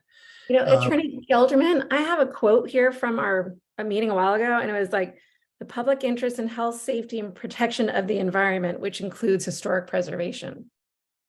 That's what you're talking about. That would work. That works. Yep, that works. I like that. It's well stated. Yes, thank you. Did you get that? No. Claire, can you repeat that, please? Sorry, Sarah. So am I getting rid of that sentence I just created then? I can't see the screen. So the statement that I just wrote. No, Claire, can you just rephrase it? Sure. I guess it would be like the commission, something, I don't know, but the public interest in health, safety, and protection of the environment, which includes historic preservation.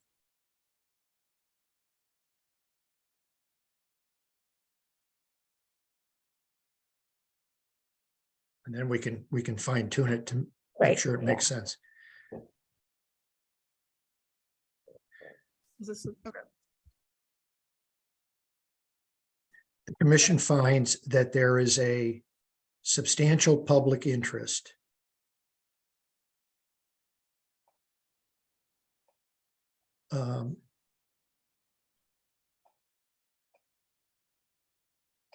in preserving and protecting the environment, which includes historic preservation. Does that sound right, Claire? Sounds good. In preserving and protecting the environment, The health and stability of the environment. okay? Preserving and protecting the health and stability of the environment, which includes historic preservation. Period. Yeah, period. This is Commissioner Chris, sorry to nitpick. And how about this, instead of historic preservation, the preservation of historic resources and historic districts? Okay, at Longer, the end of the worse? sentence, which includes the preservation of historic resources and historic districts. That's good. Because we often talk about the historic district and the integrity of the entire district. I think putting that in specifically might be helpful. So what if we say which includes the preservation of historic resources such And as? the historic, And well, historic. and even make it more specific, and the Churchill Historic District.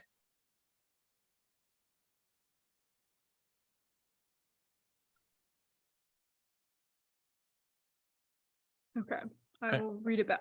Please. The commission finds that there is a substantial public interest in preserving and protecting the health and stability of the environment, which includes the preservation of historic resources and the Churchill Historic District. Pursuant to 830 G1A, the commission has the right and responsibility to protect the public's substantial interest in cultural and historical resources.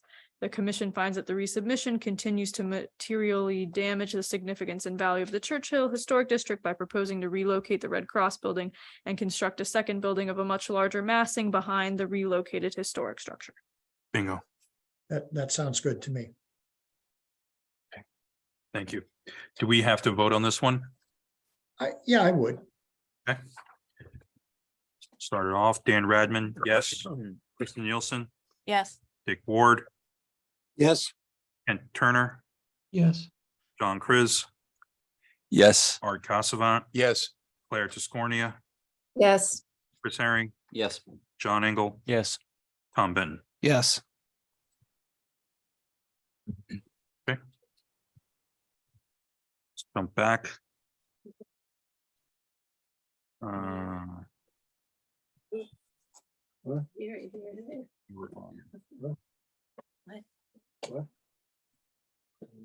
Okay, so we touched on item 43, which was 42.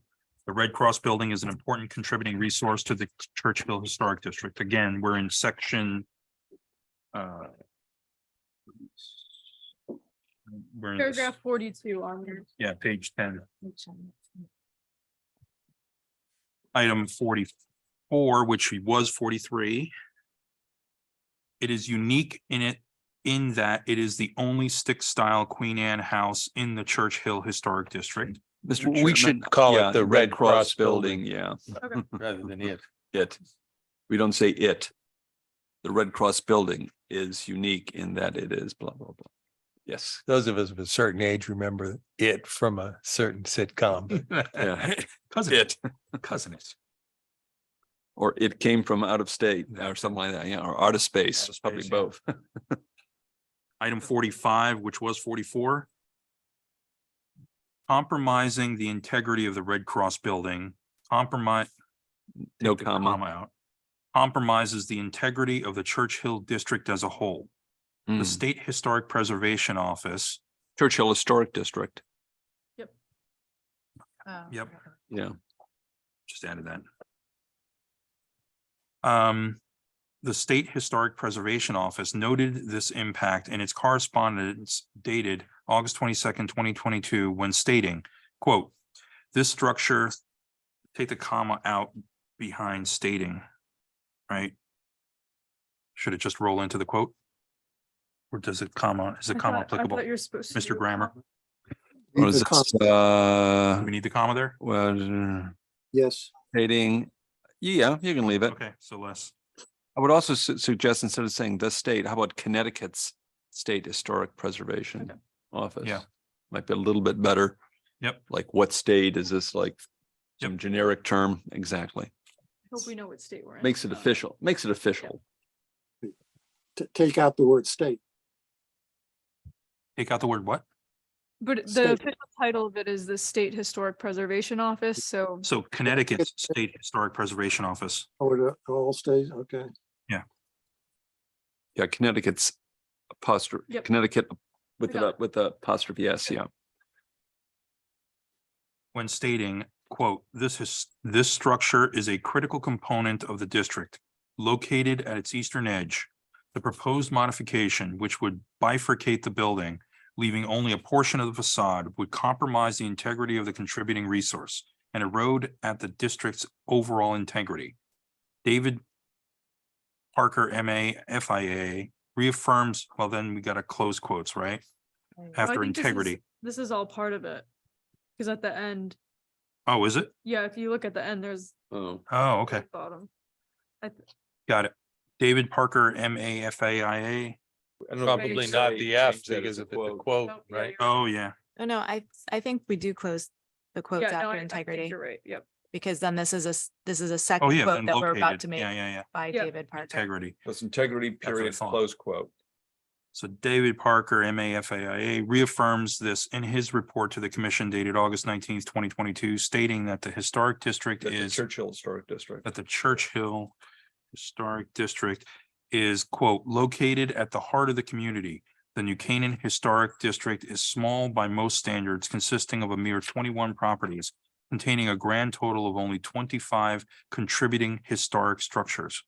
If the proposed changes, Sorry, or it's a quote, he It's a has quotes. Should the quotes around contributing be single rather than double quotes? Yep. Given, you know, if the proposed changes and alterations,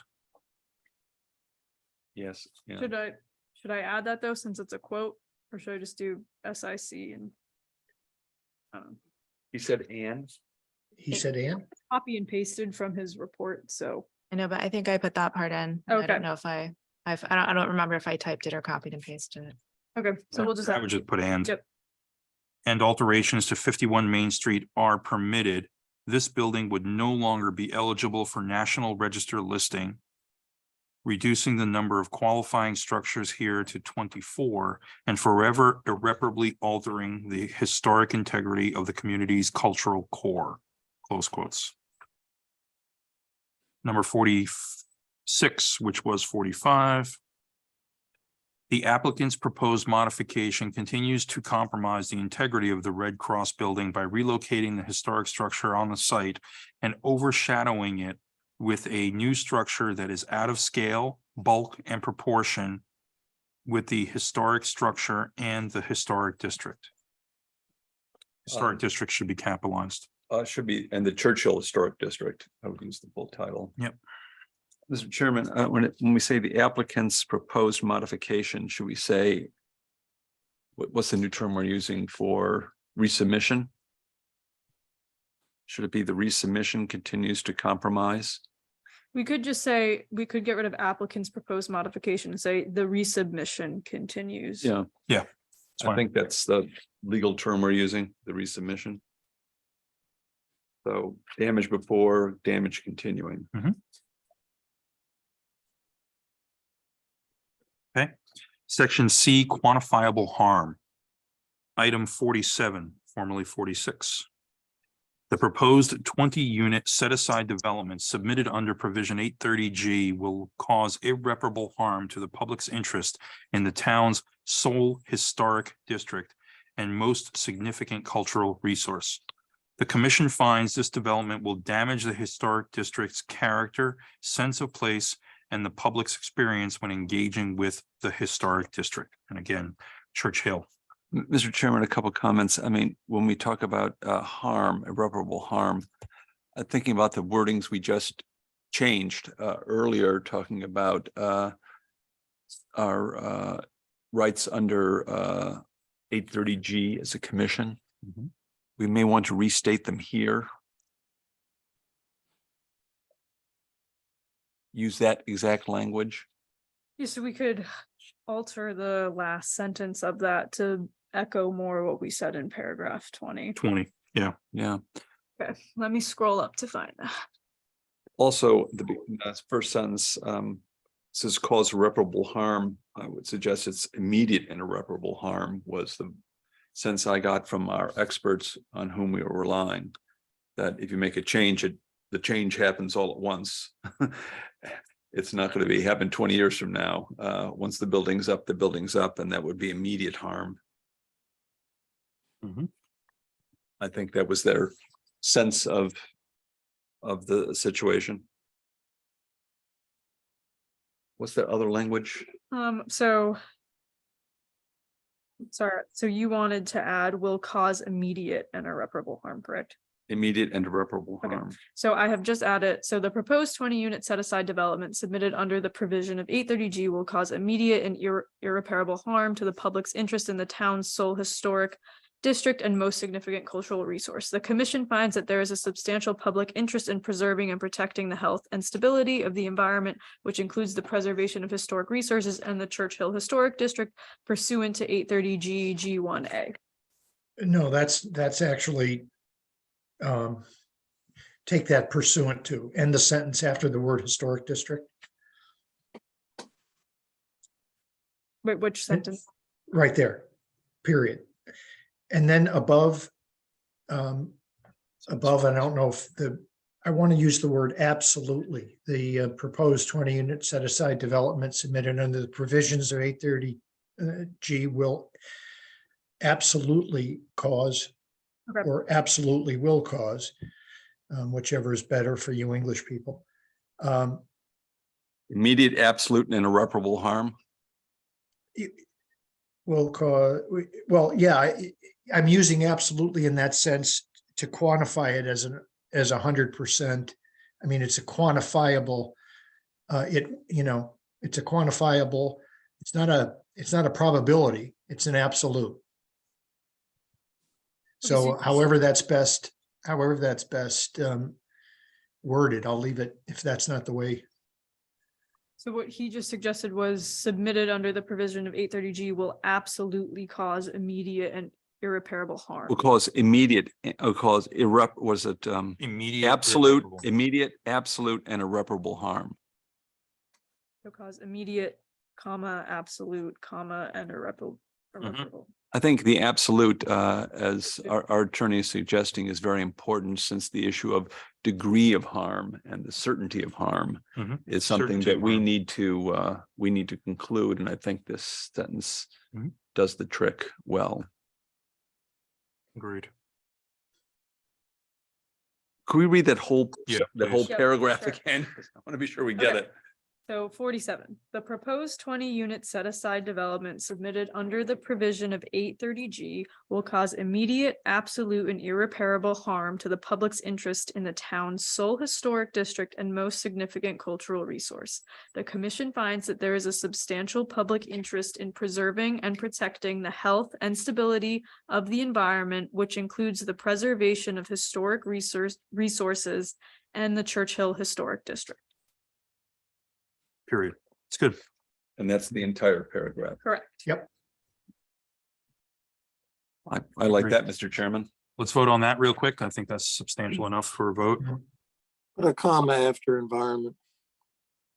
I'm sorry, say again? In the next to the line that starts with the word environment, or what the one for 6 1, environment, comma, which includes. You always put a comma before which. Okay. That's true. Couple lines down, there you go. Got it. Okay, item 47 as just read by Sarah. I vote yes. Krista Nielsen, Yes. Dick Ward, Yes. Ken Turner, Yes. John Cruz, Yes. Art Casavant, Yes. Claire Tiscornia, Yes. Chris Herring, Yes. John Engel, Yes. Tom Benton. Yes. Thank you. Moving on, item 48, formerly 47. By moving the historic structure and constructing a new significantly larger structure behind it, David Parker, FAIAMA, notes that, quote, the proposed project would permanently alter the context and surroundings of both the Red Cross building and the Churchill Historic District, close quotes. Item 49, formerly 48. According to both David Parker, FAIA and MA, and Darren Raymond Locke, PhD, the original submission and the proposed modification may cause the house and possibly the Churchill Historic District as a whole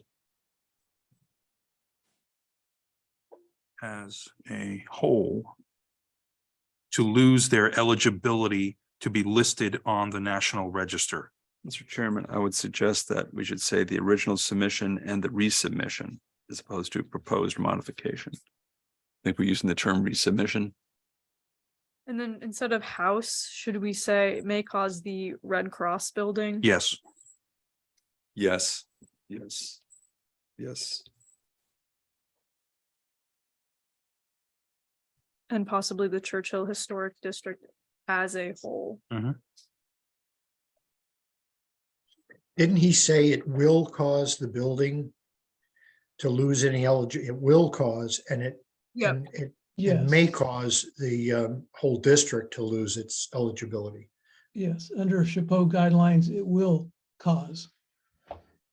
For the building, And should we, instead of saying possibly, change it to and may cause? well, you'll read It's submission and the resubmission will cause the Red Cross building to lose.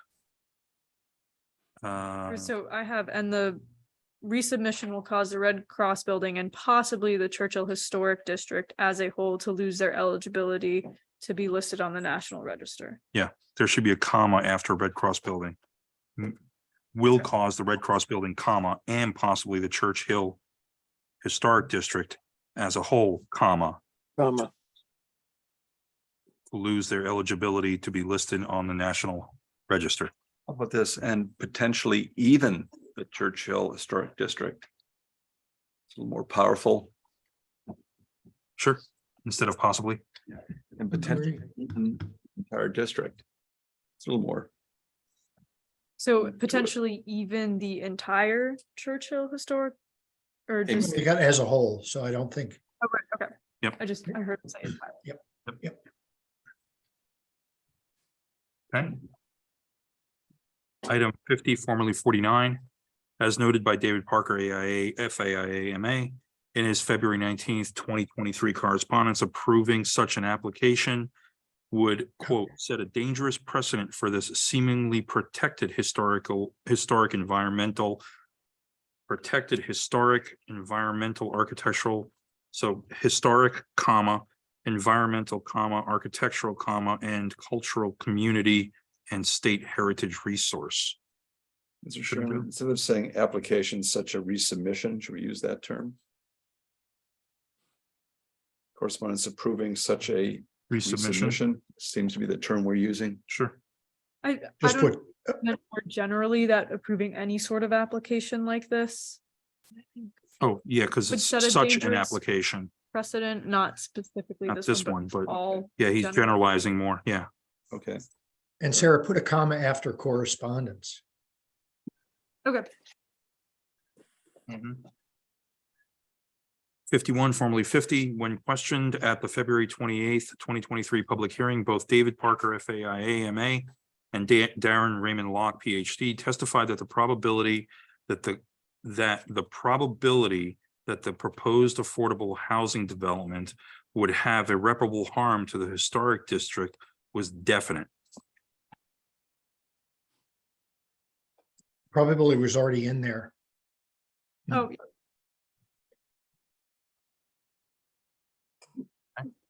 I think there's probably a better word than definite. I would say was certain. Certain. Even better. Absolute. Use them both, absolute and certain. You know, I hate to go backwards here, but thinking about certain and probability, we go back to 46 just for a second, and we use the phrase most significant cultural resource. At the risk of questioning what people who represent Waveney, the library, or in fact, the Glass House would argue, or other places? Should we just say one of its most important cultural resources? Sure, I just threw that in, so I'm not tied to it. I mean, I'm thinking certain context. Absolutely. So, and one of the most, Significant one of the most significant cultural resources. resources. Yeah. And, or. One of its Yeah. most significant.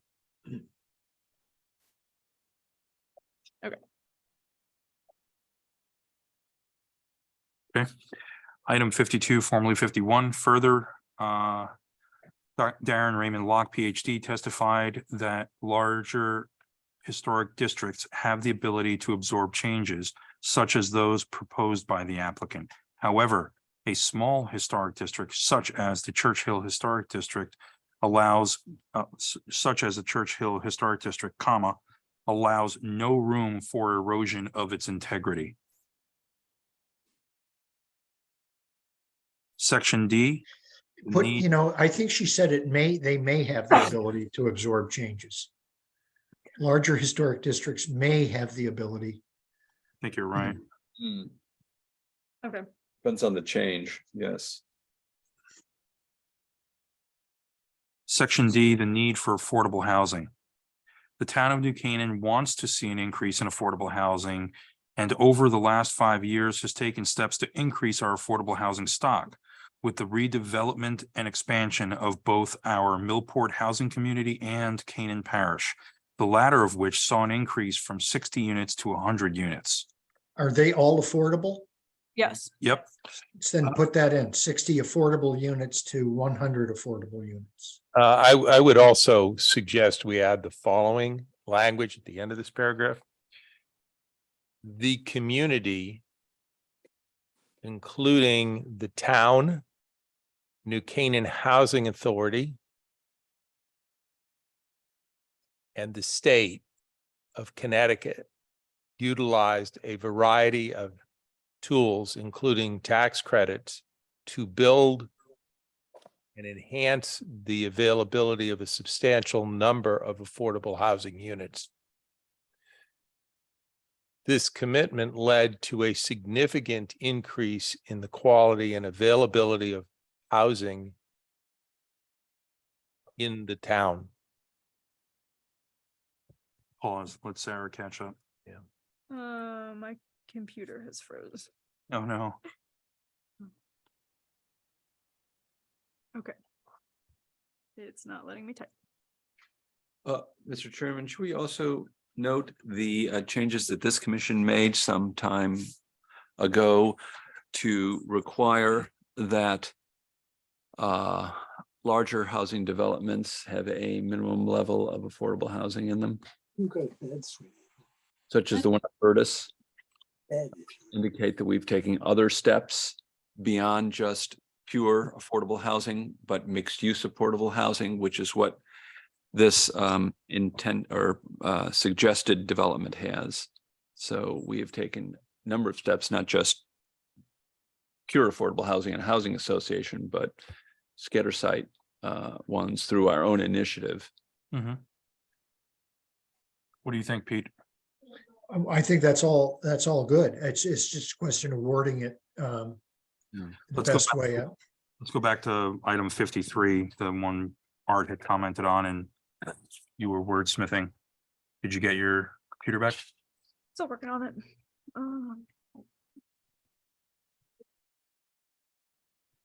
Okay. So I think I have it working again. I can't share my screen. I'm like remote accessing from my old That's from my okay. computer downstairs trying to share on That's fine. Zoom. It's too much. Okay. So I Just read I from have- Town of New Canaan wants to see. didn't add anything that are added Oh, okay. because my computer froze. So I have after the sentence, I have the town of New Canaan. Okay, so Town of New Canaan, at the conclusion of that existing item, the latter of which saw an increase from 60 affordable units to 100 affordable units. Yes, I have that. Got that. Okay. So Then came yeah. Art's Art's comment. You want me to repeat that again? So the New Canaan Housing Authority, the town of New Canaan and the state of Connecticut, correct? Let me redo it and I'll do it, just to give a sentence. Slowly. The community of New Canaan with a small c Okay. has utilized resources from the town with a capital T. Okay. New Canaan Housing Authority, those are all caps. And the state of Connecticut to build high quality, affordable housing, to build and improve high quality, affordable housing in the town of New Canaan.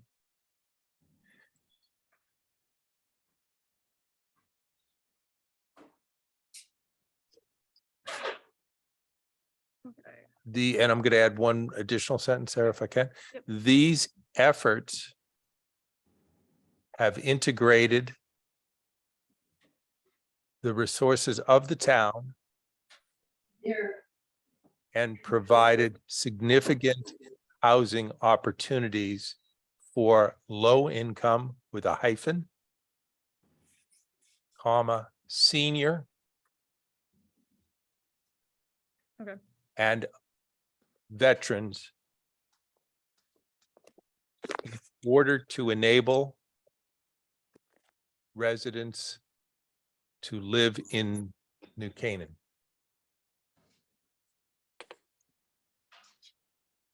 You could Do we then, want to say diverse residents? that would be even better.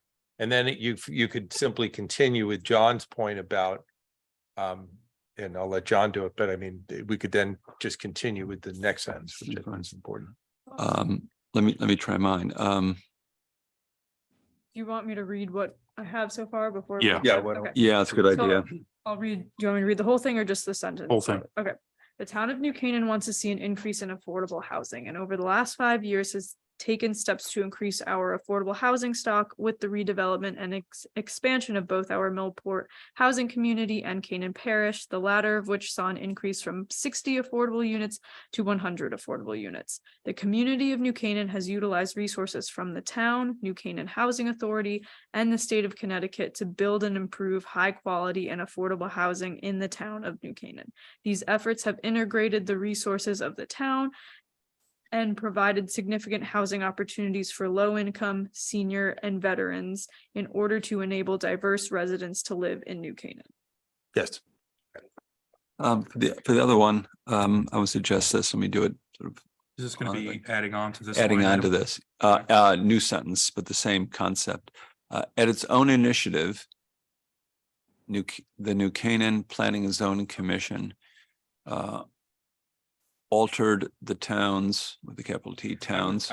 I would caution, I would make this another bullet item. Want to make another? I think so. I'm agnostic. Yeah, no, but I think yeah, as long as we include it, yeah, I think. We included, I would make this, so what Another Art bullet just item? completed, yeah, let's take it one step at a time. So what Art just Good idea. completed was item 53, Was part of item. was part of Yes. item 53, which you just read.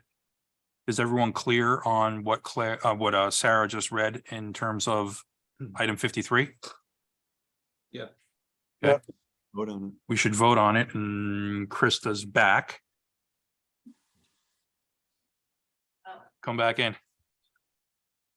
I don't think she heard you read it, so why don't you read it one more time? Sorry. Okay, the town of New Canaan wants to see an increase in affordable housing. And over the last, sorry, I just messed up formatting. Okay. The town of New Canaan wants to see an increase in affordable housing, and over the last 5 years has taken steps to increase our affordable housing stock with the redevelopment and expansion of both our Millport housing community and Canaan Parish, the latter of which saw an increase from 60 affordable units to 100 affordable units. The community of New Canaan has utilized resources from the town, New Canaan Housing Authority, and the state of Connecticut to build and improve high quality and affordable housing in the town of New Canaan. These efforts have integrated the resources of the town and provided significant housing opportunities for low-income, senior, and veterans in order to enable diverse residents to live in New Canaan. Mr. Chairman, if I may, one change at the beginning, instead of saying town of New Canaan wants, the town of New Canaan continues to take assertive efforts. See, a little more punch to it.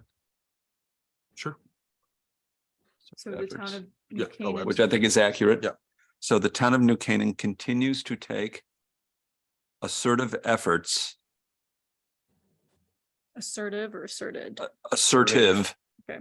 efforts to see an increase, et cetera. Okay, And the rest is good. Make, you mean make, not take, correct, John? Make is assertive efforts. Yeah, make assertive efforts. make, okay. Okay, Do I need to read it again? we got it. That's item 53. Let's vote on this change. I vote yes. Krista Nielsen, Yes. Dick Ward, Yes. and Turner, Yes, John Chris, Yes. Art Casavant, Yes, Claire Tiscornia, Yes. Chris Herring, Yes. John Engel, Yes. Tom Benton. Yes. Good. That's item 53. Item 54. Do you want to add yours here or do you want to add it at the end of that section? I'm agnostic. Why don't we get it out and see what people? Lights are still on. The lights are still on outside. That's whoever Douglas is. There you I'll go. turn the lights off. You, Douglas. Okay. What I was- Why don't you, Yeah, why don't yeah. you state yours? Let me give this a try. At its own initiative, New Canaan's Planning and Zoning Commission has changed, I'm say it slowly so you can type it, has updated and enhanced its zoning regulations to mandate that multifamily developments with 5 or more units, is that the one? It is 5 or more units. Well, yes. of 5 or more units, because multifamily have a range of definitions. Multifamily units of 5 or more units to contain a minimum of 15%.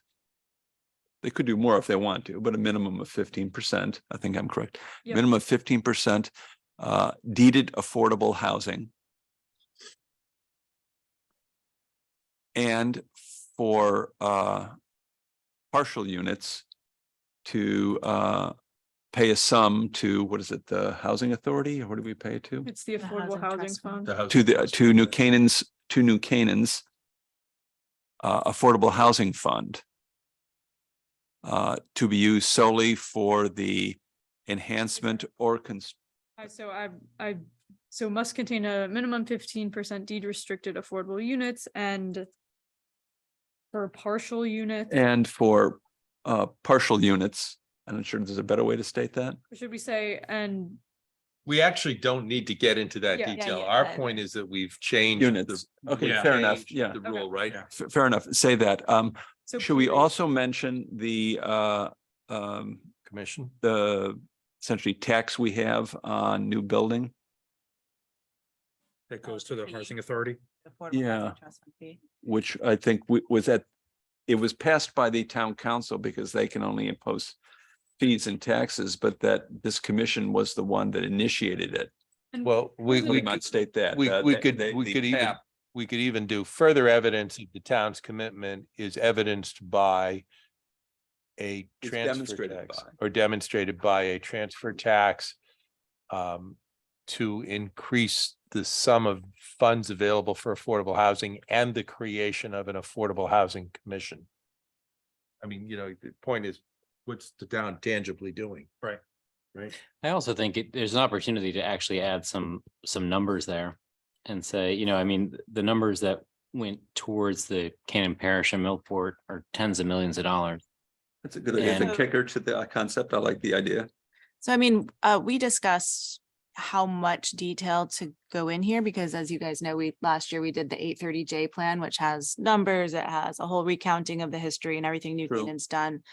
And decided against regurgitating all of that here. And the other thing I'll point out is that the section's about the need for affordable housing, not What we're, Not what we're list doing. of all the things we've done. So I guess we're trying at to. this late hour, I would say, how far do we want to go down this rabbit hole? I guess Yeah. the point of No, the that's the section point. No, I was to take it. recognize the need for affordable housing because it was said before that we didn't address the need, so we're addressing it here.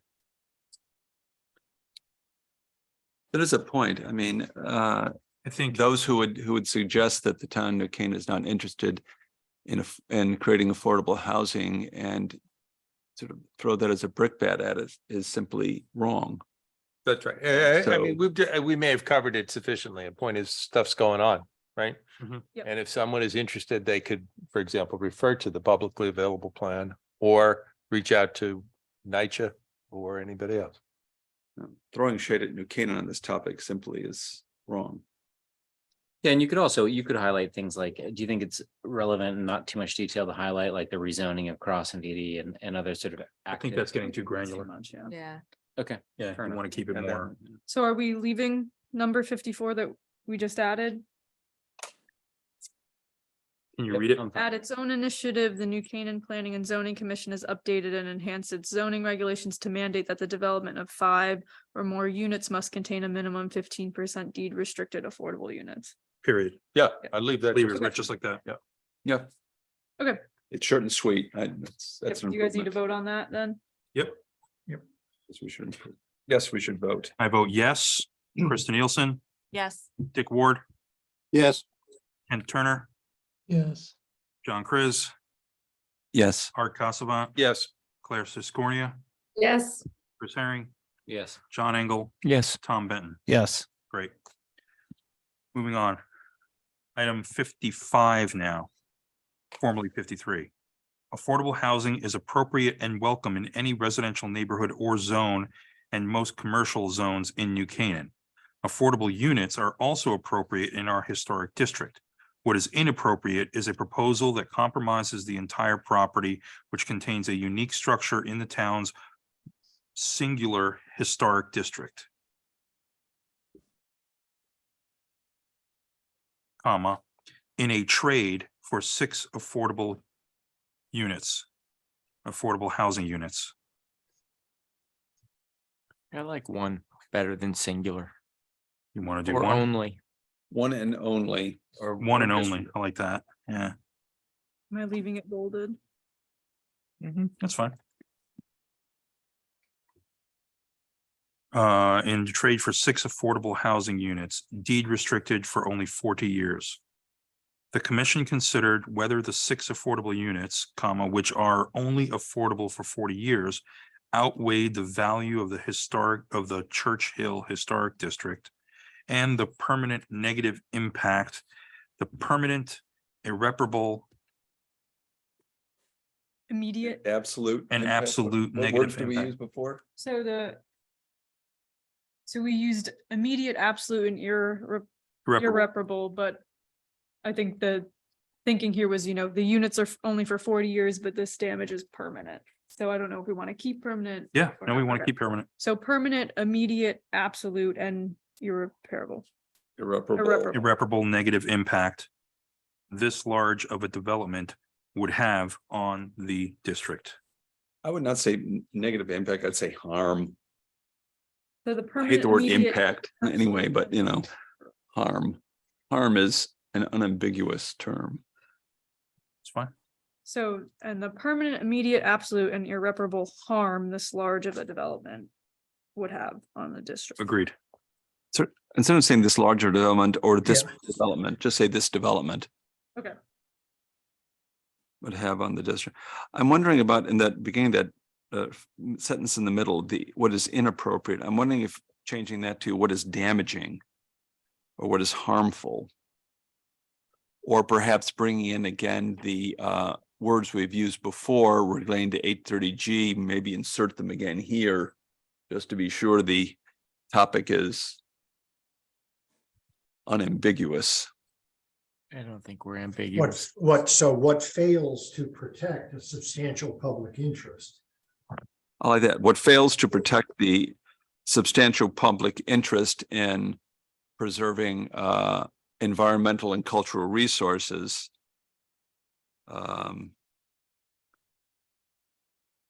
is the Is the resubmitted proposal, yeah. proposal that compromises the entire historic property, which contains a unique structure in the town's one and only historic district, et cetera. Mhm. Yep. Probably have to read the whole thing back at some point. So So we're changing what the resubmission fails to, sorry, I did not get. So we're getting rid of what is inappropriate and we're changing that to, The language from the previous paragraph talking about the. Can you repeat that, John? Talking about the cultural. Yeah. No, we're starting with, Wording. yeah. We want to start with protecting this. Let's see. I can only have, I can only come up with this stuff once. Let me just see what I said.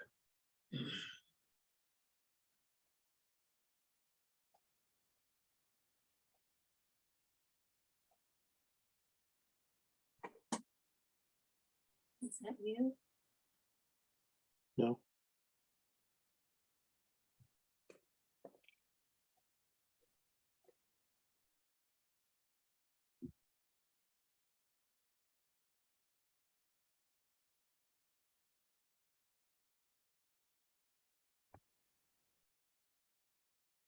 It was an excerpt from section 20, wasn't it? No, well, I was, yeah, we used it in section 20, but it's right from the act.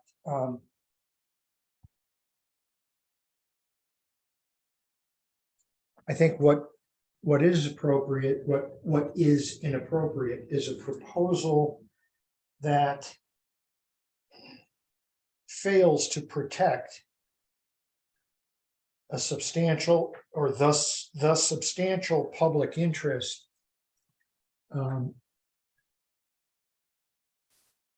in health and the environment. And then, John, you added something about, that was kind of your clause. That's We fine. just want, we just want to have something about the substantial public interest, which we've identified as previously as An environment, substantial public interest in protecting and preserving environmental and historical resources. yeah, that's good. in protecting and Environmental and historical resources.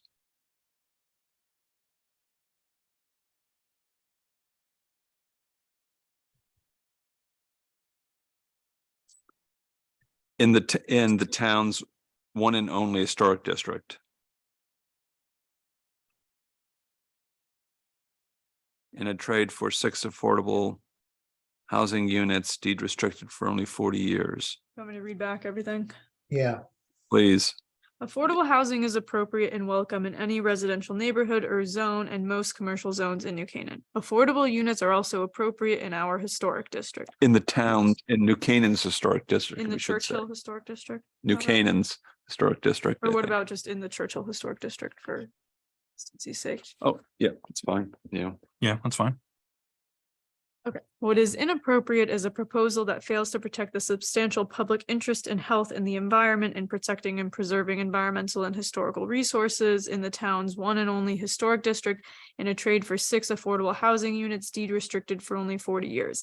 The commission considered whether the 6 affordable units, which are only affordable for 40 years, outweighed the value of the Churchill Historic District and the permanent, immediate, absolute, and irreparable harm this development would have on the district.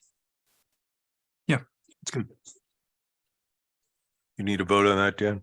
I don't, Pete, should we vote on that? I think, yeah, sure, why not? All right, I vote yes. Krista Nielsen, Yes. Dick Ward, Yes. Kent Turner, Yes. John Chris, Yes. Art Casavant, Yes. Claire Tiscornia, Yes. Chris Herring, Yes. John Engel, Yes. Tom Benton. Yes. Thank you. Okay, final section, denial reasons.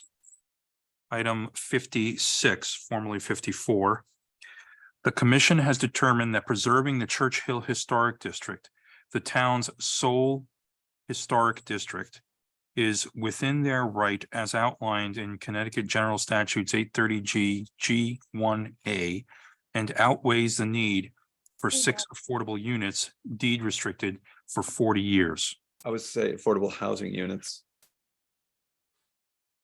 Just leave it at that.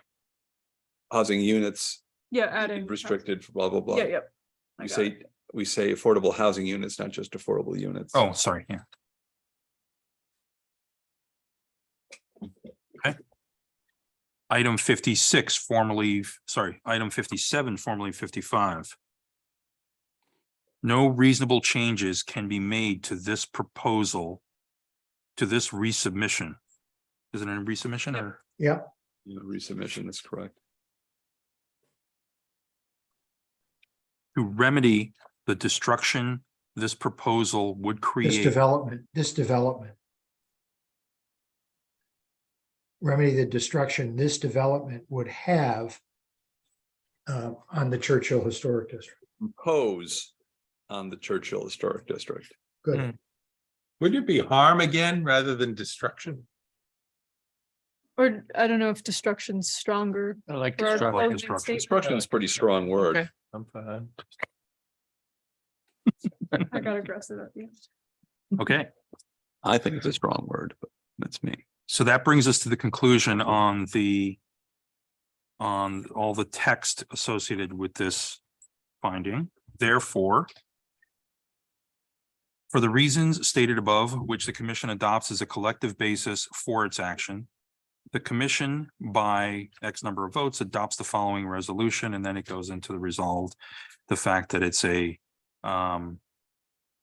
that we're denying, moreover, no reasonable changes, et cetera, et cetera. Wait, actually, the moreover, no reasonable changes to the resubmitted or resubmission instead of proposed plan. Should we say that? Wait. Say again? Where- Moreover, Last no reasonable sentence, changes. moreover, no proposed plan reasonable changes to the resubmission. to the resubmission. I don't think we need that sentence there. We just said it above in 57. So I don't Okay, think we need to put it in that language, but what that will say is resolve that the resubmitted site plan, because this is the site plan resolution. right.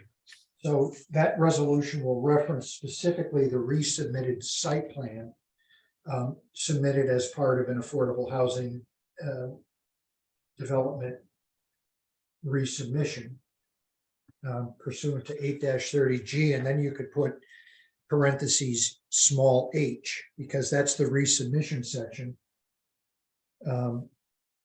Is hereby, of the general statute, is hereby denied. I can read it back. So resolved, the resubmitted site plan application submitted as part of an affordable housing development resubmission pursuant to 830G parentheses H of the Connecticut General Statutes is hereby denied. And the sentence starting with moreover will be deleted. Yep. We All can right. delete that. Yep. Okay. That brings us to conclusion. Do the commissioners have any further comments or questions on this particular resolution? It's Commissioner Turner. Yep. I'm just wondering that, this potential damage to the historic district in the Churchill district, there could be an impact on overall New Canaan with the historic structures, the glass house, so many things that are related to the historic structure of New Canaan. And is there some kind of correlation or relationship that if this application were to go forward and destroy the historic character of this district, would it have an impact, a greater impact on other historic structures of the town of New Canaan? Is there, I might be reaching, but is there some way to connect, some way to be concerned about We have the ramifications of this? We have no testimony from experts or from anyone stating that, so I don't know if it's too late It's in the too late. process to bring this up. I don't think we can. Yeah, it has to be, everything you do has to be based on substantial evidence. Right. And that means expert testimony in the record, essentially. Thank you. It's a good thought, Kent, but we want to, stay with Stay in the guardrails. Yeah, you're right. You're right. Two more. They're much smaller. Yeah. The three of these, and much of the commentary is Yep. cut and paste. Do we vote on this one first? To vote on this. Yes, Oh. vote individually, yep. Commissioners, we're going to vote on this one again. This is the resolution for the 830G resubmission, the 51 Main Street site plan application, Assessors Map T, Block 43, Lot 822. This is a motion for denial. I vote yes. Do we need a No, motion? we need a Oh, motion. and a sorry, second. we need a motion. Do I have a motion? Mr. Chairman's Commissioner Chris. I move that we deny the resolution 30G resubmission, 51 Main Street site plan application, assessors map T, block 43, lot 822. Do I have a second? In accordance with the resolution you just read, so that, in other words, accordance- yeah. Yes, thank you, sir. In accordance with the resolution that had just been read into the record by this commission. Thank you. I'll second. Second. Who's that? Mr. Engel. Okay, let's take a vote. Any conditions or any other comments on that? Nope. Let's take a vote. Dan Radman, yes. Krista Nielsen, Yes. Dick Ward, Yes. Kent Turner, Yes. John Chris, Yes. Art Tathevant, Yes. Claire Discornia, Yes. Chris Herring, Yes. John Engel, Yes. Tom Benton. Yes. Okay. So that is the first of the three resolutions. Remember, there were three packages. I only have two packages. We'll move on to. Right, okay. These two little text amendment. So, We're doing text amendment next. yeah, text amendment is next. There's not a packet. Or three, I got these three. All right, so second one that we'll go through is the 830G resubmission, the text amendment application. I can just go right into the findings, right, Pete? Yes, Okay. And some of these are gonna be. Yeah, some of these are gonna be duplicative, but let's get through it. It's only 4 pages, so. Background, property description, applicant 51 Main Street LLC, affiliated with CARP, represented by Timothy Hollister of Hinckley Allen. Development site is a 0.3 acre parcel located on Main Street directly across from the intersection of Heritage Hill Road and Locust Avenue. The parcel is currently improved with a building originally constructed in 1889 in the Queen Anne style as a rectory as part of the St. Mark's Episcopal, now the Congregational Church. It is colloquially known as the Red Cross Building. The site plan application proposes moving the existing historic building forward on the lot to a new location and constructing a new building behind the newly relocated existing historic building. Quick summary on the site, on the application history. The applicant on May 22nd, in May 2022. Should that be a specific date?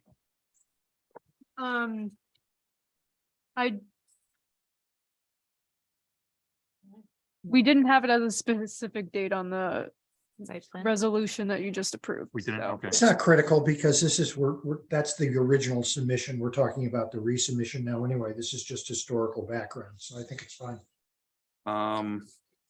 The applicant on May 2022 submitted a 3-part application for affordable housing development pursuant to 830G of the Connecticut General Statutes, including a zoning regulation amendment to amend the zoning regulations dated June 16th, 2007, revised December 17th, 2021 to a new section 5.11 housing redevelopment zone to accommodate an 830G set aside development of a 20 dwelling unit multifamily development located at 51 Main Street in the B residence zone, map T, block 43, lot 822, and located in the historic district. Petition B, petition for change in zoning boundary for property currently located in the B residence zone and located in the historic district. The requested change is to designate the property located at 51 Main Street, map T, block 43, lot 822 as HRZ Housing Redevelopment Zone. Section C or subsection C, site plan application for a 20-unit 830G set-aside development for the property located at 51 Main Street in the B Residence Zone, map T, block 43, lot 822, and located in the Historic District. Point 5, the affordable housing development proposal, including the text amendment, was reviewed and testimony received at 4 public hearings held in 2022, including July 26th, August 23rd, September 27th, and October 25th. 6, the affordable housing development, including the text amendment, was denied by Planning and Zoning Commission, the commission, at the December 22nd, 2022 special meeting. The reasons for the denial of the 3 applications are listed in the 3 resolutions sent to Attorney Hollister dated December 23rd, 2022. 7, a legal notice of decision was published on December 29th, 2022 in the New Canaan Advertiser, the local newspaper, and will. And we have new verbiage. Yeah, around that? there's language there that we'll add from the previous one. I'll keep going. Resubmission. 8, Attorney Timothy Hollister, on behalf of the applicant, on January 12th, 2023, submitted a modification, the proposed modification or resubmission to the affordable housing development proposal within the appeal period following the December 22nd, 2022 decision as permitted pursuant to Connecticut General Statutes 830 GH. 9, the proposed modification was officially received on January 24th, 2023, the date of the next regularly scheduled meeting following the date of resubmission. Item 10, the proposed modification requests a site plan allowing construction. Dan, there we need to switch from site plan to text amendment. Oh, yep.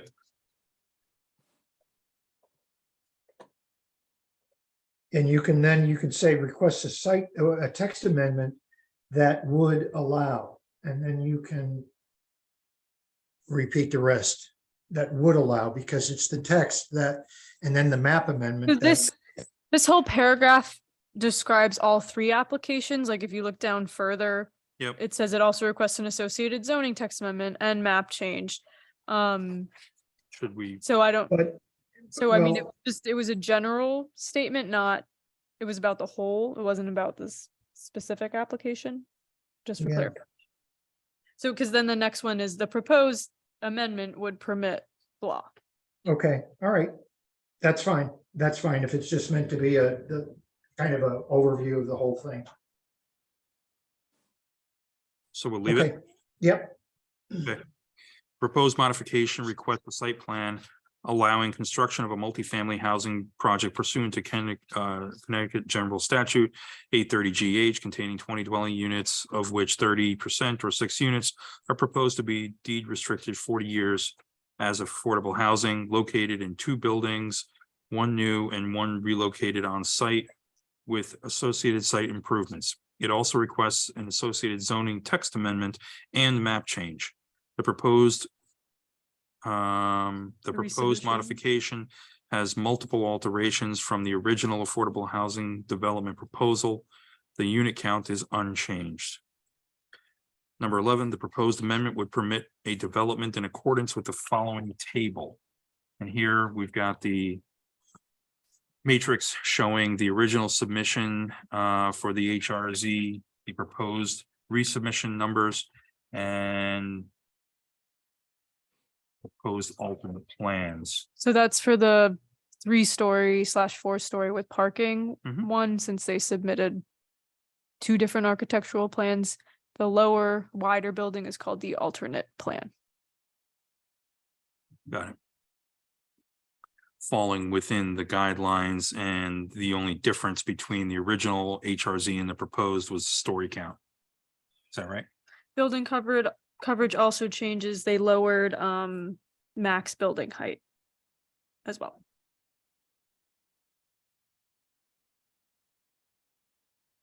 Yeah, max building height. Got it. Everyone clear on that? Okay.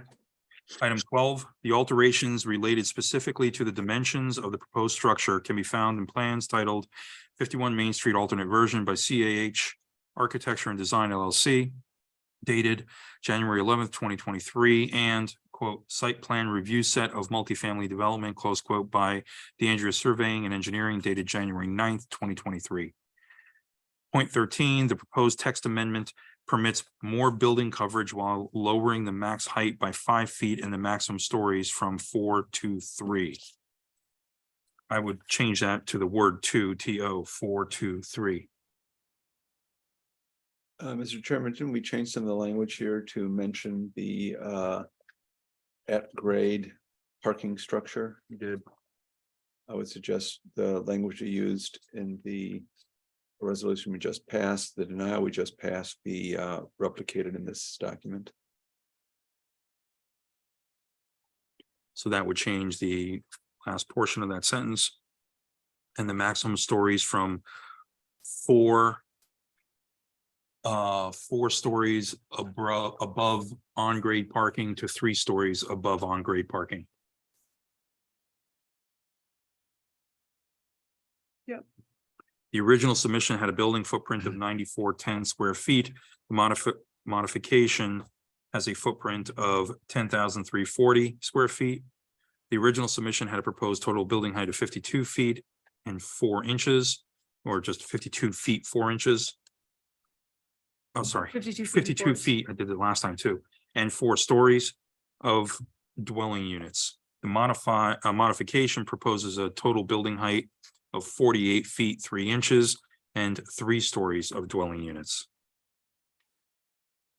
While the proposed side yard setback did not change, the proposed building setback is now 5.5 feet from the eastern property line, where previously it was 18.3 feet.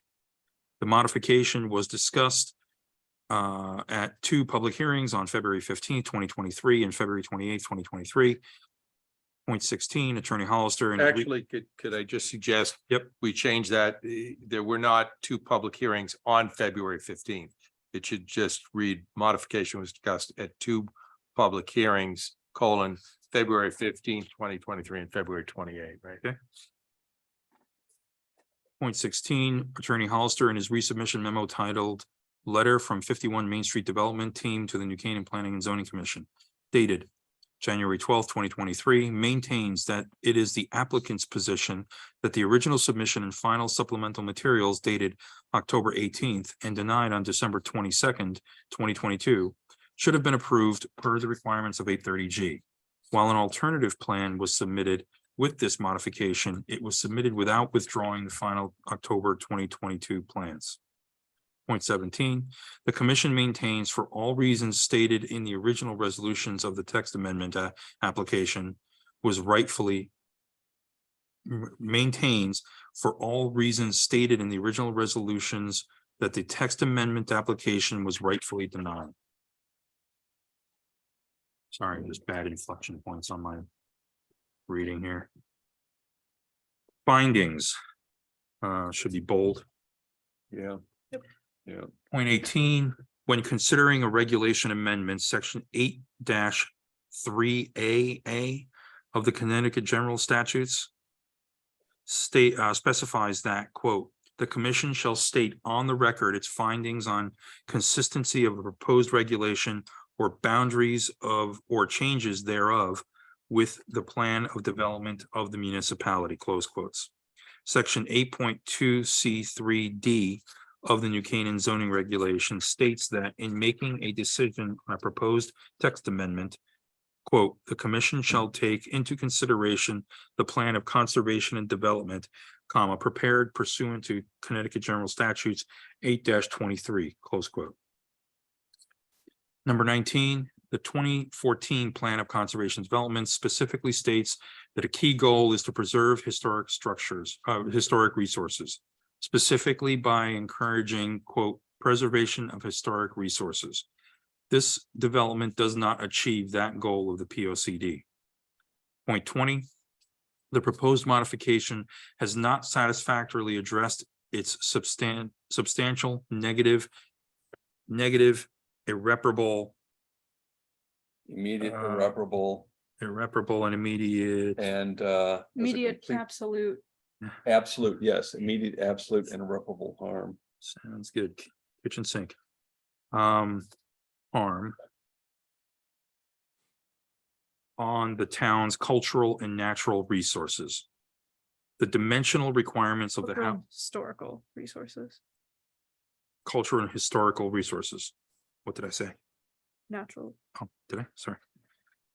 The dimensional requirements of the housing redevelopment zone would allow the construction of a structure that would irreparably and permanently harm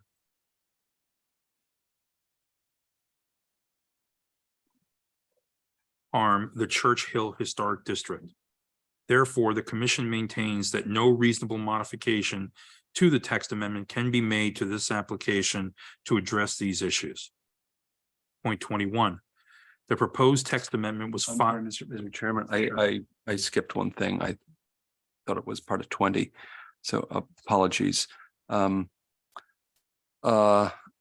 19, if I could make some suggestions at the end, we may want to include, say, this development does not achieve that goal of the POCD, comma, and actually harms achievement of that goal, which I think is what's occurring here. And impedes achievement? And actually harms achievement of that goal. It's not even neutral, it's moving backwards. Forget about staying in place. So I would suggest that should be added to the last sentence in number 19. Okay.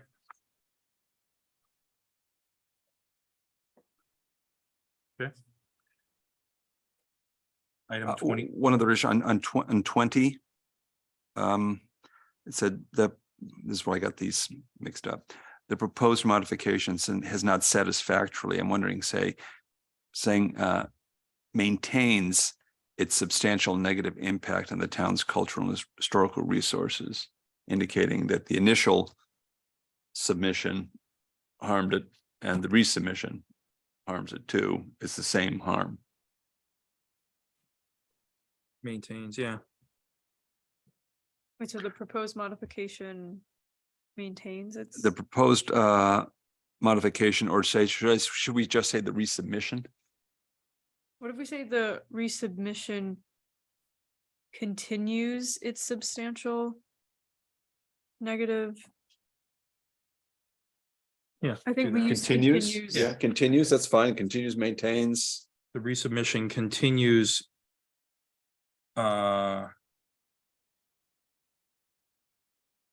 Continues to, Perpetuate. well done, continues to perpetuate Better. its substantial, negative, irreparable, immediate, absolute harm. On the town's on cultural and the town's historical cultural and resources. historical resources. Agreed. And what's the following sentence after that? The dimensional requirements of the housing redevelopment zone would allow the construction of a structure that would Irreparably and permanently harm the Church Hill Historic District. absolutely irreparably, it was absolutely. We had it up on top, so. Okay. Sorry, district, okay, yeah.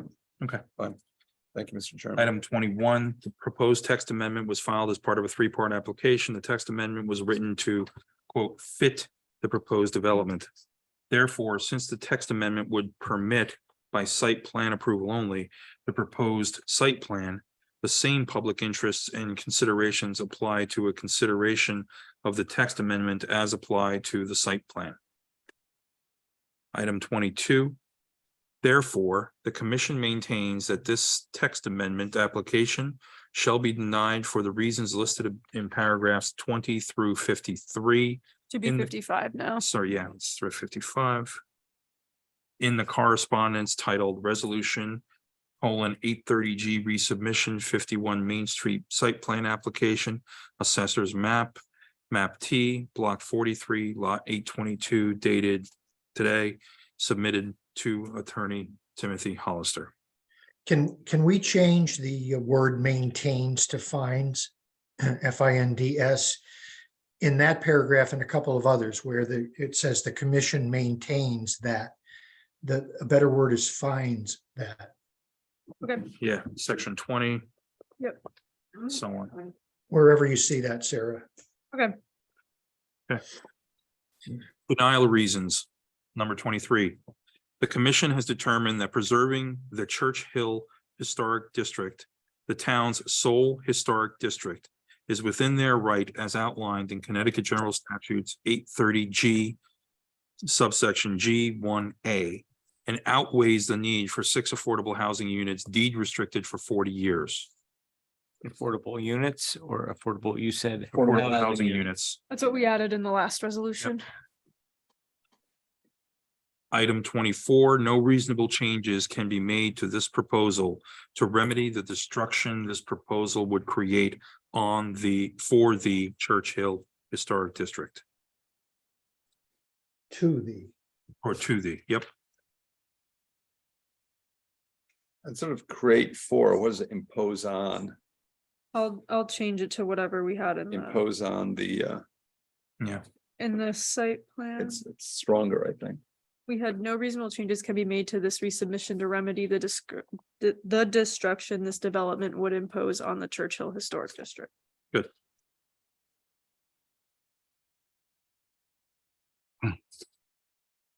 That does it. Any questions, commissioners, on this resolution, on the text plan, text amendment? Do we remove the moreover, no reasonable changes Yep. after Yeah. resolved? Yep. We will. Thank you. yes. I would ask a final question to our attorney. Is there anything we've missed, anything we should be adding to strengthen this resolution? No, I think it's submission as sufficient. It has all the it incorporates basically the same reasons as the site plan development. So I think it's strong. Okay. Did you Yep. read the resolution itself, the resolved part? About to. Dan? We have Oh, to. okay, I'm sorry. We have to change it to what it was, Right. change the site plan, so I just switched that, so resolved the resubmitted text amendment application submitted as part of an affordable housing development resubmission pursuant to 830G(H) of the Connecticut General Statutes is hereby denied. That is the result. Yep. She read it for me. She did. Any further questions, commissioners? Do I have a motion to deny? I'll move to deny. Do I have a second? Second. Just in accordance, motion to deny in accordance with the reasons and findings that you just read. Motion to deny in accordance with the reasons and findings that we just read. Is that your motion, That is my motion. Commissioner? Thank you. And who seconded it? This Commissioner Chris, I will second it. I seconded both. Oh, Okay. Yeah. so- Yeah, okay. he Commissioner seconded. Engel it. Yeah, did, yeah. so. Okay, let's take a vote. I vote yes. Krista Nielsen, Yes. Dick Ward, Yes, Ken Turner, Yes. John Chris, Yes, Art Casavant, Yes. Claire Tiscornia, Yes. Chris Herring, Yes. John Engel, Yes. Tom Benton. Yes. This motion is denied. The motion is not denied. The Right, not the motion. application is denied. Yeah, the application is denied by this resolution. Okay, we've got one more in front of us, guys. I don't have a copy of that. You don't? one day is mine. We can share it. This is I- for the change in zoning boundary. Yeah, there's two, so that's yours. Got it. Okay, Dan, to the extent that the language is identical, you can simply refer to it. We did that the last time, rather than yeah, read everything. If it's the same language, you can just make reference to it and incorporate it into this resolution by reference. I believe it is identical. I think there are very few. Yeah, I it's, think number 20 might be a little, Yeah, you can just go through the sections one by one, just say we'll incorporate section 1, 2, 3, 4. And then if there's a section that's different, read the different language. yep. I think sections. Yeah, everything up to findings is identical, I believe. which we can, to your point, we can bring that over from the prior resolution on the text amendment. So we won't go through reading all of that again. We'll jump in this particular resolution, which is the petition for changing zoning boundary. We'll go straight to the findings on page 4. Again, bold on findings. And in these sections, it's slightly different. So the proposed modification has not satisfactorily addressed the substantial negative impact on the town's cultural and historical resources. The dimensional requirements of the housing redevelopment zone would allow the construction of a structure that would irreparably, permanently, Absolutely. I'll change it to what the. Yeah. Yeah. Same thing. Harm the Church Hill Historic District. Therefore, the commission maintains that no reasonable Fines. fines, yep, Fines, yes. thank you. Fines. Yes. that no reasonable modification to the text amendment can be made to this application to address these issues. Item 19, in a correspondence titled Resolution 830G Resubmission 51 Main Street Text Amendment Application. Assessor's map, map T, block 43, lot 822, dated such, whatever the date was that was submitted. The commission has denied the text amendment application. The proposed map, item 20, the proposed map change was filed as part of a 3-part application. Therefore, since the map amendment would permit by site plan approval only the proposed site plan, the same public interests and considerations apply to a consideration of the text amendment and map change as applied to the site plan. Item 21, therefore, the commission maintains that that this petition in zoning boundary shall be denied for all reasons listed in paragraphs 20 through 53 in the correspondence, 55 now, in the correspondence titled 830G Resubmission 51 Main Street Application, Assessor's Map T, Block 43, Lot 8022, dated such, submitted to Attorney Timothy Hollister. So there just has to be one, there was an omission in that, so in the first sentence, it's therefore the commission finds that this petition for change in zoning boundary or change was not in that sentence. And that, Or change in zoning boundary, that's Yep. correct, yeah. denial reasons, the commission has determined that preserving the Church Hill Historic District, the town's sole historic district, is within their right as outlined in Connecticut General Statutes 8-30G, subsection G1A, and outweighs the need for 6 affordable units, deed restricted for 40 years. Point 23, no reasonable Housing units is what we did in the other one. housing units, yep. Affordable housing units, yeah, that's right. Yeah.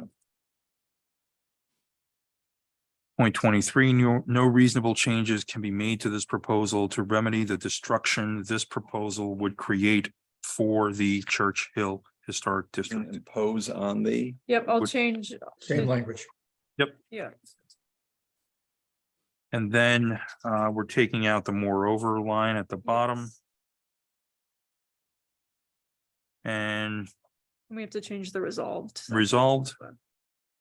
Submitted as part of an affordable housing development proposal pursuant to 830G of the Connecticut General Statutes. The petition for change in zoning boundary is hereby denied. Do I have any questions from any of the commissioners? Do I have a motion to deny?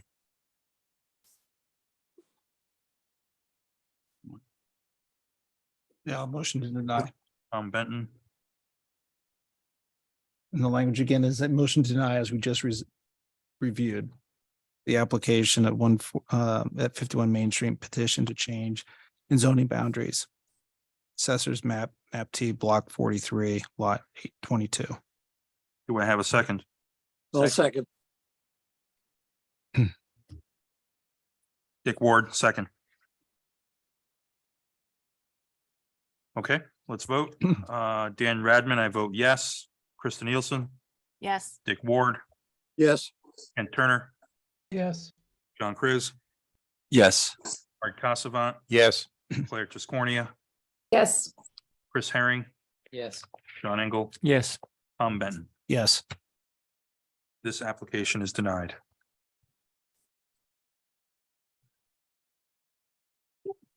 Okay. That does it for the resubmission of 51 Main. You can all go to sleep. No. We still have some business. We go back to we need to discuss 751 Weed. Now that we've closed the hearing, we need to draft a resolution, and our choices are either a resolution for denial, similar to the original, or a resolution of conditional approval. I'd like to hear from the commissioners as to where you think we stand with this based on everything we've heard from, the applicants, consultants and their team, as well as all our peer reviewers, consultants and town engineer, et cetera, fire commissioner. We've got a lot of testimony from both sides, some conflicting and opposing in terms of opinions. And it's entirely up to the commissioners to determine which ones you want to lay the most amount of weight on and believe, quite frankly. So And Any what's our, comments? what's our timeline on this, just from a sequence? Yeah. perspective? We have to have a decision by March 30th. So Right. realistically, March 28th, which is the regularly scheduled meeting. So we have 2 weeks. Right, we'll be hopefully approving a resolution at the next meeting. right. So Hopefully- the goal tonight is to determine a direction of how we'd like to go, either resolution for denial or conditional approval, whatever the case may be. And then similar to the 51 Main Street process, Sarah, myself, Krista will work to put together a draft of that to circulate to the commissioners. And we'll go through the same process on March 28th. Okay, thank you. Is there any way to, however we decide to go aside? I mean, this just took how long? Couple hours? It just took, yeah. Is there any way I'm just thinking logistically, is there any way for us to expedite approving the resolution on the 20, like circulating it and getting comments back from people or something Yeah. so that on the 28th, we don't have to spend 2 hours going That- through? That's a question for you, Pete. Yeah, that a special meeting. Yeah, I mean, look, it's, the question really is, it can certainly be done faster if everybody provides comments ahead of time. We still have to go through it, but it can be done quicker if everyone on the commission has time to give their comments, which means that the resolutions need to be provided as soon as possible. Now, again, we have a baseline, we have the, if it's a denial that the commission wants to do, we have a resolution from the initial submission that will, be a template for us. But if it's an approval with conditions, it's actually a little bit easier to draft an approval resolution. So either way, I think we can try to do it a little bit quicker than we did tonight if we get it to everybody and everybody has a chance to make their comments. And I think, Sarah can incorporate, if it's a denial, she can incorporate a lot of the language we used on 51 Main, the way we phrase things for 751. So I think it's doable. Well, for one, I'm in favor of a denial. I think that in a number of areas, the resubmission really made not significant change from the original submission, particularly on the traffic safety issue. all of the vehicles still exit onto Weed. Most of them will be taking a left turn. Anyone going into town, into Stamford, into Norwalk have to take a left turn. So most traffic will take left, meaning they cross over the southbound lane they cross over the northbound lane to get into the southbound lane in order to take that left. The pedestrian, there are 2 pedestrian walks.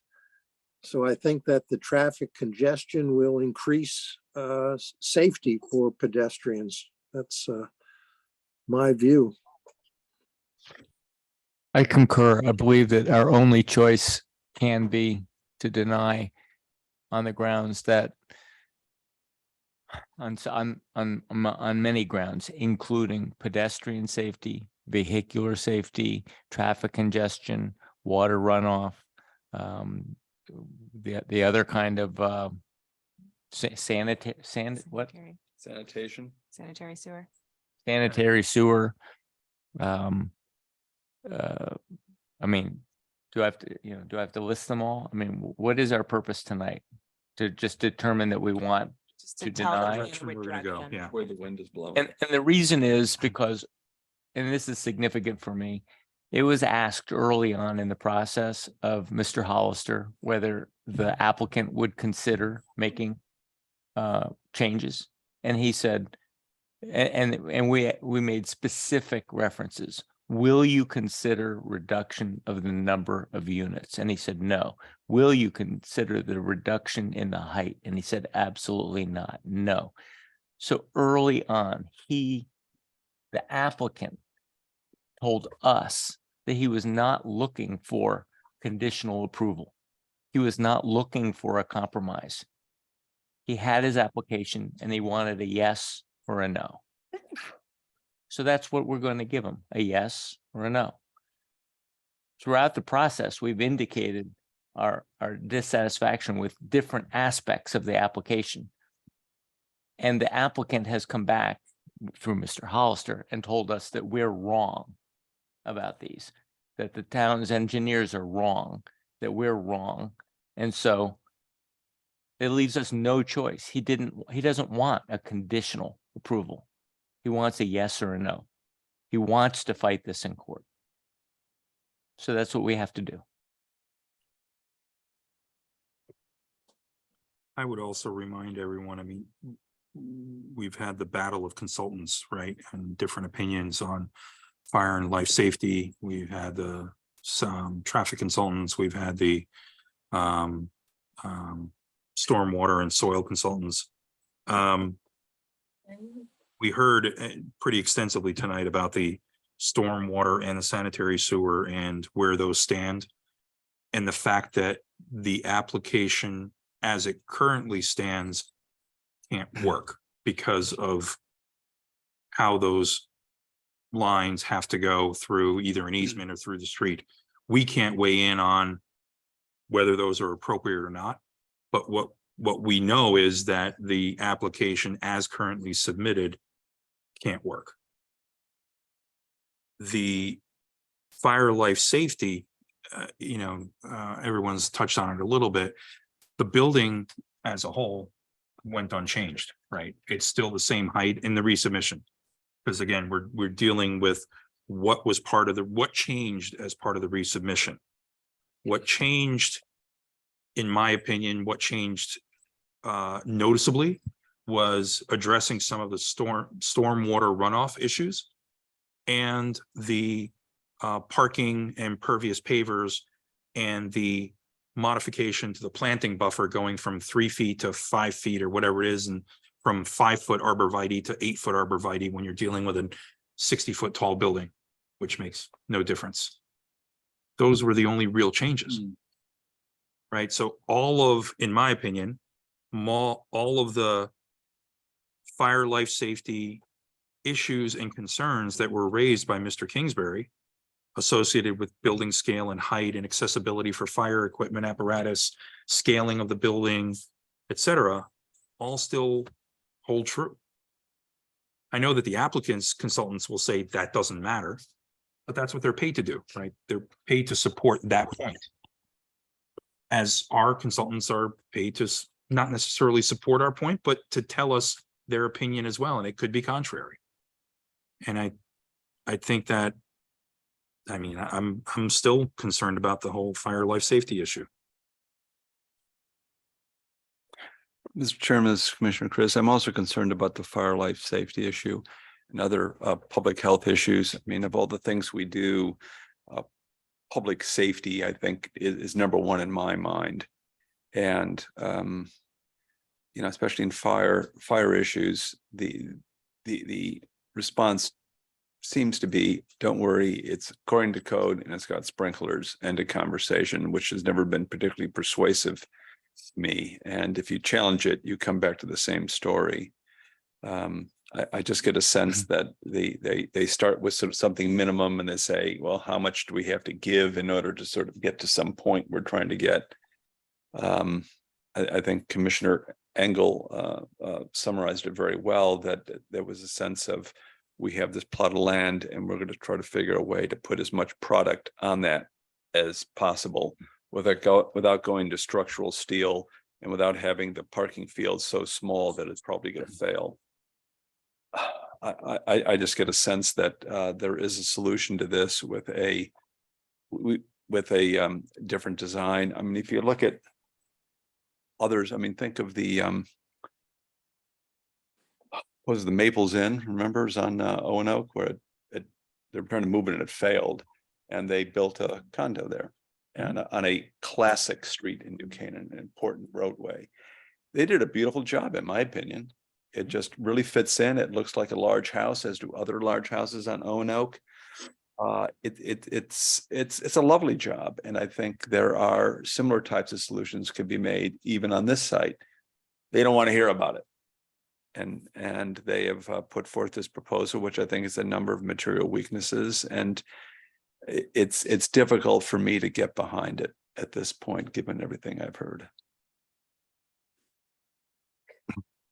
Great. Commissioners, any other comments? I'll just add that, I mean, I think overall the resubmission, as everyone's pointed out, failed to address many of the issues that the original application did. So to change directions would be weird at this point. Exactly. I agree. So I think we have a general consensus here that we're going towards another condition of denial here. Might as well start putting that together. Yep. We have the template, as Pete noted, we have the template from the original. Yep. Same protocol. And then I don't know what your schedule is and when you can get it out to everyone, because the 28th is gonna. I'll I mean, try to it's- get it out as soon as possible. Yeah, I mean, it's less than 2 weeks away, so. My concern is, how are we going to handle taking commissioners' comments? Because I assume we don't want 10 different Word documents with track changes, and then one person changed the sentence this way, another person changed one that way, and then we have 10 different iterations. So how do we want to manage that? So are we stuck on Microsoft? Because if you use Google, you can just put comments in. So and then- we don't have, like the town, we're not allowed to use Google Drive. It's not secure enough or Right. whatever. Can you Microsoft have it so it's not red lines, but it's comments? Yeah, I mean, Because we do everyone, comments, I mean, that's what we do, because then it gives us an opportunity to just review the comments. and Accept it's- or deny. Yeah, but it's not a red line, because it would require really you to go through and either at the session or not, but we're Does it- putting all of our comments. Is inside of everyone, our- is everyone familiar with that and comfortable doing that? Using a Microsoft Word document and adding comments? You know, I was actually gonna suggest perhaps another approach before we go there, right? Sure. Which is, what if each of the commissioners provided to Sarah what they think the key topics are? I will comment that I thought that the drafts that we had tonight were much easier to work with Yes. Yeah, I agree with than that. earlier Excellent. iterations of similar activities. And I think if in fact there's no motion to approve, I don't hear one here, then we all ought to perhaps submit key points to Sarah so that she could craft a memo that might not require the kind of word review that we did tonight and using the same sort of themes, even if you only did it for, the first document, right? If we did that, right, the second and third are a lot easier. The map change and the text amendment, those take, once you get the site plan Yeah, done, yeah. that Those takes are like easy. half an hour to Yeah. do. That's not. But I mean, perhaps if everybody submitted to Sarah by Friday. Yep. Right, what you think the key topics and issues are, right? Because the language will, I presume, follow the same. It's a resubmission, right? We have to respond to a resubmission. The original plan was not withdrawn. Is that correct? I mean, a lot of the structural issues. So it's all about addressing in the original resolution, or our issues that were raised in the original resolution, were they addressed or Right. not? Yeah. So does everyone have a copy of those original resolutions, or tomorrow morning, or I mean, tonight I can send out a copy of that? Just resend it to everyone. Good idea. Yeah. Please. Also, Mr. Chair, what is technical, I may have just said this, our absolute drop dead date for decision? March 30th. March 30th. March 30th, we're supposed to meet on the 28th. Yep. I'm wondering still whether we may want to think about a special meeting. Because if for some reason we end up at 2 in the morning and we're still going through language. What else is on the agenda for the 28th? So the 28th, Same as- there are a few small residential items. St. A's is on, and then Mm, eventually we have to start discussing Hill Street as well. I think we need a special meeting. I don't think there's any way. What's our to know. timeline on Hill Street? We have until very early May. So we have a little time there. You really do, though, and Dan, this is parenthetical, but you really get to a different issue, right? Your question about meeting structure, attendance at meetings, right? I mean, we've been minimum, right? 2 meetings, 6 Month. hours a meeting, a month. I got to tell you that as a functionality perspective, we need to think about this, right? I think that we need to I don't know what we can legally do and not do, but to call yet another meeting, right, is just at some point you're going to kill people.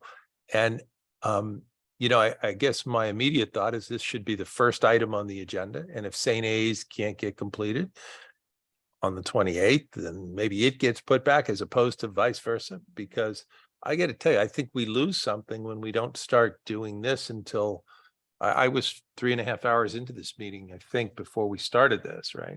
Mhm. And this is very important, and we owe it to the applicant and the process to do it right. Mhm. And I mean, I don't know what the timing has to be on the other applications. Maybe they have to be deferred. I don't know. Well, we have 65 days from St. A's primary on January 28th, right? To close that hearing. So it's whenever we opened it, It was the it January was hearing. January, so you only have 35 days. We asked for an extension to continue to March. I think we lost about 25 days from that continuation or whatever it was. So I have it in a spreadsheet that I don't have pulled up right now, but we have about 40 more days of extension from them. So we could One- try to. Yeah. One thing to add, I think just mechanically, it's difficult to sit in these meetings for 6 hours and just and have everyone kind of verbally comment on things. And so with the St. A's, Ward made the move to submit a letter of feedback on the design that I found really helpful, because he consolidated a lot of feedback in that letter, submitted it, posted it, and in theory, the applicant could see it ahead of the meeting. So it seemed to kind of accelerate that conversation. Yeah, like- it's just, we still have to give the applicant the chance to address the commission multiple times. And we have to allow the public to address the commission. So while that does expedite the Right. process, we still have to hear from the applicant, which can, take hours.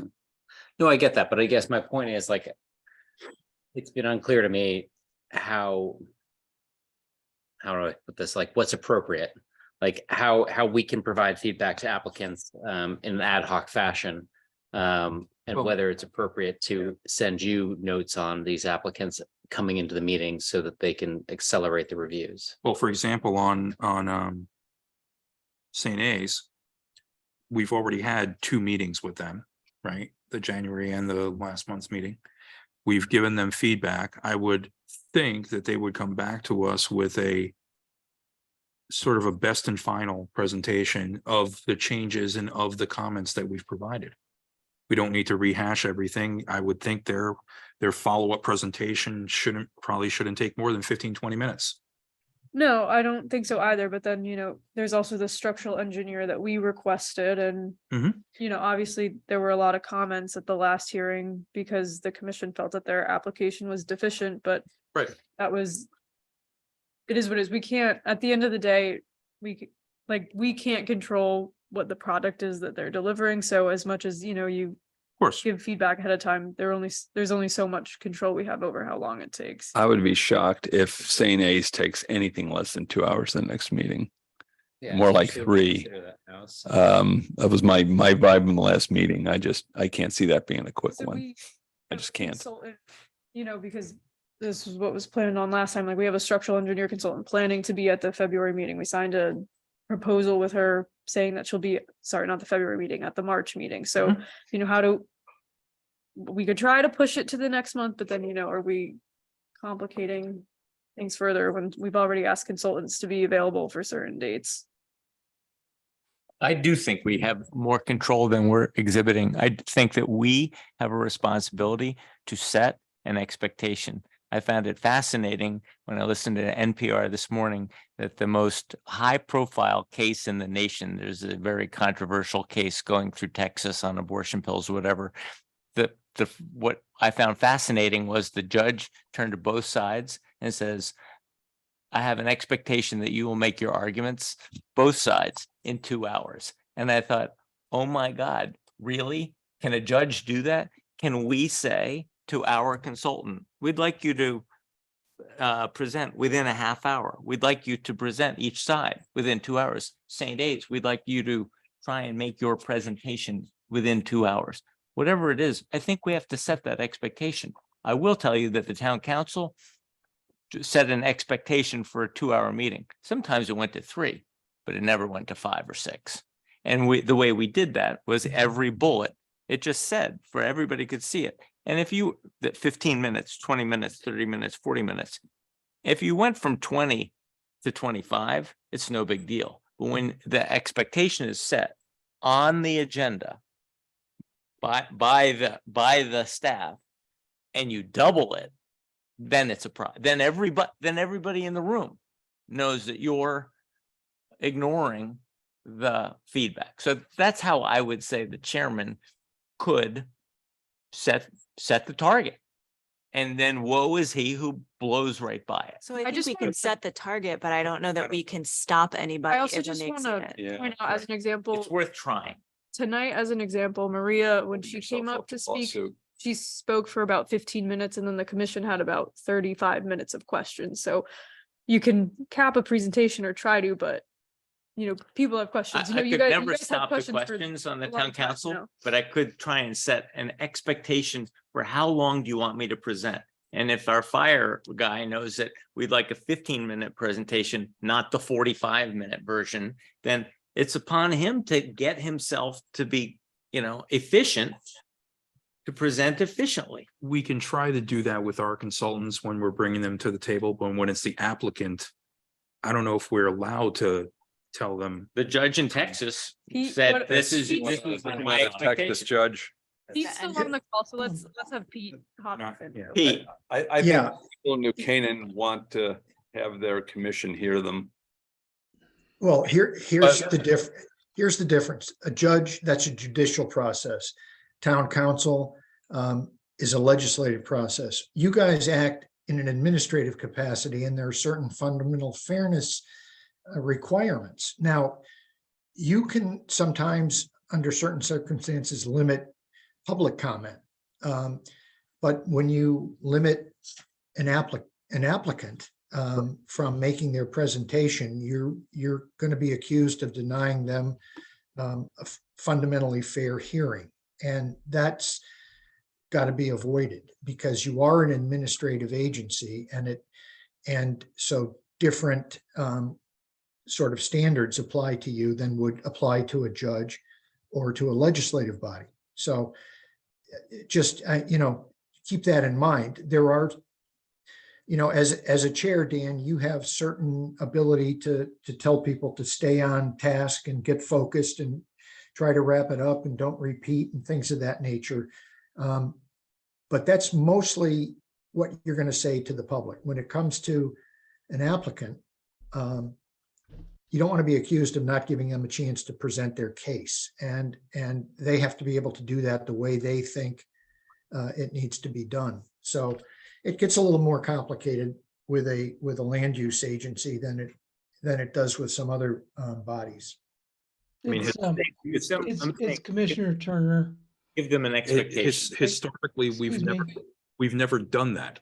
I mean, even the larger applications that we've heard in the past, Kent knows, Dick knows, some of you have been long enough. We've never had 12 hours of meetings not be. We've never had we've never had 3 830Gs back to back. This is. We have had 6 meetings in the past when we had Grace Farms and the YMCA and I remember those. Silver Hill and the Library. country school and the library. They happen. It happens. I think we But should tell. we never limit the app. Them to take. We can try to cut it, but Mr. Chairman, I think we. If can I- break if- it, that if we I can need to have a speak. special Meeting next week. If I can speak. Please. Yes. Yep. We've been trying very hard to help St. Aloysius improve their proposal. It has taken time. We have to understand that. We can't suddenly decide that there's a clock that is going to dictate the difference between a good application and what we're trying to do to help them and not. I think there has to be some tolerance or some understanding that we are making progress with St. Aloysius. They are responding.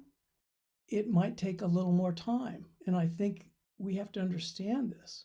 It can't be just simply a calendar date that we have to say yes or no. I think, and I couldn't disagree with you more. And I'll add 2 thoughts on this. One is, I think that our reaction as a committee has been every time things are slow, we add another damn meeting. It's crazy, right? And we're not prioritizing our agenda to get what we need done first. In fairness to this applicant, for example, we should put 751 as the first agenda item. I think we should be really clear to applicants, consultants, and the public that we expect people to speak to their points, and we understand how important this is. I think that we have no obligation, by the way, to assist any applicant. We want to be equally fair to everyone and hear everybody out. But I think that we are really bass-ackwards about how we are scheduling the meeting use in our time. And we don't say, get up. I mean, every time we have the same consultant get up and repeat his CV again, right? I mean, can we read into the record that once somebody's done it? I mean, the applicant here had their consultants appear many times. And honestly, they were relatively efficient, by the way, at actually providing their information. They weren't the problem. But we need to think about this, right? I mean, these 6 hours, it's just about to hit midnight again, right? And we heard all of these 830Gs twice, but that's not the issue, right? We think, go back to the library. How many hours did we spend in the library? I mean, it was enormous. Here, a lot. And we will not get quality discourse with meetings where we're starting to discuss substantive issues at 11 p.m. Just won't. So we need to close out and then vote on 751 weed by March 30th. Correct. Ideally by the March 28th meeting. St. A's, we could push into April. Yes. So There's just, not to make matters worse, but we keep pushing off the POCD. Eventually, we also have to start worrying about that, which is going to be more hours, more intense meetings. So the longer we keep pushing these big applications, the POCD is going to continue to suffer. So that's my only with the thought POCD, then. we're at the point where we're sending out an RFP to consultants, right? But the hope was to either the April or the May meeting discuss RFPs that we get back but if we're pushing large applications back to that date, something's gonna suffer. We make. Mr. Commissioner, if I can just suggest, can we just have a few members of our commission do the background work and come up with a recommendation for the POCD as far as this consultant and deal with it in a very timely manner? Do we need the entire commission to be involved with this? Can't we have We could few have members the make a POCD. recommendation and just vote on it? Yeah, I think that's a great idea. You could do that, but any subcommittee is a public agency. And so a subcommittee would have to meet in public and notice their meetings too. Just keep that in mind. Doesn't mean it can't be done during the day, and it can be. But if you have a subcommittee that's also has the same notice requirements and minutes and all that stuff that any public agency has. I think that's okay, though. I think that's worth the hassle, because I mean, there are plenty of things that we can work on in smaller groups of 2 or 3 and bang it out much faster than a bigger group. Okay. Agreed. Agreed. Okay, so 751 has to be closed out March 28th or March 30th. Do we want to try to push St. A's to April? Is that what I'm hearing? I'm suggesting something different, right? Which is, we Start with need to 751. start with 751 and send a message to the folks at St. A's that if they're the primary issue on the agenda, that we expect them to do a timely, crisp presentation. What are we doing about the small residential applications? Are we making them wait till 11 o'clock to go, or do we get those out of the way? These are small applications that have been sitting in the sidelines for a couple We of get meetings. those out of the way, and then it's maybe 7:30 worst case when we're starting 751 weed. deliberations. That'd be my recommendation. I mean, who knows what these homeowners have going on, but to sit through all this and have their presentation be at 11 o'clock. Oh, yeah. It should be up front. I remember you used to come, you have to get a babysitter, and then you sit here for. How many do we have for on the residential side? I think it's 3. So one of the things that we had talked about a while ago was there's a pre-application, quick 15-minute presentation Yep. from the Historic Society that we were planning on having go first. There's a site plan application for VD Street. And I believe there was I the think South it's Bald 2. Hill. There's South Bald Hill, and then there's 13 Hemlock Hill.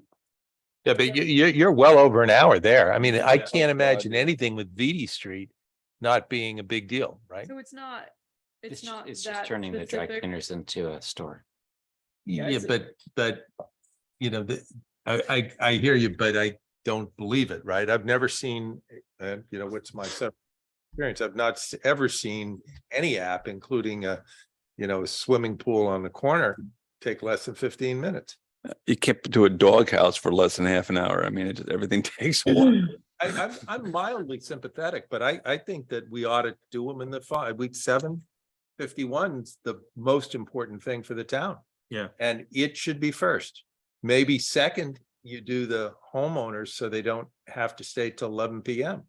But, you know, And the homeowners don't have to show up at 6 PM either. That's true. We know that 751 is going to take a couple hours.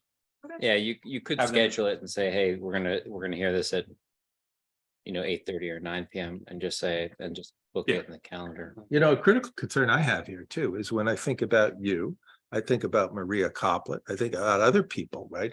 Who are doing this persistently, right? And, you know, that we can't destroy our staff either, you know, I Yeah. mean, there's a real challenge there. It's why I say, again, putting timestamps on the agenda on what you'd like to see, tell St. A's to show up at 9, not 7, or show up at 10, but whatever it is that you decide the priority is, you set it there, and then, they might be a half hour or an hour later than they expected, but they at least know that they're at the beginning or end of a meeting that's a beginning or end of a 4-hour process. I think we have to begin. I know it takes discipline. We have to begin to show some discipline and set some targets. And as you said, prioritize. And I would agree with Commissioner Engel. I guess at some point, because of the amount of applications, the complexity, the time that it requires to review it, we have to start considering time limits also. That the applicant has X amount of time to make their point. And, I throw this out just as a consideration, but it's something that we need to do to start managing our time. I think we're backtracking with that a bit. I think Pete before said that we legally cannot Right. put a limit on applicants' amount of time that they're allowed to speak. We can, But you can we've help- all- I'm at a loss. Every zoning commission, design review commission, they put a time limit on the applicant as far as when they're presenting, how long they have. I'm sorry, I don't understand what you just said. If you can't do it in a half, go to the yeah, back of the agenda. Then you're the 11 o'clock slot. Yeah, Oh, I can't do it in 15 minutes. Oh, well, then I guess you're the 11 o'clock slot. Yeah, but that's not fair, though. I mean, I'm all for shorter meetings, but even talking about St. A's, their first hearing started at 12:01 2 months ago. The last meeting was the only meeting, they got like a decent time slot and were able to give a presentation. And now we're going to tell them, oh, no, there's going to be a time limit. I agree with. No, we're not. Hold on, let me finish. I'm not suggesting that. Let I'm me not finish. suggesting that. Thank you. So Kim, what I agree with you at is I do like how we help certain applicants with their applications. Like, look at Burtis. Burtis came to us with not a good project, and now they've, with our help, it turned out to be something really nice. I believe the same thing's going to happen with St. Aloysius. I agree with Commissioner Cassavant that we should prioritize our agendas. If we know we need to get 751 done at the end of March, put it first. It has a limit to it. I think that's sensible. I agree. I think we should, let's set up the agenda such that we do 751 first on March 28th. We'll do the smaller residential applications and tell St. A's to come in at 9 o'clock, which will give them some time frame. Yep. Might not hear them at 9, might be 10, but at least we'll get through it. We'll get 751 done and dusted. And hopefully we'll have enough energy in us at, 8 PM to get through the residential ones quickly enough. Okay. It's the best we can do. And just so everyone's aware, we've never put a time limit on the applicants. Ever. In my 14 years here. We've always put a time limit on public commentary. Where we limit them to 2 minutes, 3 minutes, 5 minutes, whatever it may be. And some of those Mr. applicants, Green goes over all the time, but that's a different story. and some of those applicants abuse that privilege. They absolutely do. filibuster. And we've got to exhibit some control on behalf of all the other applicants who wait behind them. Agreed. So just next steps, Sarah's going to send out a resolution for us to review, and we're going to send emails to her with the highlighted items that we want to talk about for 751. No, we're going to send, before she does a draft, to Mr. Cassavant's point earlier, feel free to email Sarah the points that you want to make sure are captured in the resolution. And you want that by Friday. I'm not going to work on it over the weekend. So 7:30 Monday morning, if I don't have an email from you, I'm assuming that means you don't have anything to add Right. to it. So That's correct. 7:30 Monday morning is the deadline. So she'll start on 7:30 Monday morning on putting the draft resolution together, get it put together as quickly as possible based on our input, and then have a draft of that circulated soon thereafter, whatever that may be. That we Great. can then review and hopefully have minimal commentary when we come to the table on the 28th. I think today's session was extremely productive, the time we went through, but I bet if we were doing it again, we could do it in less time too. Yeah, Right? absolutely. It took us 2.5 hours to get through that. but I bet you we as a group could do it in less time. Trust me, I was trying to read really fast. And I also think a lot of the wording, that we Right, we'll get. groomed this Yeah. time will be Yeah. used directly. Yep. The Agreed. precise legal wording Yep, we need. Exactly. No maintains. Yes, no maintain, Fines. fines, Do I have a motion to adjourn? so moved. Second, great. Thank you. Meeting adjourned. Thank you.